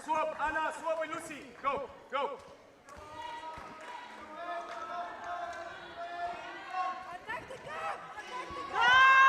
There's a bit of opportunity there, and over the top. Lucy Thornwell, we've got a 1-goal game again. Our Olympia just going to hit form when it counts. 7.5 minutes remaining.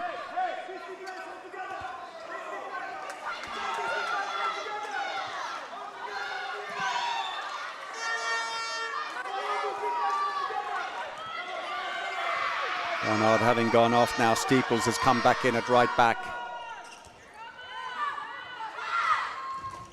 Good save, Oliveira.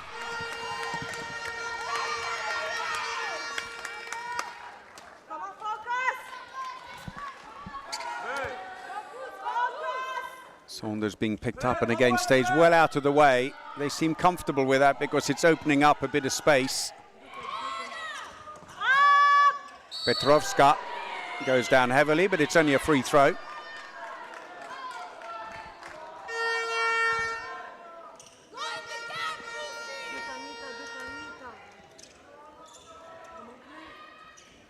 Oh, smuggled into the near post, and it's all square. Brioussel, the scorer, her second goal.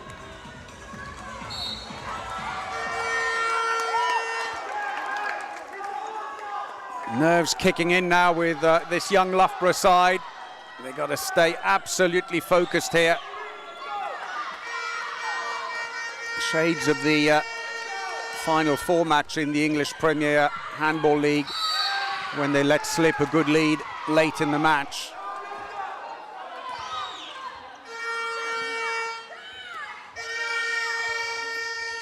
Into the wing. Luke does well to keep that out. Steeples looking for an opportunity. Back into Luke. Off the far post, that's just in. 5 goals now for the Loughborough captain. They edge back in front.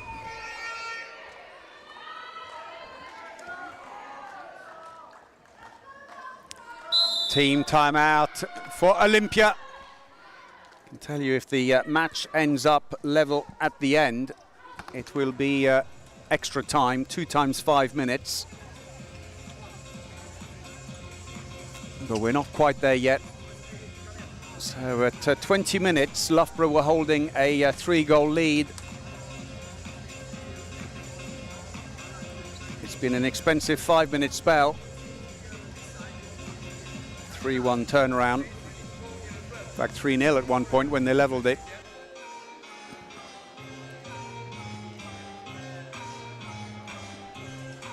It's a low-scoring game all round for both teams, but there's been good defending by both teams, but also quite a fair bit of wayward shooting.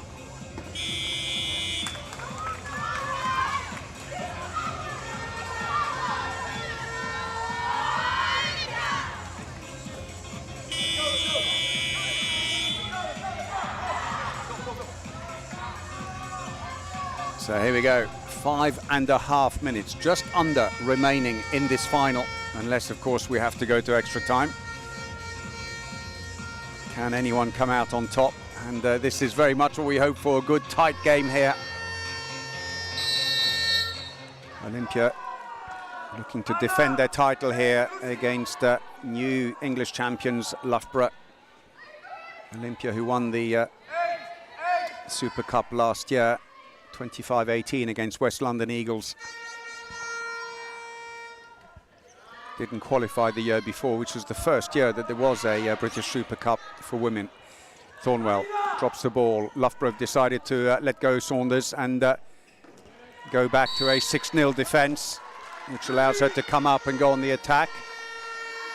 I want to put her in the middle where it worked marginally better for them during the game. Passive play call now against them. Saunders, oh brilliant, right up in the corner of the goal. Her 8th of the game.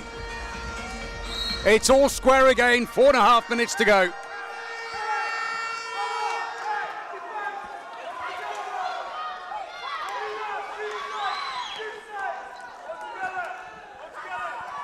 Florence Steeples in at right back.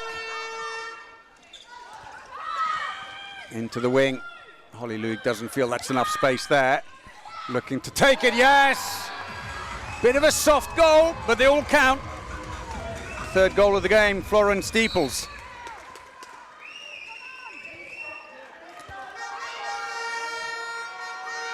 Four minutes to go. Loughborough lead by 1. Langyel being closely marked. They've only really managed to get the ball safely into her on 4 occasions. 2 missed shots, 2 scored in the second half.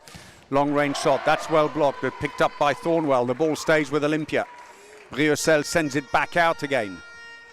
Thornwell to Saunders. Just dropped the ball as she was trying to find a position for a shot. Or pass to Langyel.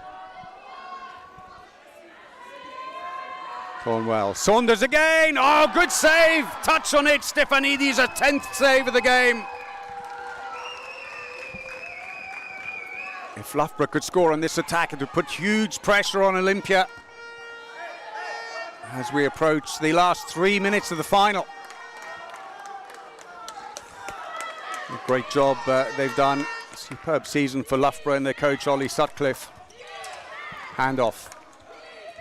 Comes around. Into the wing. Now there's a bit of space. Decent angle. Oh, sails it past. And just as Oliveira stayed on the near post as well. Less than 3 minutes to go. He wants them switched again. Saunders goes left. Thornwell into the centre. Aurélien Goug putting her wide once more if she can get across and get the shot. Oh, no goal. Whistle's already gone. It's going to be a free throw, and Saunders looks up rather pleadingly to Cypriot referee Statu, but no give. Looks for the line. Off her foot. Turnover ball. They're slowing it right down now. Loughborough don't want to rush it and then lose possession. They'll bring it up nice and slow. 2 minutes remaining in the final. Tension is palpable.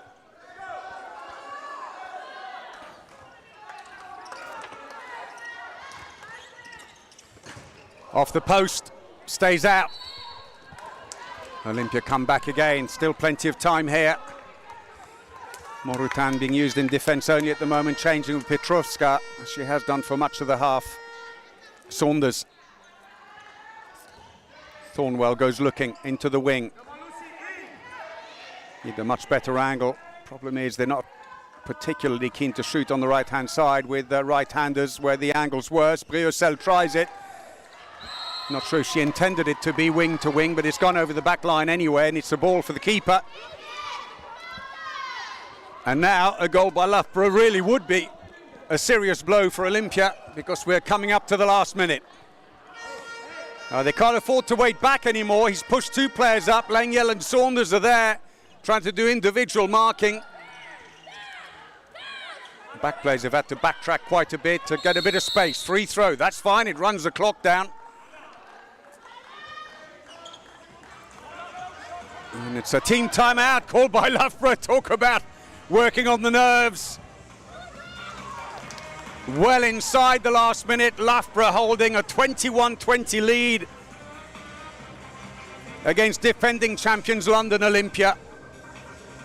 If they can score now, they simply won't be enough time for Olympia to get the 2 goals they would need just to take the match to extra time. But the last 2 attacks have not come off for Loughborough. Olympia defending better. Ollie Sutcliffe keeping it calm. 1 club title they have. Of course, this year as new English champions. They were semi-finalists in the Cup 2 years ago.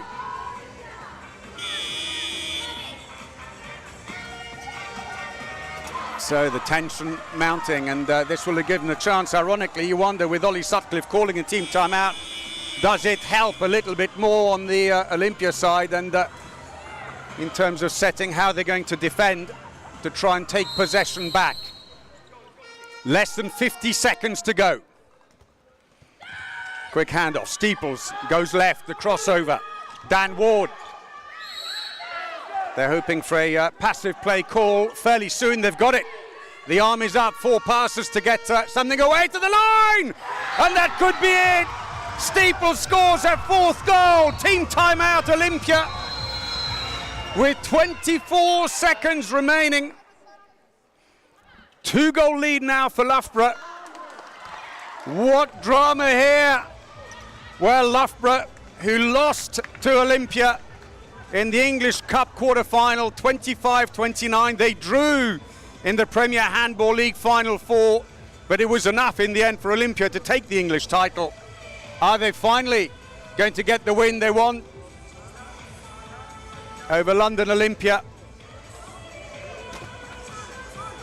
It's a tall order because they need 2 goals just for extra time. They've got to score quick, and then they're going to have to do individual marking at the halfway line and hope they can steal the ball back straight away. For Loughborough, it's a time for calm heads. This very young team with an average age under 20 years.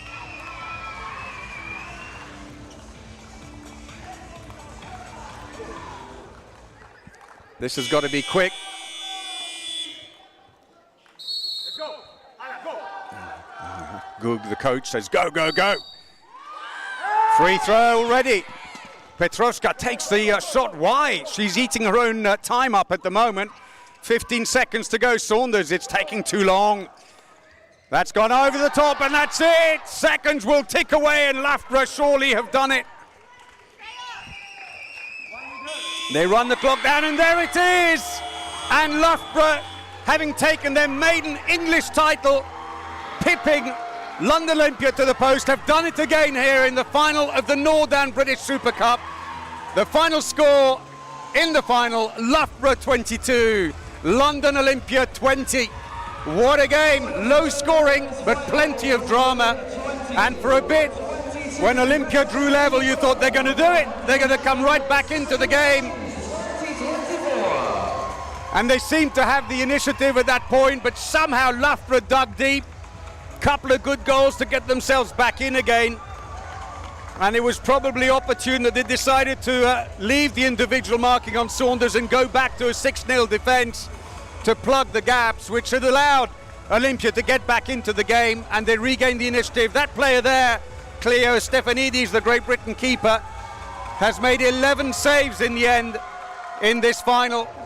And that despite being ill this weekend. She was replaced in the second half of the semi-final yesterday by Cindy Young.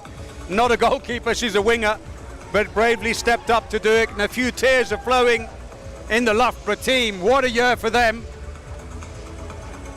Well, congratulations them. Congratulations to Olympia, showing great character to fight back and stay in it. But the focus of the attack for Olympia was very much on the left-hand side, where Saunders was a huge danger. And Loughborough just about managed to keep control in the first half. They had it right. In the second half, when she went into the middle, it was opening up too many opportunities on both sides. And there they decided, we're going to individually mark her. She then stepped away from the action to let play flow. And that actually worked in Olympia's favour for a while. And when that happened, Loughborough went back to a 6-0 defence. Saunders came forwards, but never quite found the space that she had earlier on. And so we have a new Northern British Super Cup winner. Fantastic achievement for them. Low scoring, but as I said, plenty of excitement. And this very young side bristling with Great Britain junior and senior internationals. And ironically, of course, as mentioned earlier, Olympia's top scorer, Hannah Saunders, going to study at Loughborough next year, very likely to play with them next season, as will, hopefully, Lucy Thornwell. She's going to Nottingham University. She could play for Nottingham. And I know that Ollie Sutcliffe very keen to sign her and have her come and play for Loughborough as well. And what a lineup that would be in a team that really is full of amazing young talent. So young, but kept their nerve when they could have fallen apart as Olympia stormed back. So time for the presentation of the awards. We're going to have a...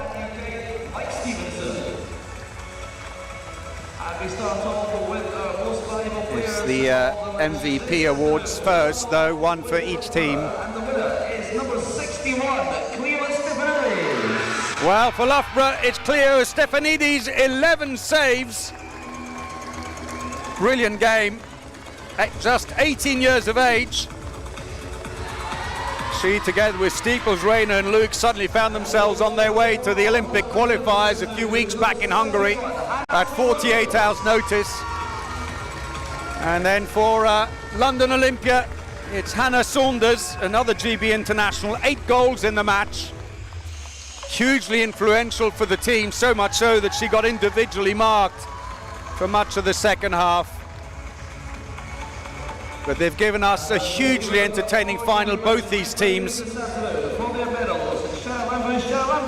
So it's a disappointment for Aurélien Goug, the coach of London Olympia, because it will be his last British Super Cup, with Olympia having announced that he will step down at the end of this season. But Olympia still have one other piece of silverware that they could take, having been pipped at the post twice by Loughborough in both the league and now the British Super Cup. They will be in the cup final against London GD in 3 weeks' time in Nottingham. Let's put your hands together, please, for London Olympia. So London Olympia will come up to collect their silver medals. Sabrina Oliveira, the captain, a stalwart of the club for many, many years and a great ambassador for the sport. It is still a great achievement for them, but it seems that at the moment the young guard has got the better of it. Olympia, who had been English champions last season, pipped at the posts this year on goal difference in the Final Four playoff by this young Loughborough team. In fairness for Olympia, they were limited in their options at the back with the absence of Maria Stricevic and Malvina Speck, and Amanda Höfner also unavailable through injury. And it left Aurélien Goug, their coach, in the picture there with not a huge amount of options. He went through all shades of frustration in that game, and then elation when they were suddenly level again at 20 all. But then no goals in the last 5 minutes as Loughborough defended desperately and did it. So it's going to be time now for the winners.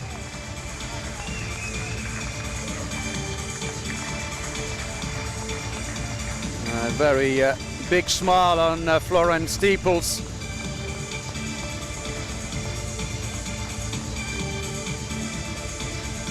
Next up, it's Anna Rayner.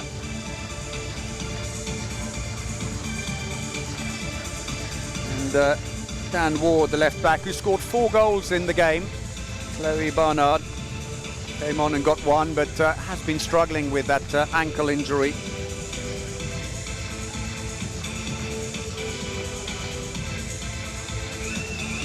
Calcott, the line player, towering figure, and there is Stefanidis, the MVP for Loughborough in this final. 10 saves yesterday in the semi-final in just one half. 11 in today's final. Great game. And the last one to come up, Ollie Sutcliffe, who of course has the opportunity to work with these players a couple of days a week with Loughborough, but also helps out at the EPA. One of several Great Britain coaches who help. And there it is, the winner's trophy, and it is Loughborough who are the Nordan British Super Cup winners 2024. Congratulations to Loughborough on a fantastic performance here today, a real battle, and what a future for this young side.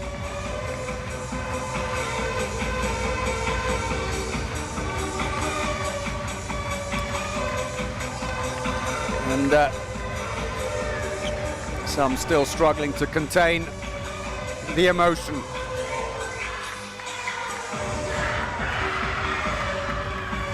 So, well, This game could have gone one of many ways. It could have been very fast-paced with many goals. The last meeting between them, a 30-all draw. Instead, it became a defensive crunch between the two sides in a relatively low-scoring game. 42 goals only. Compare that with the 72 goals we had in the previous match in the men's bronze medal match. And these things tend to swing one way or the other.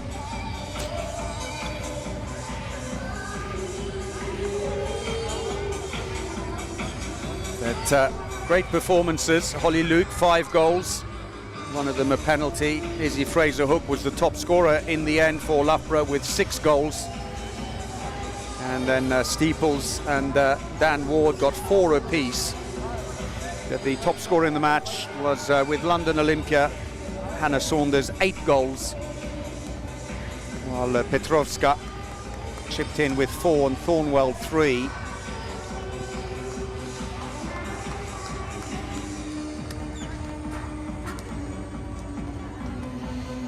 So there is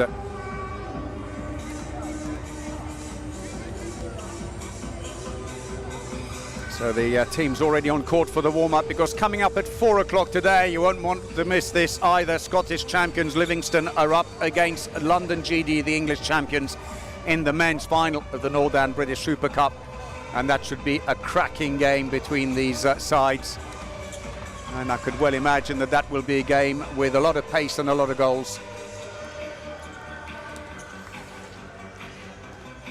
Well, just disappointment for the Olympia players, who are just coming back in my direction here as they collect their bags and towels, and a few tears are flowing already. But they played a great game. There were quite a few mistakes, but it's because the defence really put everyone under pressure in this one on both sides. And there is one for the memory book. And 2 titles this year. They are now also the Northern British Super Cup champions. Well done to them. It will make the journey back to Loughborough that little bit more pleasant for them. And as I said, a great future. And who knows, we may well see Saunders and Thornwell with them next season. And I see Sophia Calcott, the line player, walking past me, hobbling along on her feet. I think the pain is kicking in from these 2 matches. Loughborough, who yesterday won their semi-final 50-13 against Trice, today was quite the opposite when the defence really kicked in. We're hoping, with a little bit of luck, to have a word at least with the winning captain very shortly, as the men start to prepare for their game. Teams who know each other only too well.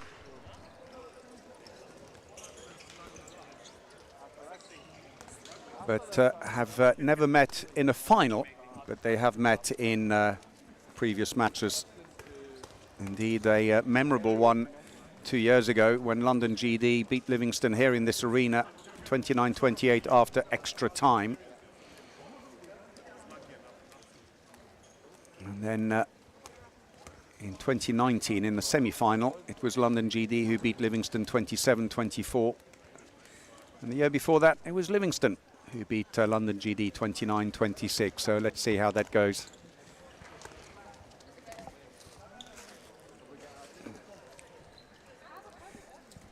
So that should be an interesting game. And so for Loughborough, they were trying to find solutions. They did very well in the end to find a way of not allowing Saunders to have a determining factor in the game, even with her 8 goals. She played very well, but in the second half they marked her out, and the coach was happy to keep her out of the way and just play without her when she was individually marked. Well, we're going to go now to our courtside reporter, Eve McTiernan, who is with the winning captain for Loughborough, Holly Luke. Yeah, I know. So I made it so simple. I'm joined by Loughborough captain Holly Luke. Congratulations, Holly. How are you feeling just now? Yeah, over the moon. A very, lost for words. Just couldn't be happy, I think. yeah, it's just amazing. What a great achievement for us. So very proud. It was a bit of a grudge match between you guys. Repeated the league final, and they did not make it easy for you. They didn't. So we've lost one, drew one, and fortunately we came to bring it today and to win one. Otherwise, yeah, we would have gone home perhaps with sad faces on us. But no, I'm very proud of the girls. They're a very tough competition, and without a doubt they give it their all every time. So we have to bring our all as well. And yeah, it's just very fortunate it went in our favour today. So. Ollie was saying yesterday about how most of you guys have still have exams going on. So how's it been, the combat in between training and then obviously studying as well? It was a bit of a journey, 6 hours up for us. So a lot of our girls have A-levels, let alone uni exams and all of that. So yeah, best of luck to them. But we did take them away for the weekend and said no revision. But yeah, considering they're trying to balance two things, they prioritise handball and yeah, all of those players have done incredibly well today considering the other pressures that they're under. So yeah, super proud. Must make the break from studying all the more worthwhile when if you've got that trophy in your hand. We can go home very happy and push A-levels aside, I think, for a moment.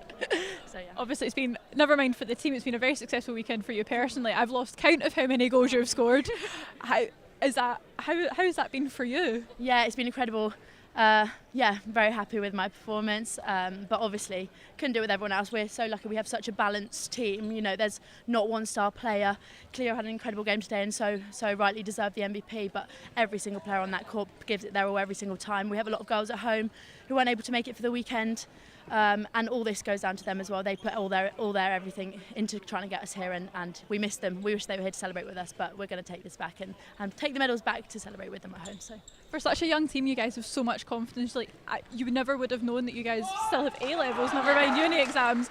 How is that? Is that something that you guys really work on in training as well as obviously your skills? Yeah, it's a lot of off-court, on-court, sort of trying to maintain both. Off-court, you know, we're very lucky. We're all great friends. We created such a great handball family over the season. Couldn't have done it without our coaches, Ollie, Guy and Jan. They really bring us together and they're a massive credit to what we put off court and on court because of all their hard work behind the scenes. So couldn't be more grateful for them as well. No bother, like, go enjoy the celebrations. Congratulations once again. Thank you very much, thank you. So an elated Holly Luke, the captain of Loughborough, the new Northern British Super Cup champions, beating London Olympia 22-20 in the final. Congratulations to them. Next up at 4 o'clock then, it's the men's final as Scottish champions Livingston take on English champions London GD. Hope you can join us for that, but for now, from me, Paul Bray, goodbye.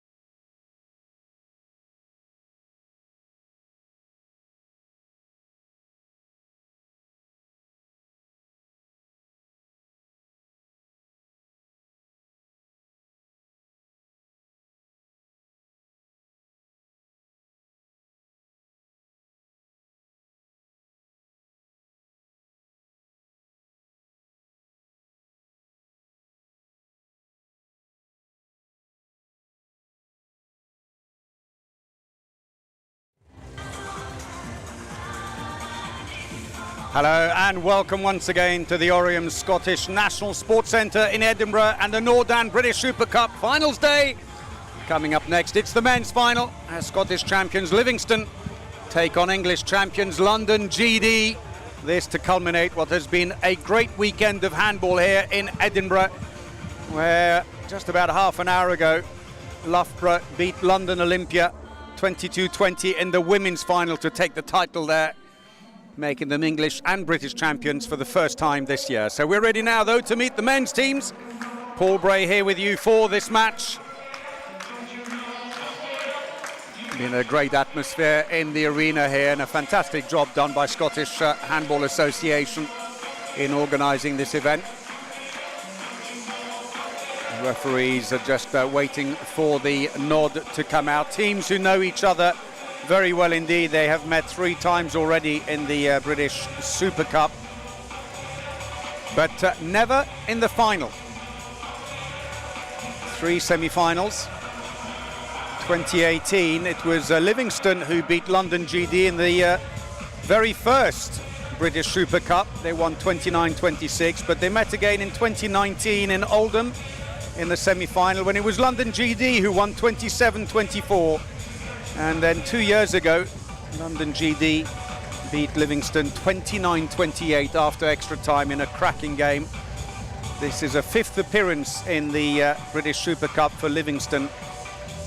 They've been in every edition, one of the dominant forces in Scottish handball for some years. While London GD missed only last year when, although they won the regular season of the English Premier League, fell foul of the regulations to qualify and therefore couldn't go through to the Final Four playoff, which meant they missed out on the British Super Cup as well. So here we go then with Scottish champions Livingston coming out onto court, led by the captain Ross Gannon. Superb job he's done. 7 goals yesterday. Livingston, who beat Manchester Hawks 35-26 in the semi-final yesterday to avenge their defeat last year in the final when Livingston lost to Manchester Hawks 30-27 again after extra time. And now here come London GD. They won yesterday 33-25 against EK82. The East Kilbride team took control and were really always looking in charge. Smiles all round. Captain for today, Jérémy Archier, the French right winger, great character. So time to meet the teams. Keir Hunter, 5 saves yesterday. Chris White, who won't be playing today though, he is nursing a knee injury, which we're hoping won't take him out too long. Number 7 there will be key. Ross Strachan, 12 goals yesterday in the semi-final, a superb match. Sam McEwen, the second goalkeeper. They're also without Ben Elliott today, the right winger, who's unavailable. But Chris White, that's a big loss, the Great Britain international playmaker who scored 70 goals for Great Britain in just 24 appearances. London GD, though, as we meet them, have their own fair share of problems. That man could be fairly key, Jorge Gonzalez, the Spaniard left back. But they are without Silviu Hapenchuk, the left winger. He was injured yesterday, a recurrence of a knee injury he's had before, in fairness. And they are here without Great Britain captain Ollie Tyler, the line player, who's absolutely key in defence. But also one of their top scorers in the English Premier League this year with 78 goals. His loss will be sorely felt. Gahan, the Australian international playmaker. Bodo, number 58, the goalkeeper. Yesterday, 21 saves. Was absolutely outstanding. And Hapenchuk, who's there at the end of the line, but not expected, as I said, to come on court because of his knee injury. And the referees for today's match from Sweden, Alice Watson on the left and Lina Velin on the right, appointed by the European Handball Federation. Alice Watson on the left, who was actually, father is British, and she was in the Great Britain programme back in 2015. So this should be an exciting end to the day. Hope every bit as exciting as the women's final, which was in the balance right up until the last few seconds. So Ross Gannon, Livingston, who were silver medalists last year and in the inaugural edition in 2018, bronze medalist in 2019 and 2022. Of course, there were 2 barren years with COVID, so always just missed out. Even though they've been in a couple of finals, they lost the 2018 final to Glasgow. And then, of course, as mentioned already, they lost the final last year after extra time to Manchester Hawks. But there's been already Scottish success today in the men's bronze medal playoff, with EK82 beating Manchester Hawks 41-31.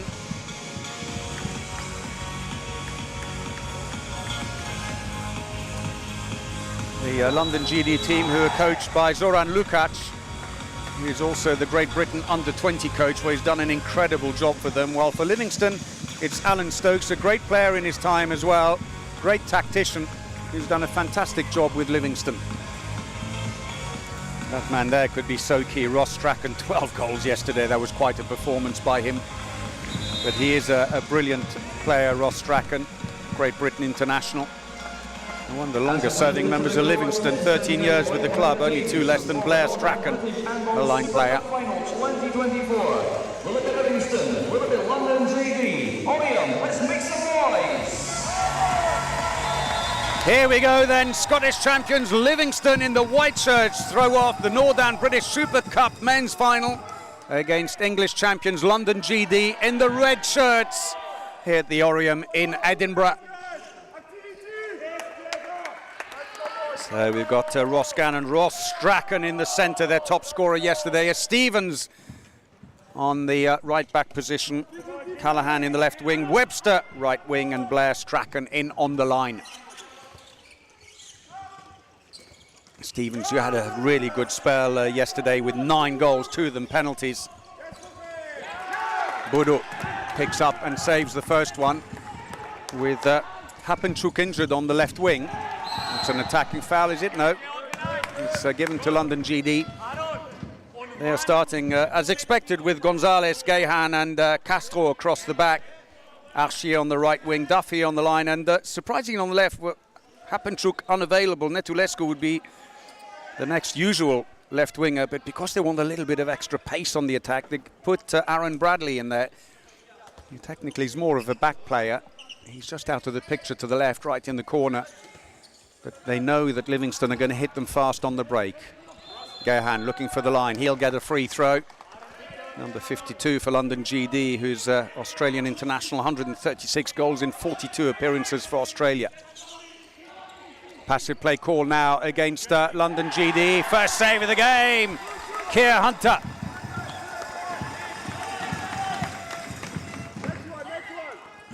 Two bronze and 2 silvers for Livingston. Is this finally going to be their year? Scottish Handball, who have hosted this competition now for the last 3 years. Next year, though, it will return to England. England Handball Association will take that on. Oh, cut through.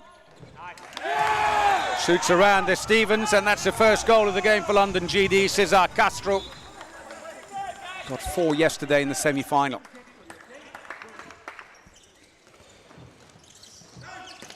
Looks for the line. Cut out again. Couldn't link up with Strachan on the line. Archier down into the middle. And that's hammered away by Denis Tischenko, 24-year-old Ukrainian. Ironically, who's there to cover for Duffy, the line player, in defence, but no time to change him between attack and defence.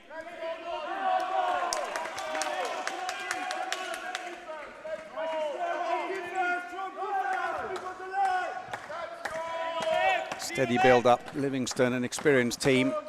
They like to play very quick. They defend really hard and hit you on phase 1, phase 2 attacks on the break. But it's all about very quick play and trying for the breakthrough. That's going to be a free throw. Foul on Stevens. Former Great Britain under-20 international himself. He's only 22 now. Been with the club 13 years as Stevens, the number 10. Oh, beautifully done. Defending inside the area by Castro. And Ross Strachan dummied the shot. and then went around the defender to draw the foul. So Stevens will take the penalty, scored 2 yesterday. Oh, and a save by Bodo! Made 21 saves yesterday, a phenomenal performance. Unsurprisingly, was voted MVP for London GD in that semi-final.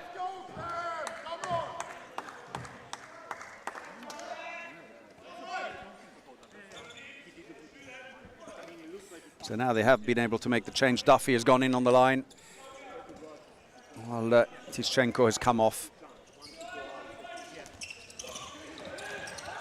Gonzalez tries to feed the ball into the wing, but cuts it a little too tight, and it goes beyond the hands of Bradley.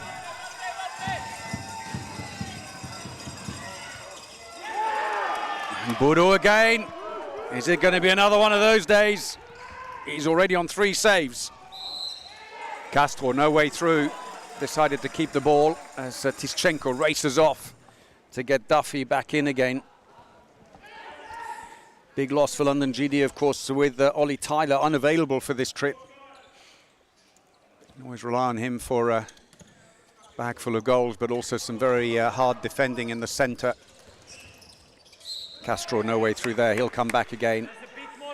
He's just joined the club this year, the Frenchman from Ivry. One of the top clubs in France. Into the wing, tight place there, and that's a good save by Keir Hunter, his 2nd save of the game. And GD for the moment coming back very quickly, and that's one of the reasons Bradley, who makes that block, is on court, playing a little out of position on the left wing because he is quick. And Netulescu, the other left winger, maybe not quite as quick. Hapenchuk, of course, is quick, but he's injured. We saw him go down heavily on his knee yesterday, and we are told he's very unlikely to play. Ball comes back out again, courtesy of Webster. There's Stevens into the line, brilliant. And this time they find a way through, and it's Blair Strachan. It's taken over 5 minutes for the first goal to come, but at least they've only conceded 2 goals so far, nothing in it.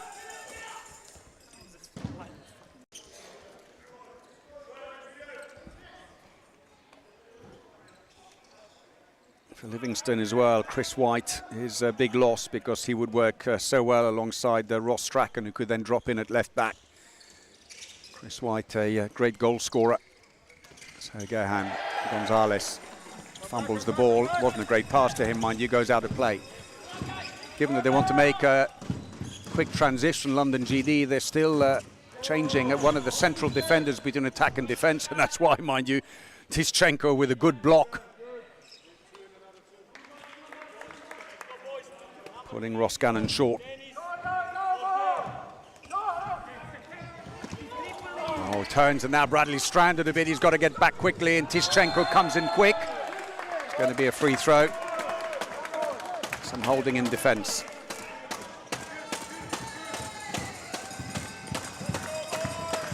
Tischenko and Gonzalez are holding the centre, and a wayward pass. Castro, a one-handed catch. And that's going to be a penalty. Is it? No, free throw only. He managed to stay in front of him. That was good defending by Ross Gannon, captain, who covered him all the way. Great catch by Castro, but he found that Gannon was just as quick as him.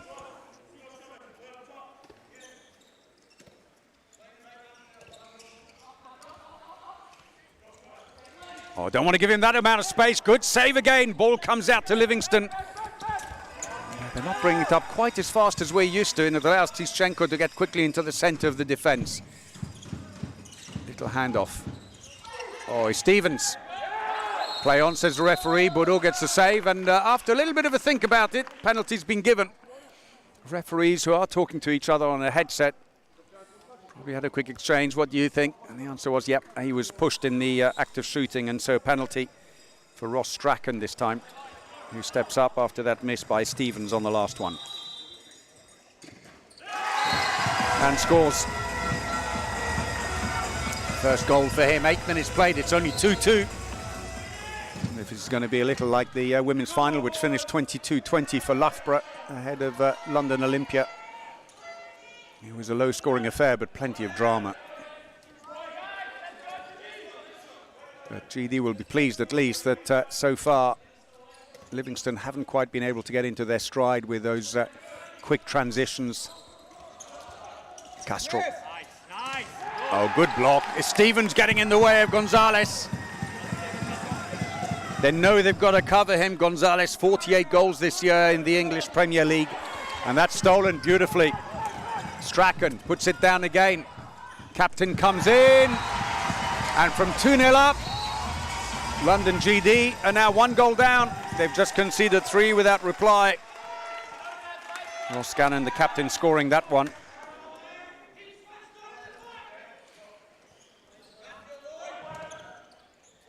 They're pushing up very deep onto Gonzalez, knowing the danger on that side, more so than with Castro, who's more of a breakthrough player. That's going to be a free throw for London GD. Little push on the way through on Caleb Gahan, the 34-year-old Australian. Hobbles away. He scored 35 goals this year in the English Premier League. Joined this season from Queensland Uni, although he spent a while playing at Slovan Ljubljana in Slovenia. You can see how Ross Strachan is pushing a long way forwards onto Gahan. They're trying to isolate the choices. They want Gonzalez to make the pass all the way over to Castro on the far side, where Gannon is waiting for the interception. It doesn't quite work because Gahan manoeuvres well inside. Oh, sidesteps the first defender. That's a nice goal by Gahan. 3-3. Into the wing. Instead, it's intercepted. Archier. Castro. Oh, he's making Archier work, and that's forced him very wide for the shot. And he's still down the other end. And Castro, who was looking for the attacking foul. Oh, brilliant save again, Bodo. He's already on 5 saves. Only been playing 10 minutes. 3-3. Oh, cheekily done, Archier.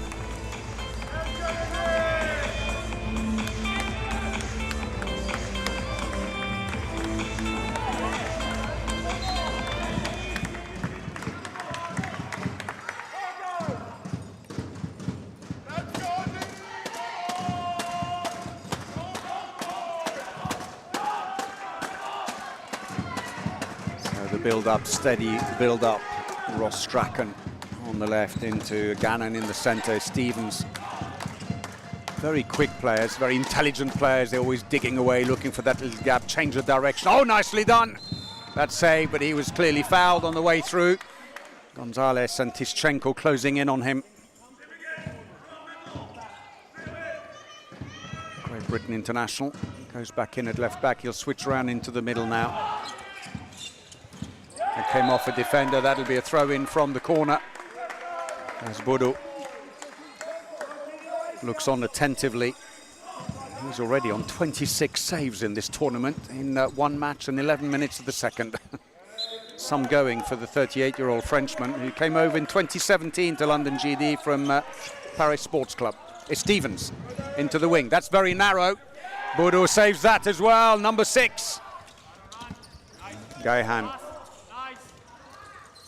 Castro sidesteps. And a bit of a thought about it. Penalty is eventually given. Cesar Castro.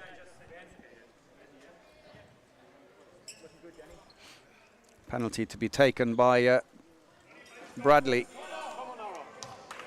Aaron Bradley, who missed one yesterday, scored the other. Oh, and that's saved as well. Brilliant save by Keir Hunter. 4th save. Should mention that it's Keir Hunter's birthday tomorrow. I know one of the things he'd like for a present, and that would be to get his hands on the cup here today. Strachan. Again, Strachan Gannon looks to come around. And again, Bodo.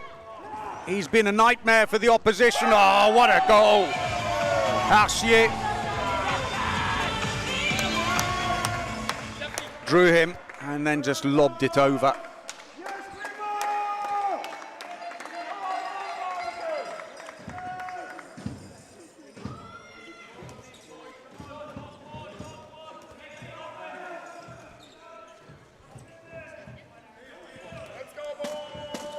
5-3 the scoreline, 13 minutes played here in this Northern British Super Cup final.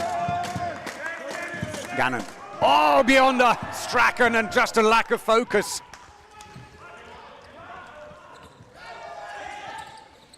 Gonzalez sticking in the middle for the moment. Castro, switches the ball back. That was lucky because the cross completely failed, but Gahan was there to recover it. Allows them to get settled down, and for the moment Tischenko's been told staying on the line. The 1.95 meter Ukrainian is now planted all the way over on the far side. You can see in amongst the defence. Trying to make space for Castro, who releases the ball into Archier. Surely from that angle that was always going to be challenging, but again, finally a fast break. Oh, and he's done it again, Bourou. What an incredible weekend the Frenchman's having in goal for London GD with 8 saves now. Bit of mopping's required. They've stopped the clock here. A quick discussion going on, maybe about a little less theatrics, possibly. And Sean McMahon. They haven't quite managed to get the back line working effectively. In fairness, though, London GD have defended well to break down the attacks. So change on the line where McMahon is in there now for Blair Strachan. Stevens. No way through there. Castro brings Ross Strachan down, and maybe feeling a tad winded after that solid block by Castro, the Frenchman. Let's have a look again and see. Well, I wonder if he turned into his shoulder. I suspect more winded. Play resumes then. Gannon into the wing. And they've stolen the ball again now, London GD, and they're spluttering a little bit in attack. Livingston can't quite find the rhythm. Looking for the line, completely missed the connection, long pass. Oh, did well. That was an important one by Castro, who knocked the ball straight into the path of Callahan, and he came off Callahan when he went out to the side for a throw-in to London GD.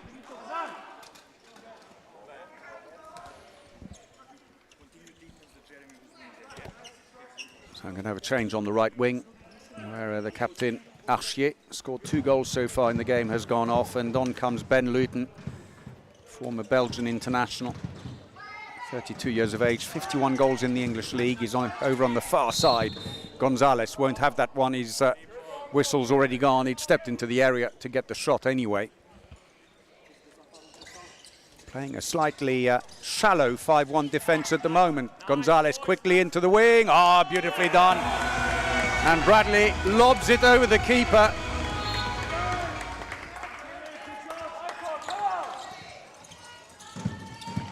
Tries to go through, nearly going out of play. 3-goal lead now for London GD. We're past the midway point in the first half.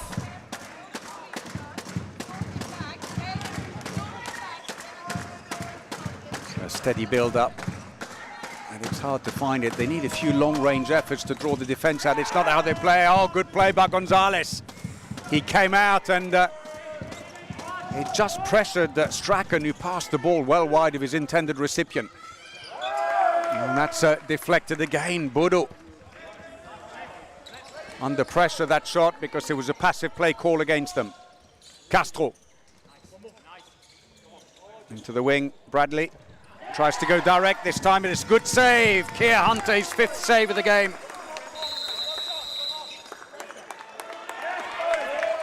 Team timeout is called by Livingston, their first of the game. Remember, each team has 3 team timeouts, 1 in each half. One's a floater you can use in either half, but you can't use 2 in the last 5 minutes. Alan Stokes just needs to reset things. They've had a couple of fast breaks. They've been more phase 1, a direct pass from the goalkeeper straight out to the wing. Phase 2 they haven't tried. When the long pass hasn't been on, You'd normally expect them to push very fast up the court behind the returning defenders, but they haven't really chased them. In London GD's defence, though, they have been very quick to get back, and they may have felt it's not worth it, we're just going to lose the ball. But in the set play at the moment, Livingston are losing the battle against London GD's defence. Alan Stokes will be looking for some solutions here. Livingston, who have done the Scottish treble for the last 3 years, including this one of winning the Scottish League Cup and the Scottish Cup. This year they also won the Celtic Cup, which is a competition bringing together the top Scottish and Irish club sides. So they've had a terrific season. They would love to make it 5 from 5 titles here.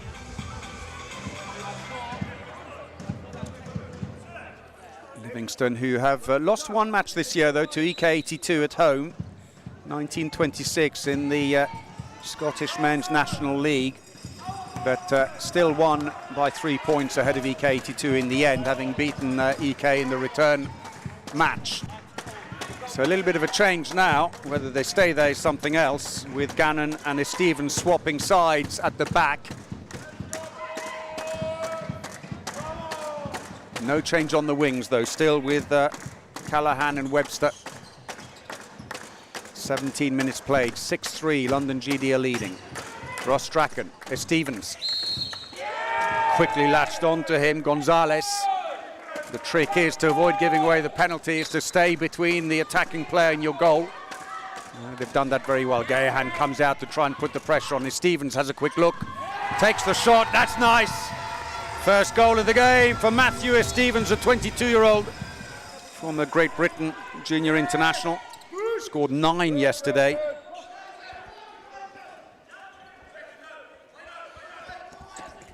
So a quick change. Tischenko this time is going off, and back in on the line goes Chris Duffy,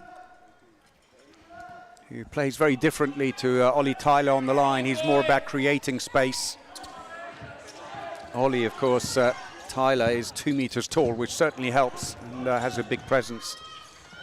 Oh, good play. Duffy, well, just as we queued him up, there's the goal from the Australian line player. Yes, Duffy. 2 Australians in the team with Gahan. That was a nice service and nice finish. Mburu again. It's a goalkeeper ball. And Mburu is already on 10 saves after just 18.5 minutes of play in this final. They are putting a lot of pace in on the attack here. Cesar dummies the ball to the wing, defending inside the area. It's only a free throw. Wry smile from Cesar Castro. Castro, who's joined the team late this year, only played 5 matches for London GD in the English Premier League, but scored 25. And Jorge Gonzalez, the Spaniard, gets his first. Gannon into the wing. And that's another save. It's a difficult shot for Webster, not being left-handed.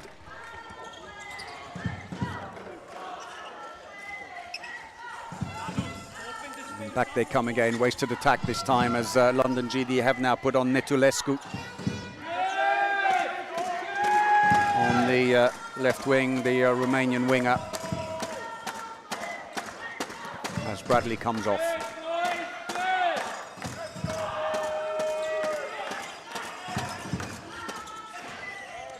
It's gone wide, but tap on the hand as he went to shoot means he gets a free throw.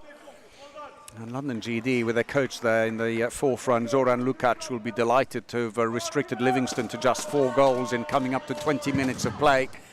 It helps, of course, when you've got Clément Boudou making 11 saves in goal, but they've also defended very well. And it's not just about the goalkeeper, it's about good defending, so they have to shoot from awkward places like that. They end up with long-range shots. 12th save, back comes the attack, breakthrough, and Castro scores. Livingston in danger of losing their footing here. 5 goals down with 20 minutes played.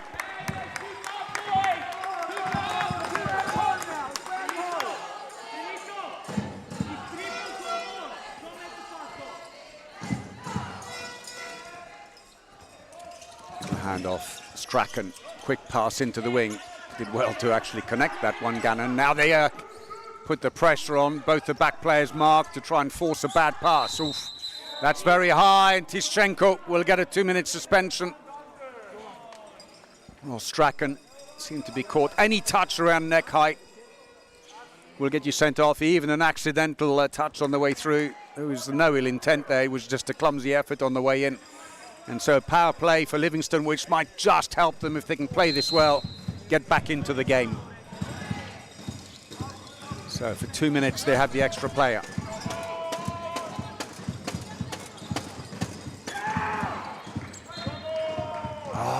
Just when they needed to be really applied in their passing. The pass into Callahan on the wing goes completely astray. Bodo has come off now as they put on the extra attacker during the suspension. And Bodo is yelling up the court to Gonzalez. He said, don't forget to get me back in again. Yeah, you've got to come out when we lose possession. Meanwhile, Livingston pushing up a long way, trying to put pressure on the London GD line to steal the ball with that empty goal beckoning at the back. Castro, they are going to get him back in again, the goalkeeper, as Nilutescu comes up. But with the free throw, he runs back on court again, number 28. Looks for the line, they've lost possession. Empty goal down the far end, he's only just realised. Oh, puts it wide as Stevens, that was unlucky. It was worth a shot because Bodo wasn't going to get back there.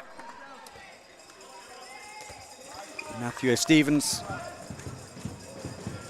75 goals in the Scottish League this year. Their top scorer, the number 10 for Livingston. Again, they're pushing very, very deep. Castro is being individually marked, plus they've got 2 other defenders coming up. 22 minutes played, still about 30 seconds to go on the suspension.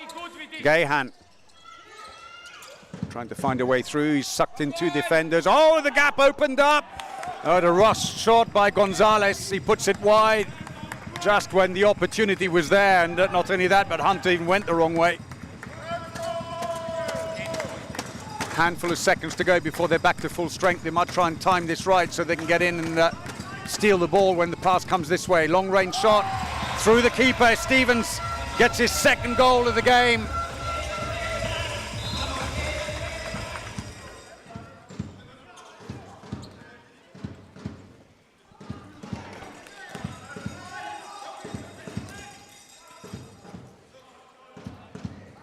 Luton going in wide on the far wing, you can see, while Duffy, the line play, is staying on that side.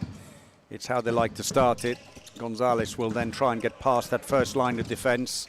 And Castro come in afterwards, all the way through. Castro, he's been averaging 5 goals a match since joining the club. Free throw, the foul on is Stevens. They are at least at full strength, London GD.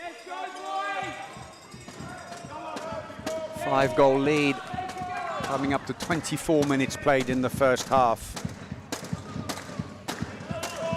London GD undefeated this season. They won 10 matches in the regular league in the English PHL and won all 3 matches in the Final 4 playoff, beating Manchester Hawks, Nottingham and London Olympia. Long range shot, that's nice! 2nd goal of the game for the captain, Gannon. Another former Great Britain junior international. And Luton gets his first of the game, the 32-year-old Belgian winger. 3 yesterday in the semi-final. So Gannon's goal quickly cancelled out. They are at least finding some more solutions now in the set plays, having switched their Stevens and Gannon around. Into the wing, oh yes! Dallas Callahan, 19-year-old. Scottish national team player. The throw-off taken a little too quickly. Some of the players had already crossed the halfway line. And they're going to make a bit of a change at the back, and Jorge Gonzalez is going to change. And it's going to be a different play in a way, because Gonzalez has got the long-range shot and can shoot over the top, but clearly with this very deep defence, it's effectively a 3-3. They need a quick player who can get in behind the defence. There he goes. Nelutescu. First goal of the game. 12-7 as we go past the 25-minute mark. Quick goal scored back again though. Back-to-back goals for Callahan.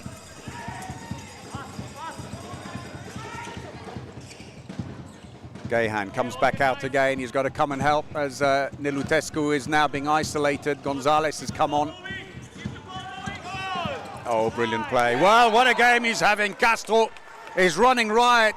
And that's the problem. They're defending 3-3. It's very deep. Players like Castro and Bradley are going to like this to run at the front defenders, because if they get past that first defender, there's space behind.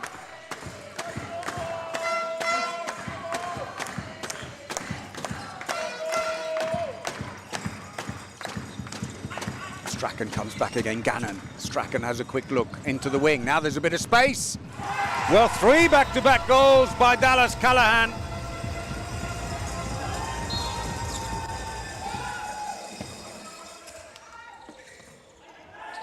Cesar. Bradley is on now. Ironically, as he comes on, well, now they are pushing on him. Gannon comes a long way out. He just got there too late. He was looking to try and cut the pass.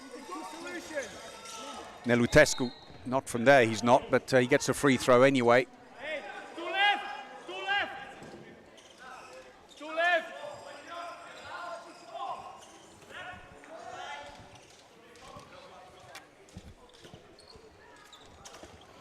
Oh, he's done well. Now he can run in, sucks in the last defender, and that's going to be a free throw. A foul by Ross Strachan as he drives in.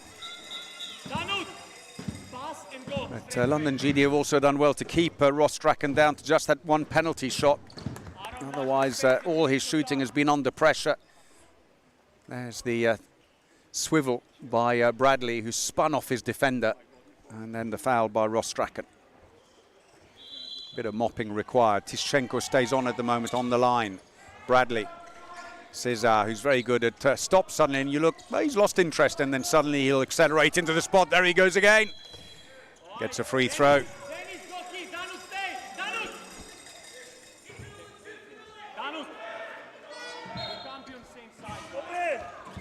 Nilutescu being told all the way through. Bradley, and that's why he's been put on. Run at those front defenders, get in behind them, use the space, and not only that, but it's a 2-minute suspension for Webster. So a 5-goal lead restored, and a power play now for London GD with 2.5 minutes of the first half remaining.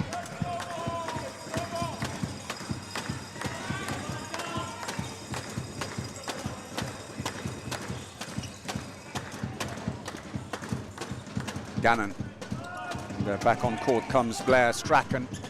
Goes in on the line. Stevens all the way around, but covered very well. Gahan picked him up, ushered him wide until the whistle went.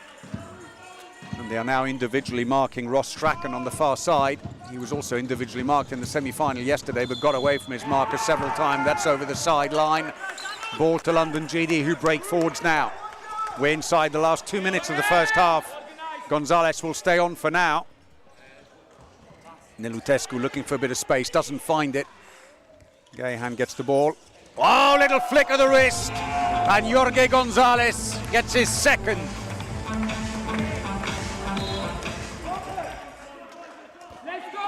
Gonzalez, who's the second top scorer in the English Premier League this year for London GD with 48 goals.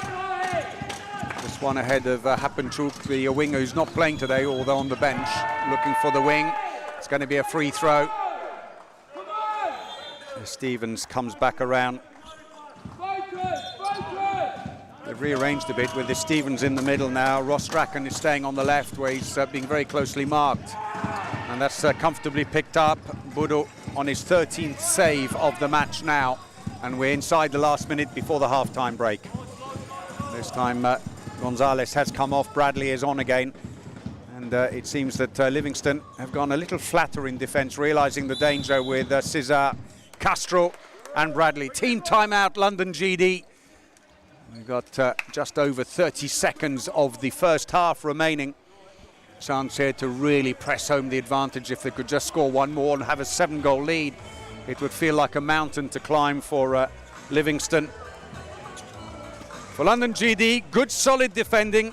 They really are forcing Livingston to shoot from uncomfortable positions, which has allowed Clément Boudou to make those 13 saves, not to take anything away from some of the head-to-heads when people have broken through and he's made saves. Zoran Lukac there, the coach, must be absolutely delighted. And at the other end, I'm afraid for Livingston, Alan Stokes has got a bit of a headache. Just 9 goals in the first half. They haven't got the pace that we're used to seeing from Livingston. It is a bit of a transition year. They've lost some players like Lewis Gannon, who've been with the club for a long time. And Scott Frew stepped away a couple of years ago, probably. Sean Byron and players like that, because they made a difference now. So here we go. 35 seconds to go. Into the wing. Is there enough space? There's the lob, and that could put extra pressure. Luton, not only that, but it's going to be another 2-minute suspension for Livingston. Off goes Sean McMahon with a suspension, and it's all gone terribly wrong late on here. And there's still plenty of time for Livingston to at least maybe get double digits on the scoreboard before the break. 15 seconds, it's longer than you think. They're pushing a long way forwards now. It's almost individual marking, all outside the 9 metres. There's no line player to worry about looking for the interception. That ball's gone out of play. 3 seconds to go, there won't be enough time to do it. Boudou comes back, and there goes the buzzer.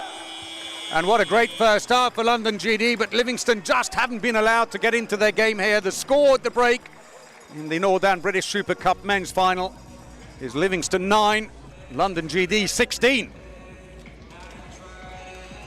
Great play by London GD, who've got it just about right. They started at a furious pace, putting Bradley on in an unlikely left wing position, but to get a bit of pace, that man there, Boudou, in goal with 14 saves at the end of the first half. He had 21 yesterday in the match. Remarkable performance by the 38-year-old Frenchman. And it's going to be a little bit of a mountain to climb for the Livingston team, but they are a resilient side and they will never give up and drop their heads. They will fight to the end. Well, we're going to take a break as well, but join us again for the second half. We'll see you then.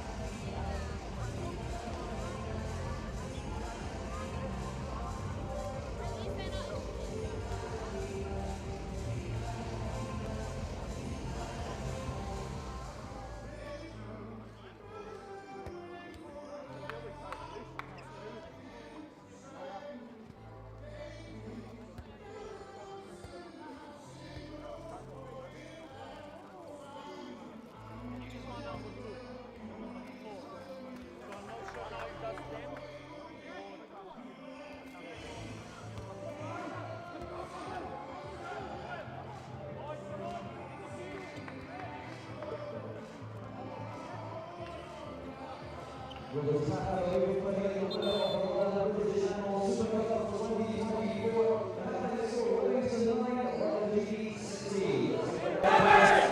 time for the second half. Welcome back to the Oriam here in Edinburgh. Half-time in the Northern British Super Cup men's final, with English champions London GD leading Scottish champions Livingston 16-9 at the break. It's been an excellent first half for the London side, whose plan is working very well indeed. They've been defending superbly. They've basically said, you're not going to score from the line, you're not going to score from the wing. We're going to give you shooting channels outside the 9 meters on each side. And that has allowed Bodo to make 14 saves in the first half. Some great saves, but also some help by some very good defending. That's really forcing Livingston to shoot where GD want them to shoot from. Here we go then. London GD get the second half underway here, leading 16-9 against Livingston in this Northern British Super Cup men's final. Last match of the weekend. Castro, who's had a brilliant game so far. Yeah, a little flick of the wrist. He's on 5 goals now, the Frenchman.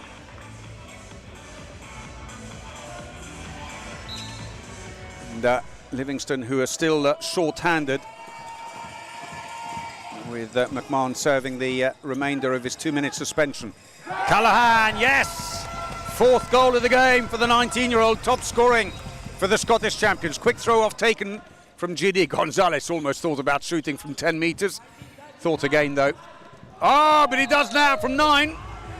Low shot, and Hunter won't have seen that come till the last second. 3rd goal for Jorge Gonzalez, the Spaniard. Joined the club 10 years ago already. The 41-year-old came from Anaitasuna. Problem for Livingston is they play such a quick game, normally energetic game, but several of the players here carrying big injuries, including the captain, Ross Gannon, who's got his ankle very heavily strapped. And normally he's a very quick player, the number 8. He'll go finding gaps and he'll create chances for then Ross Strachan in the picture there to come in on. But he was saying, I just can't find the pace and the turns more than anything else, because he loves to change the directions. Here he comes. Oh, unlucky off the post. May have got a touch on it. Daniel Chapat. Comes off the bar. It's been picked up by Livingston. London GD, who have come here with 3 goalkeepers. Oh, good save again. Second one by Daniel Chapat, German keeper, who's taken over from Bodo here in the second half. Gonzalez, Castro, very quick play. Gahan, oh, fantastic play. 1m91. 9-goal lead now, 2.5 minutes into the second half. Problem for, oh, good play, and another fine save, still in play, double save. Well, won't count the second one because Blair Strachan was over the line anyway. Archier, who's resumed on the wing on the right-hand side. Duffy, who's back in on the line with Bradley, normally a back player. He's a bit of a Swiss pocket knife for the team he is. He'll just about go anywhere and do anything. Being told play left wing, because that way we can transition faster, especially in this direction, where of course he's right over on the far side. You can deepen the wing at the back end there. Castro, oh, what a pass! Gonzalez, the back player, went in, planted himself at 6 meters, and such a quick fire play by Cesar Castro, and it's a 10-goal lead now for London GD. Oh, and another save. Oh, the ball nearly spun back over his head, and Chapat picks himself up. He's on 4 saves already. Over the head of Gahan. Yes, as mentioned, London GD with 3 goalkeepers. Clément Boudou has been the main goalkeepers with 21 saves yesterday in the semi-final. 14 in the first half here today before Chapat came in. Patrick Gunther came in, the 3rd keeper, in yesterday's semi-final.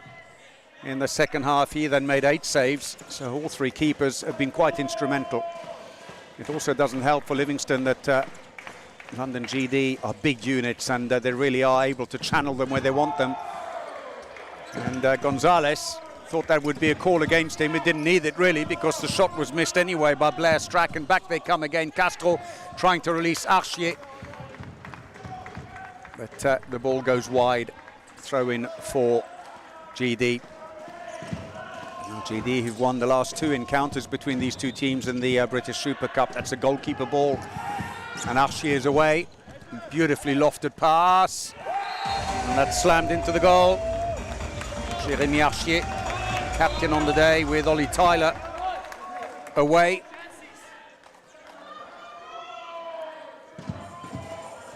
No change for Livingston here in the second half, where they're continuing with Gannon, Ross Strachan and Stephen across the back. They've got Callaghan and Webster on the wings, and Blair Strachan on the line. It's their starting lineup from the first half. Tries to roll off. Gannon just couldn't quite get away, and the problem is the pass was so far forwards that by the time he even gathered the ball, there was immediate contact. Same there with Bradley coming out quickly. As soon as they touch the ball, they've got a defender right in their face holding them. It's all about early contact for London GD. Don't let them even take a step with the ball.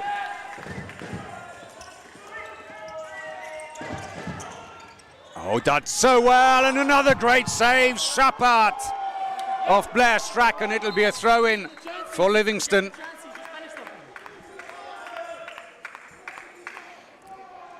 Well, we've been playing just over 5 minutes in the second half, and it's been a 5-1 exchange for London GD, who are just building up momentum here. And you just wonder that if Livingston have got anything left in the tank to try and turn things around. They won't give up, but you need so much energy, and you've got to be prepared to have the contact with the teams that it's exhausting. When some of your players are not fully fit, it's even more challenging. But Livingston without Ben Elliott, of course, today, without Chris White, who's got that knee injury that may keep him out for a little while, the GB international. Real loss as court being cleaned there. And Alice Watson, the Swedish referee, happy with that. Play can resume. Look at the central defence. Jorge Gonzalez is 1.96 m, while Tischenko is 1.95 in the centre. Big, strong players. They're trying to force them wide to shoot from left back, right back, but from further out than 9 metres. Chapat again with the save. Long pass coming into Archier. And he's on an all-you-can-eat buffet out there at the moment, Archier. Going up court, team timeout for Livingston, who are 12 goals adrift. It's gone terribly wrong very quickly here in the second half. Well, Chapat, who only came on at half-time, has already made 6 great saves. Clear chances to Livingston, and it's a sign of tiredness, and it is really exhausting. They play at a cracking pace. Livingston, who beat defending champions Manchester Hawks yesterday in the semi-final 35-26. It was an intense game. But in the centre there for London GD, Zoran Lukac, who's also the Great Britain under-20 men's coach, has done a great job. Great job with GB as well, the under-20s, winning the IHF Trophy Europe Zone and then going to the Intercontinental, where they literally came within 1 match of qualifying for the World Championships. It was heartbreak. It would have been a first ever. But they will be back. They've got the next championship coming up in July. Good luck to them. Play resumes then for Livingston. Now 12 goals down. They've scored just 10 in 36 minutes of play.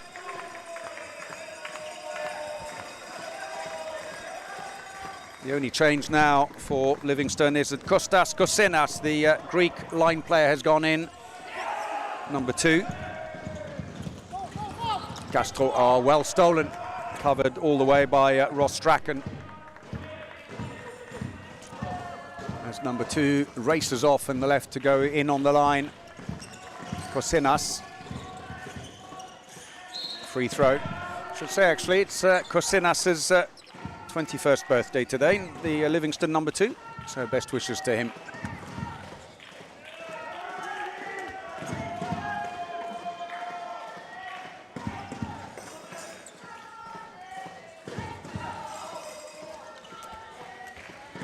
Callahan coming around. Oh, that's stolen by Bradley, who tees up Archier, maybe a little wider than he wanted. Oh, they got in each other's way. Gahan and Bradley both went for the same ball in flight. Cancelled each other out. Livingston have got to race back now because 2 defenders are slow coming back. Bradley's there now. Gahan's coming back slowly. Archier trying to cover the wing. And that's given as defending inside the area. Penalty called against Archier. And a very nice smile from Lina Velin, hoping that'll make him feel better about being given a penalty call against him.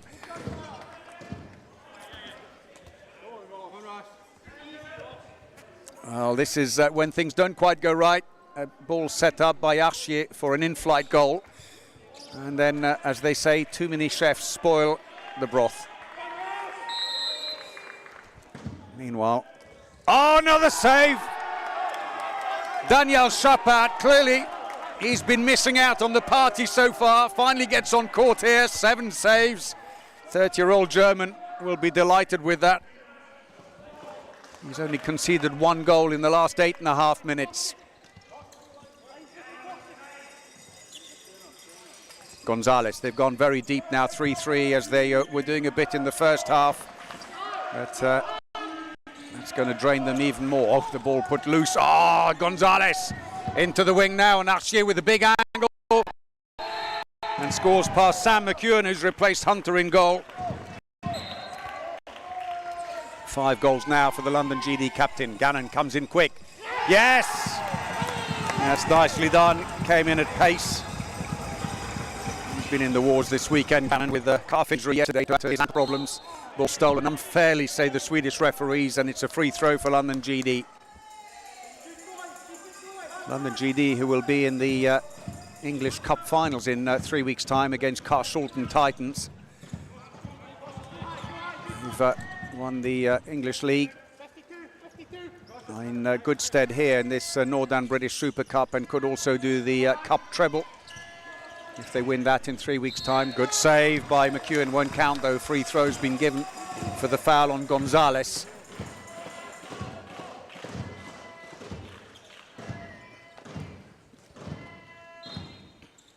So Castro is being individually marked. What a great block by Gahan. Ah, it's a shame, no goal. Both of them straying into the area anyway, but Gahan did a fantastic job to clear his defender off him and put the screen on. Archier. Oh, good save, McEwen. This time they got it right, the in-flight goal. But the goalkeeper was alert, and Sam McEwen picks that one off. Whistle's gone already, and Chapat dives out of the way as Kosinas takes the shot very late. As we go past the 10th minute here in the second half, 23-11 the scoreline for London GD.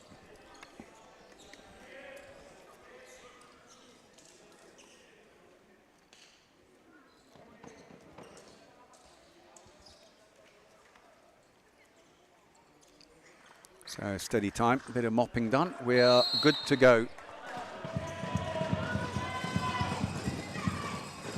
2 goals in 10.5 minutes though for Livingston. That's hurting. Their way through there. Gannon. They've got to come back again. There's 3 defenders in front. They're just getting bogged down in the defence. Now into the wing. That's better. And another save by Chapat. Ball's picked up by Gonzalez, who puts it up court, but that's picked off again. Ross Strachan always quick to come back. Second time he's cut out a long pass up court on a fast break. There's Stevens. Strachan, whoa, caught him high, and that's going to be a 2-minute suspension. Tischenko, the second of the game for him, 1 more, he'll be on a red card. Well, Ross Strachan has put in a huge shift all weekend. Takes another blow.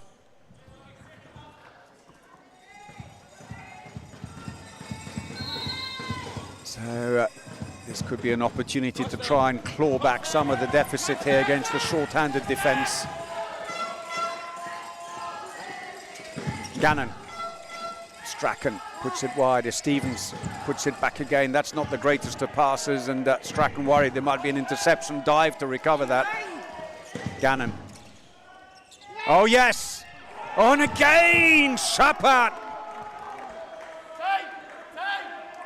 Oh, the London GD goalkeepers have been the scourge of Livingston in this final. Bodo in the first half, Shapard now in the second. Into the wing, that's a big angle. Oh, and it goes wide off Webster.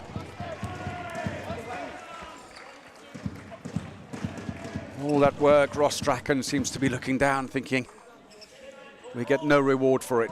Goalkeepers come off so they can put on the extra attacker during the 2-minute suspension. Change on the left wing where Bradley's now come off, and Nilutescu goes back in again, number 28. And Luton has come in on the right wing. Luton passes around Castro into Gahan. Bit of a spin, good save. Sam McEwen's having good time in goal as well. Oh, saves it. He was racing on. Taking out the goalkeeper to even up the attack is fine until you lose the ball. How well did he do? Just got his foot on the ball.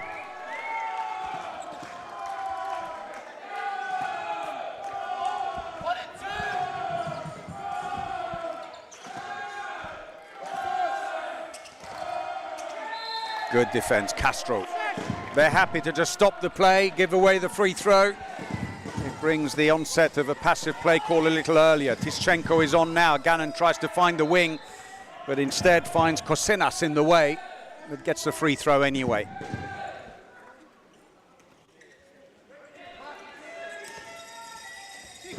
Strachan, push on the way through. He's frustrated because he wants the other players to drive in. He was looking up to see who was there, but Stevens stayed a long way back. He's going to feel he's got to do it on his own now, and that's an attacking foul called against him. Shapard puts it up court quickly. Gahan, Castro. It's another good save. Sam McEwen, 4 saves. And a nice feed out to Callahan. And a save at the other end by Shapard. It's very much goalkeeper's half here. 9 saves for Shapard. Team timeout called by London GD. The preeminent men's team of recent years, Shapard. Well, he might smile.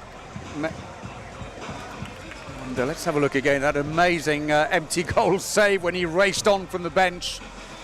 Whoa! He might get a call from one of the football clubs. Maybe come and have a trial for us. London GD, as I was going to say, one of the preeminent clubs in English handball in the men's competition. 14 times English champions, 11-time cup winners. In fact, 15 times English champions with the current year. And of course, they have also won this competition, the British Super Cup, twice. And the old British Handball Cup, as it used to be in the old days, 6 times. Livingston, who've come strong in recent years, been champions in Scotland for the last 2 years, have been runners-up the other side of COVID. They've won the last 4 Scottish Cups. This is the one competition that keeps on eluding them.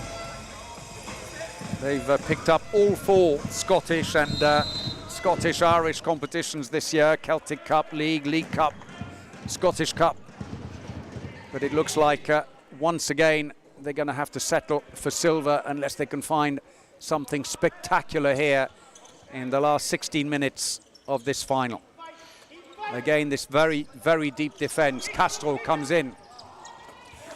Well, Gonzalez is again and again useful as cover on the line in the absence of Ollie Tyler because of his tall presence. Gannon, and another save. Shapard is 10th.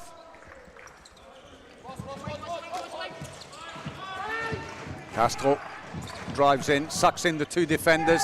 Another good save by McEwen. Gannon, who's down inside the area, has given away the penalty. Didn't do anything, it's just that he fell as he drove in. and was therefore interfering with the winger who couldn't jump properly, Luton, to take the shot. And well, we said he wouldn't play. Hapenchuk has hobbled off the bench to take the penalty, and cheekily spins it around McEwen and hobbles off rather gingerly, I have to say. He just didn't want to miss the party. It's 25-11 now. 2 goals in 15 minutes for Livingston, who are looking absolutely drained out there. Maybe don't quite have the same depth of experience on the bench, maybe, that London GD can muster. Strachan tries to turn inside. That seemed very high by Gonzalez, but it's a free throw.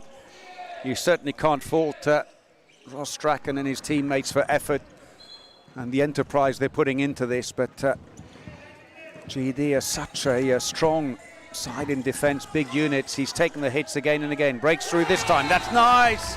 Ross Strachan gets his second.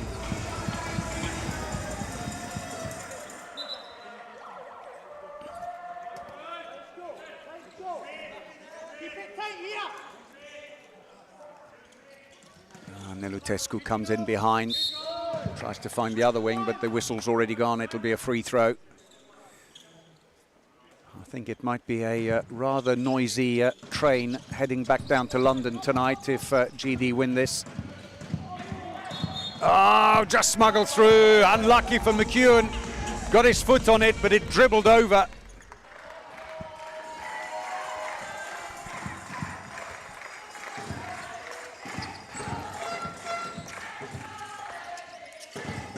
Oh, back-to-back goals. Ross Strachan steps up to the plate. Cuts it down to 26-16.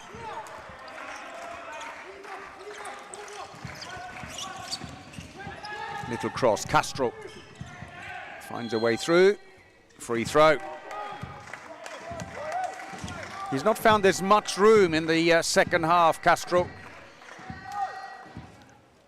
A deeper defence and a harder defence as Gonzalez takes a long-range shot. And nearly takes out the sound system. Strachan. Oh, yeah. There was a brief gap there, but Gonzalez almost invited him into it before shutting the door on him. Happy to give the free throw away. Gannon comes back into the middle. Strachan's gone left. Oh, it's intercepted. Castro is away on his own. Oh, and cheekily draws McEwen forwards, but make it look like he's going to shoot underneath him, but then lobs it over him. His 6th goal makes it 27-13 with 12 minutes remaining in this Nordan British Super Cup men's final.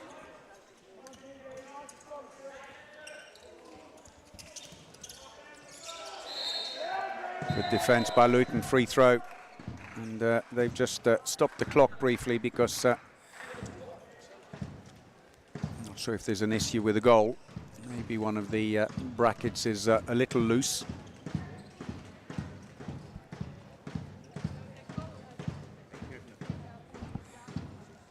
Yeah, there seemed to be a bracket maybe on the back of the goal. Not sure if it can be tightened.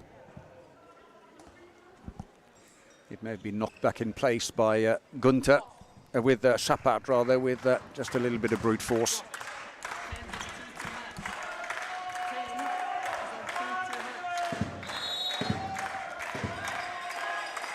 Also hard on Livingston, who've made a few staff changes on the team during the match. On the line they've had some changes, Kosinas coming in for Blair Strachan. But otherwise they have pretty much played with the same lineup for most of the game. And, oh, lovely sidestep as Stevens loses his path, and that's going to be a 2-minute suspension, pulling the shirt once he was passed, and that's Gahan who will go off, number 52. Yeah, Australian international.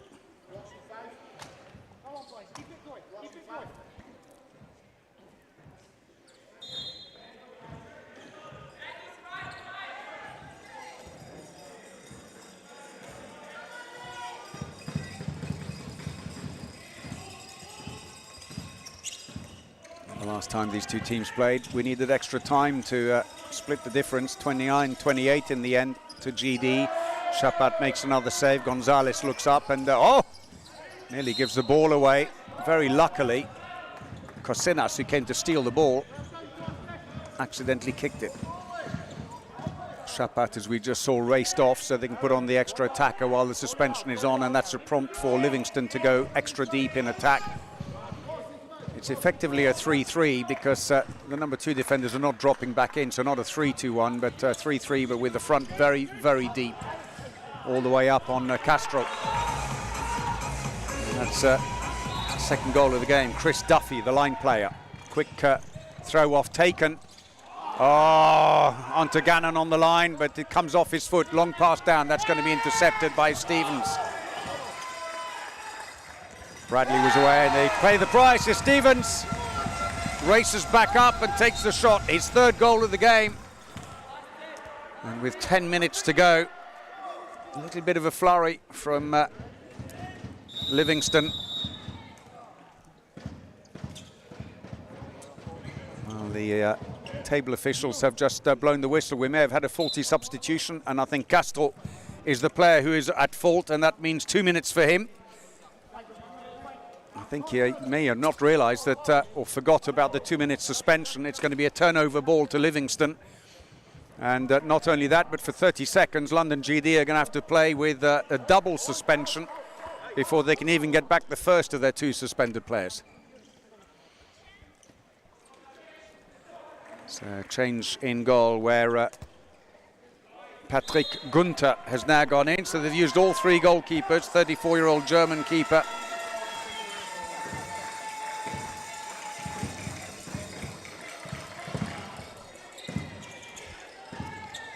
Into the wing. Ball lost. Picked up again. Ross Strachan switches to the other wing. Good play. Oh, he's at it as well. Gunther comes in, makes the save. And Bradley with a long pass down the court. Gonzalez scores his 7th goal. Nice assist though by Bradley. So they've got one of their suspended players back on again now, London GD. Still though 1 minute and 15 seconds before they can get the second one on. Strachan, Gannon. Oh, what a shame. The gap just opened up in front of him, but he'd already committed to letting the ball go. Oh, the ball sneaks through both defenders. It was a difficult one to pick up at foot height, and Nilutescu, the beneficiary, standing behind and picks up the loose ball. Change on the line. About the only place they are making the changes at the moment. Blair Strachan coming in. And that's goal number 5 for Callahan.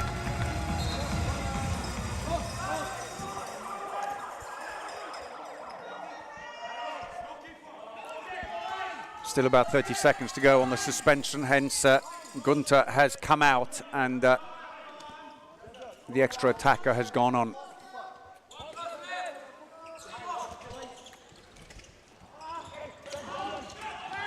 Bradley tries to come through, that goes wide. Gunther's racing to get back in goal again. The long pass isn't taken. Switch back again. McMahon's gone in on the right wing. Smuggled in there, that's good. Dean Webster, his first of the game. Webster, who got 2 yesterday in the semi-final. 8 minutes left. It's a tall order, 14-goal deficit. And GD are now back to full strength again, the London side.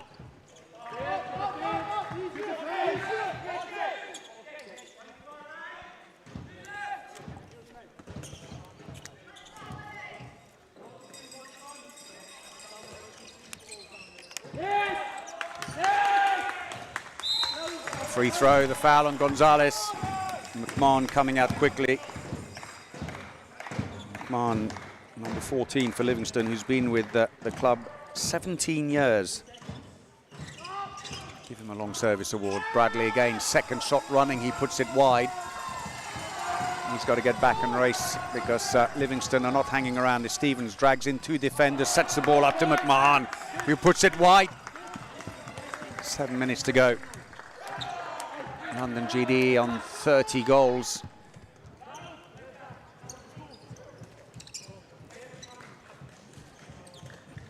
It's So London GD turning the bench. Joseph Amoa comes in on the left wing now, number 14.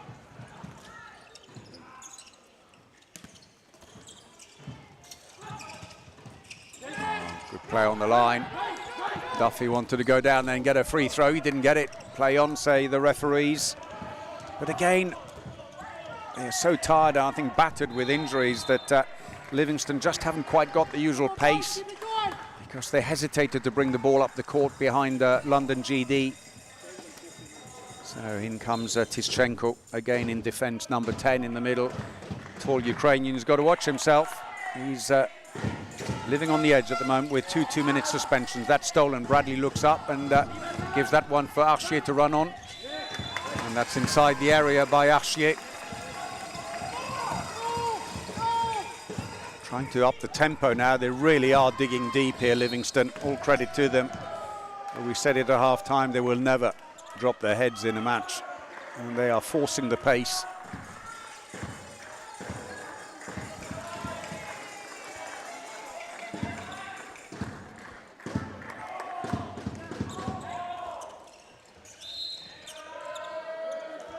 Free throw.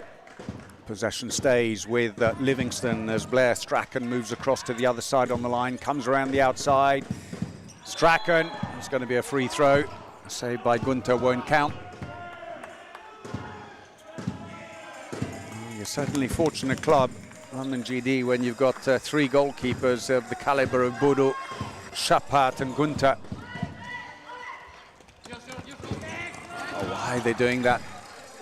These are pressure passes that are already very well covered, and now Livingston are finding the way through. That's nicely done.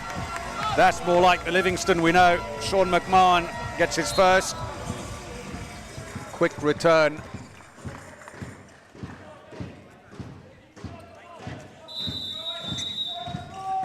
Team timeout, London GD.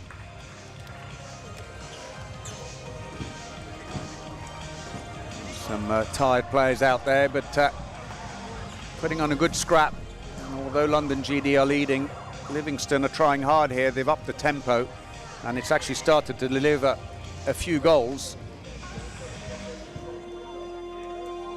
But the problem for them is that so far here in this second half, they have conceded 14 goals, scoring 8 in the process. Already 7 down at half-time. So for Zoran Lukac in the black t-shirt there, their coach, he will be delighted with that. He's done such a great job with the club, bringing a great element of discipline. There's a huge amount of analysis. Talked to him late last night, and he was saying, yep, I'm going to head back up to the room now and start analysing the shooting patterns of Livingston. From the last match, he said, I've looked at as many matches as I could find. Looking into the wing, good play, Luton in the near post. Drops it down underneath McEwen, and that's the 3rd goal of the game for Luton. Gannon. Oh, good play, oh, wide.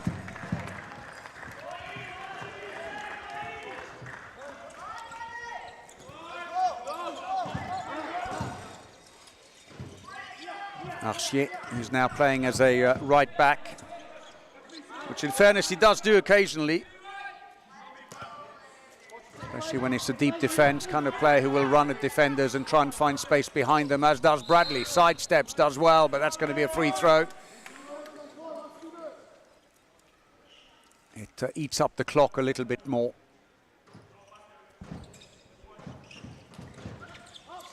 And, I'm afraid this final has been all over bar the shouting for a little while. Duffy looks up for a McEwen rather for the long pass.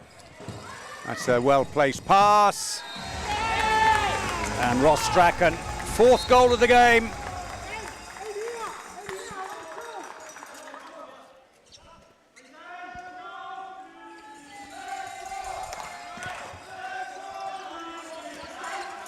What Archier does. Amoa comes in. He's fouled, he gets a free throw.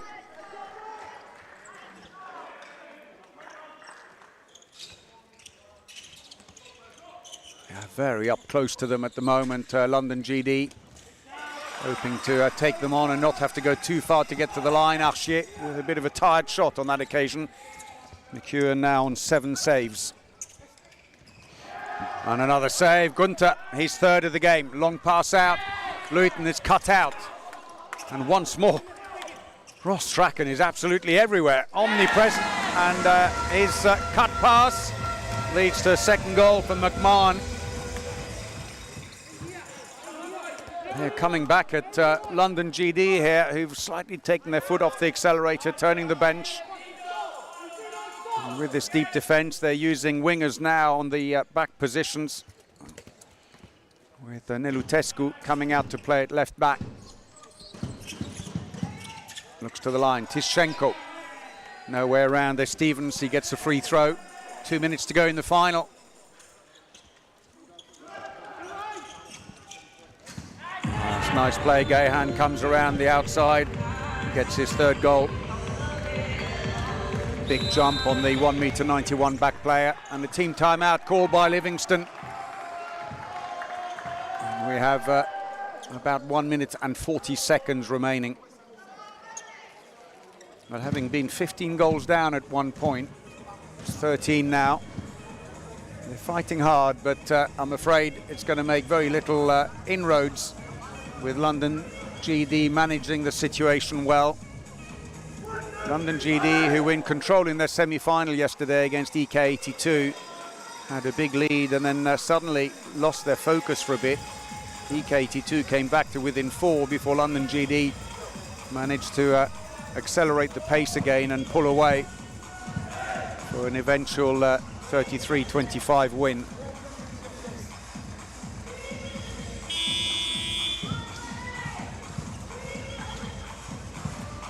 So let's get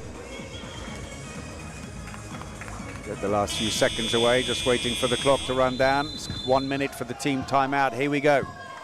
And they're going to change and they're going to attack 7 against 6. Goalkeeper has come out at the other end. 2 line players are in, Kosinas and Blair Strachan. But there's an empty goal. Bradley teeters it down, puts it wide. Oh dear. They've got to get the goalkeeper in. You're not allowed to go and collect it anyone else. So as Bradley smiles rather wryly there as he missed the opportunity. So McEwen has now passed the ball out. The goalkeeper, he can come back off again. And on goes the extra attacker.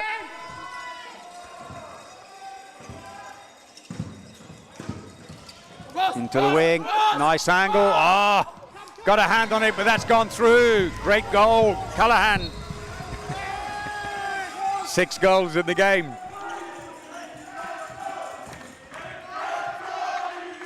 Into the last minute we go.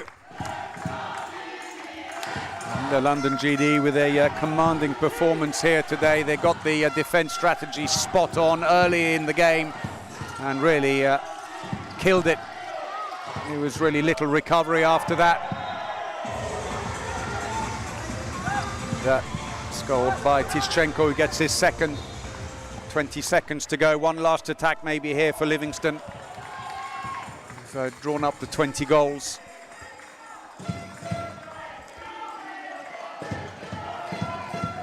And the ball down. So it's going to be another Northern British Super Cup title for London GD. That one late one for Stevens, and there goes the buzzer.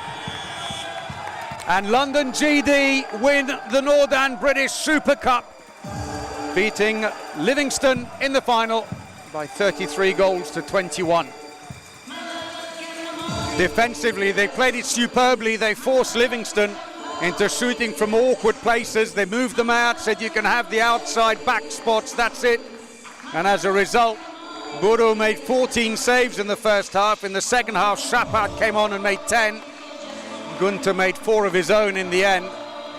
And Zoran Lukac got those tactics just right, analysed it and decided, I know how we can neutralise them early on. And when you think that by half-time they already had a 7-goal lead, London GD, that was a very, very good effort indeed. All credit to Livingston, who fought right to the end and actually started closing the gap late on before GD pulled away again. But the reality is that London GD were never in danger in the second half. That man there, Clément Baudot, in the first half with 14 saved. Some great saves, some helped by some good defending to force the awkward shots. So teams will line up now. First will be the announcement of the MVP awards for each of the teams before London GD can get their hands on the Northern British Super Cup for the third time after winning it in 2019 and 2022. For Livingston, heartbreak again. They've been silver medalists twice, including last year. They've been bronze medalists twice. Now they have to settle again for the silver medal. You can see how disappointed Ross Strachan is, who put in a huge amount of work in it. You couldn't fault that. And Ross Gannon, number 8, playing with a really bad ankle. And played through the pain barrier. And that's what it was all about. The Northern British Super Cup.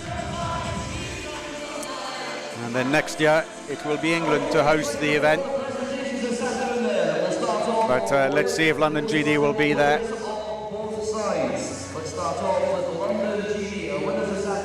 So the MVP award for London GD. César Castro. He was quieter in the second half, but he did a lot of damage in the first. Played brilliantly and was instrumental in opening up a very big lead very early on. Indeed, 5 up after 20 minutes. And it was a lead that they never relinquished after that. Matthew Estevens wins the MVP award for Livingston in the match. 4 goals in the game, a big shift in defence as well. But the frustration continues. This just the one competition that eludes them. So time now to collect the medals. It'll be the silver medals first.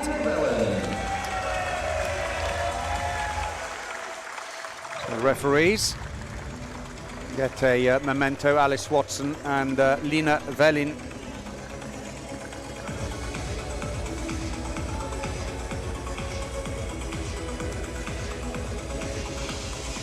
So it's been a terrific day then.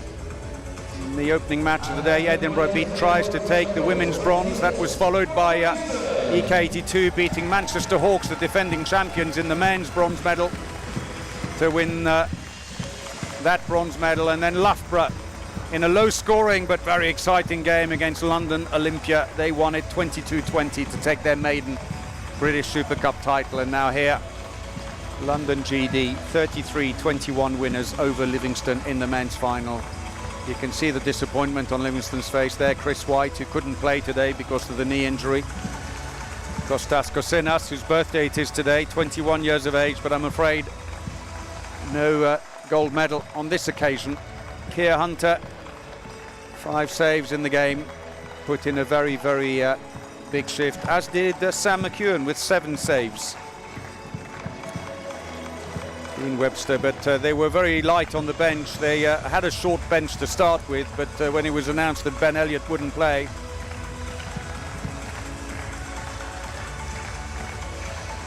and for Alan Stokes, really, he only had 2 options to swap, which he did on the line. He also brought on McMahon, but there just wasn't an option to turn the bench. And please show your appreciation for the winners of the Northern. So here come the winners. 2024 London GD. London GD, first up, Clément Baudot. 35 saves, Clément Baudot, this weekend in the semi-final and final. That's some going. Gonzalez, who played well. Chapard, who came on today,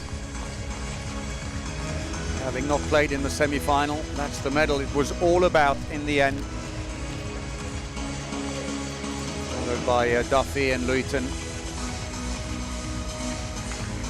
They managed to effectively kill this final in the first half, London GD. Good defence, and in attack it flowed nicely. And when Livingston tried to play the deep defence, they put on the quick players, even bringing wingers round at the back to break down that first line of defence. And there is the captain, Jérémy Archier. 5 goals in the match here today to add to the 7 he scored yesterday. And now he will receive the trophy. And there it is. Congratulations to London GD, the Nordan British Super Cup winners 2024. Get ready. So for the 3rd time, London GD win the British Super Cup, added to the English title this year, their 15th English title, and they will be in the England Cup final in 3 weeks' time, looking for their 12th title there. A club with an amazing track record, but huge respect for each other. You've seen the lineup with the arm. That wasn't from this weekend, I should say, walking down there in the blue on the London GD side. That is Mehdi Kabach, back player who had just returned from a knee injury, and then in the England Cup semi-final against London Olympia was injured, dislocating his shoulder. So our best wishes to him for a speedy recovery. He'll be out for 3 to 4 months. So he missed the British Super Cup, which he'd been really looking forward to playing in.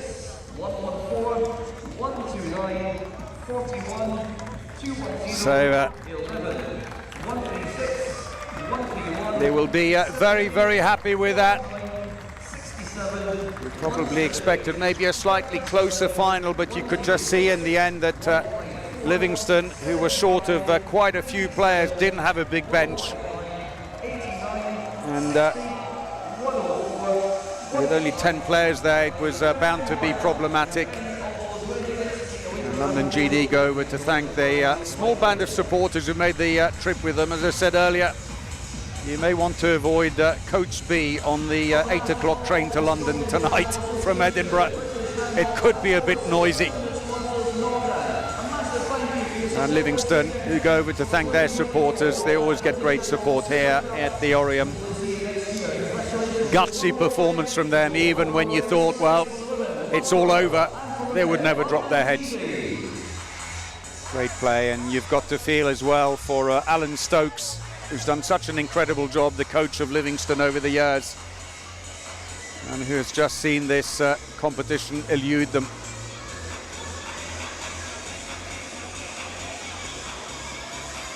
Livingston, who were in the very first inaugural Northern British Super Cup final back in 2018 in the Oriam, when they lost to Glasgow 31-26. And then they were in the final again last year when they lost in extra time to Manchester Hawks 30-27. But for London GD, there it is. Look what we got. Yet another trophy. They may need to put industrial strength bolts on their trophy cabinet back in London.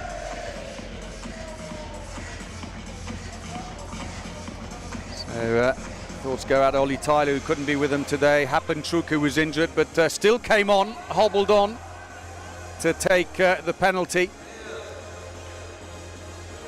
He's hoping to be fit again, though, for the English Cup final, and he said after that, I really do have to rest it till the next season, when I spoke to him at half-time, but very upbeat.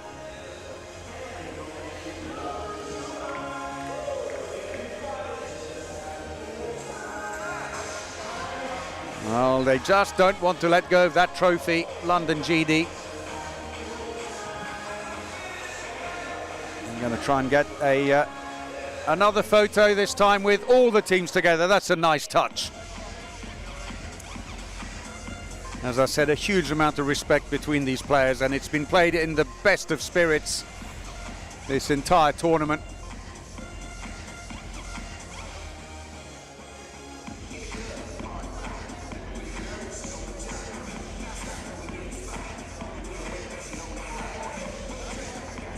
Nice one for the memory book. The great sponsor Nordan, who've done a lot for this British Super Cup, so thanks go out to them. Congratulations to the Scottish Handball Association, who've run this competition now 3 years running, have done a terrific job growing it a little bit more every year. And will now hand over the reins next year to the England Handball Association to run it.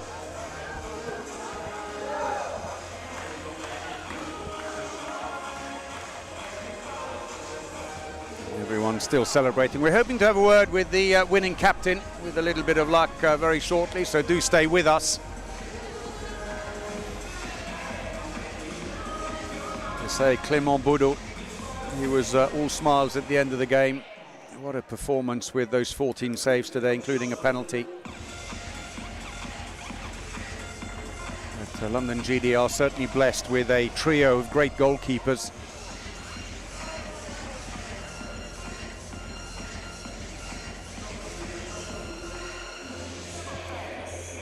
I'm not sure we're going to get captain too quickly. He sat himself down, Jérémy Archier.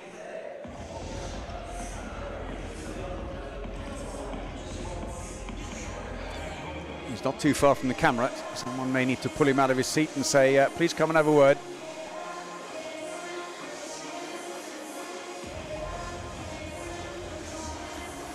But it's been a fabulous weekend.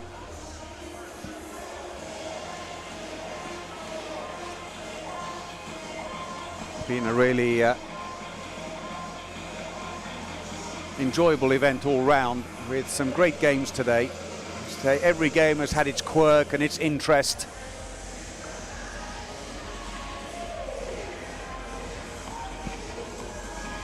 And we're just going to hang with us for just a few seconds as we wait to do an interview with the winning captain.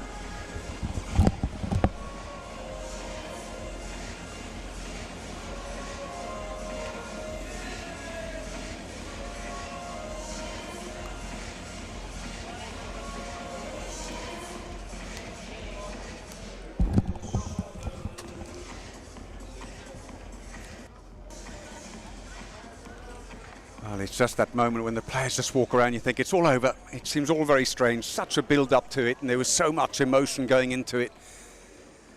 Wish there could have been probably just a little bit of a closer final. Well, we are now going to go to our courtside reporter, Yves McTiernan, who's with the winning captain, Jérémy Archier. So I'm joined with winning captain, Jérémy Archier. Congratulations, how are you feeling after that game? Good. We're waiting that since 2 years now. And we came back. We were committed all the season for that thing, and we won. We are still undefeated, so we are all happy. I'm very proud of all the team and also for all the club, because if we are here today, it's not only because we are here, it's also because of the club. Like, a lot of people are involved for us, so thanks to everyone. Obviously champions for a third time now. How does it feel bringing that trophy back home? We will like enjoy that in the train. I hope we will not have too many people in our couch because it will be noisy, but good.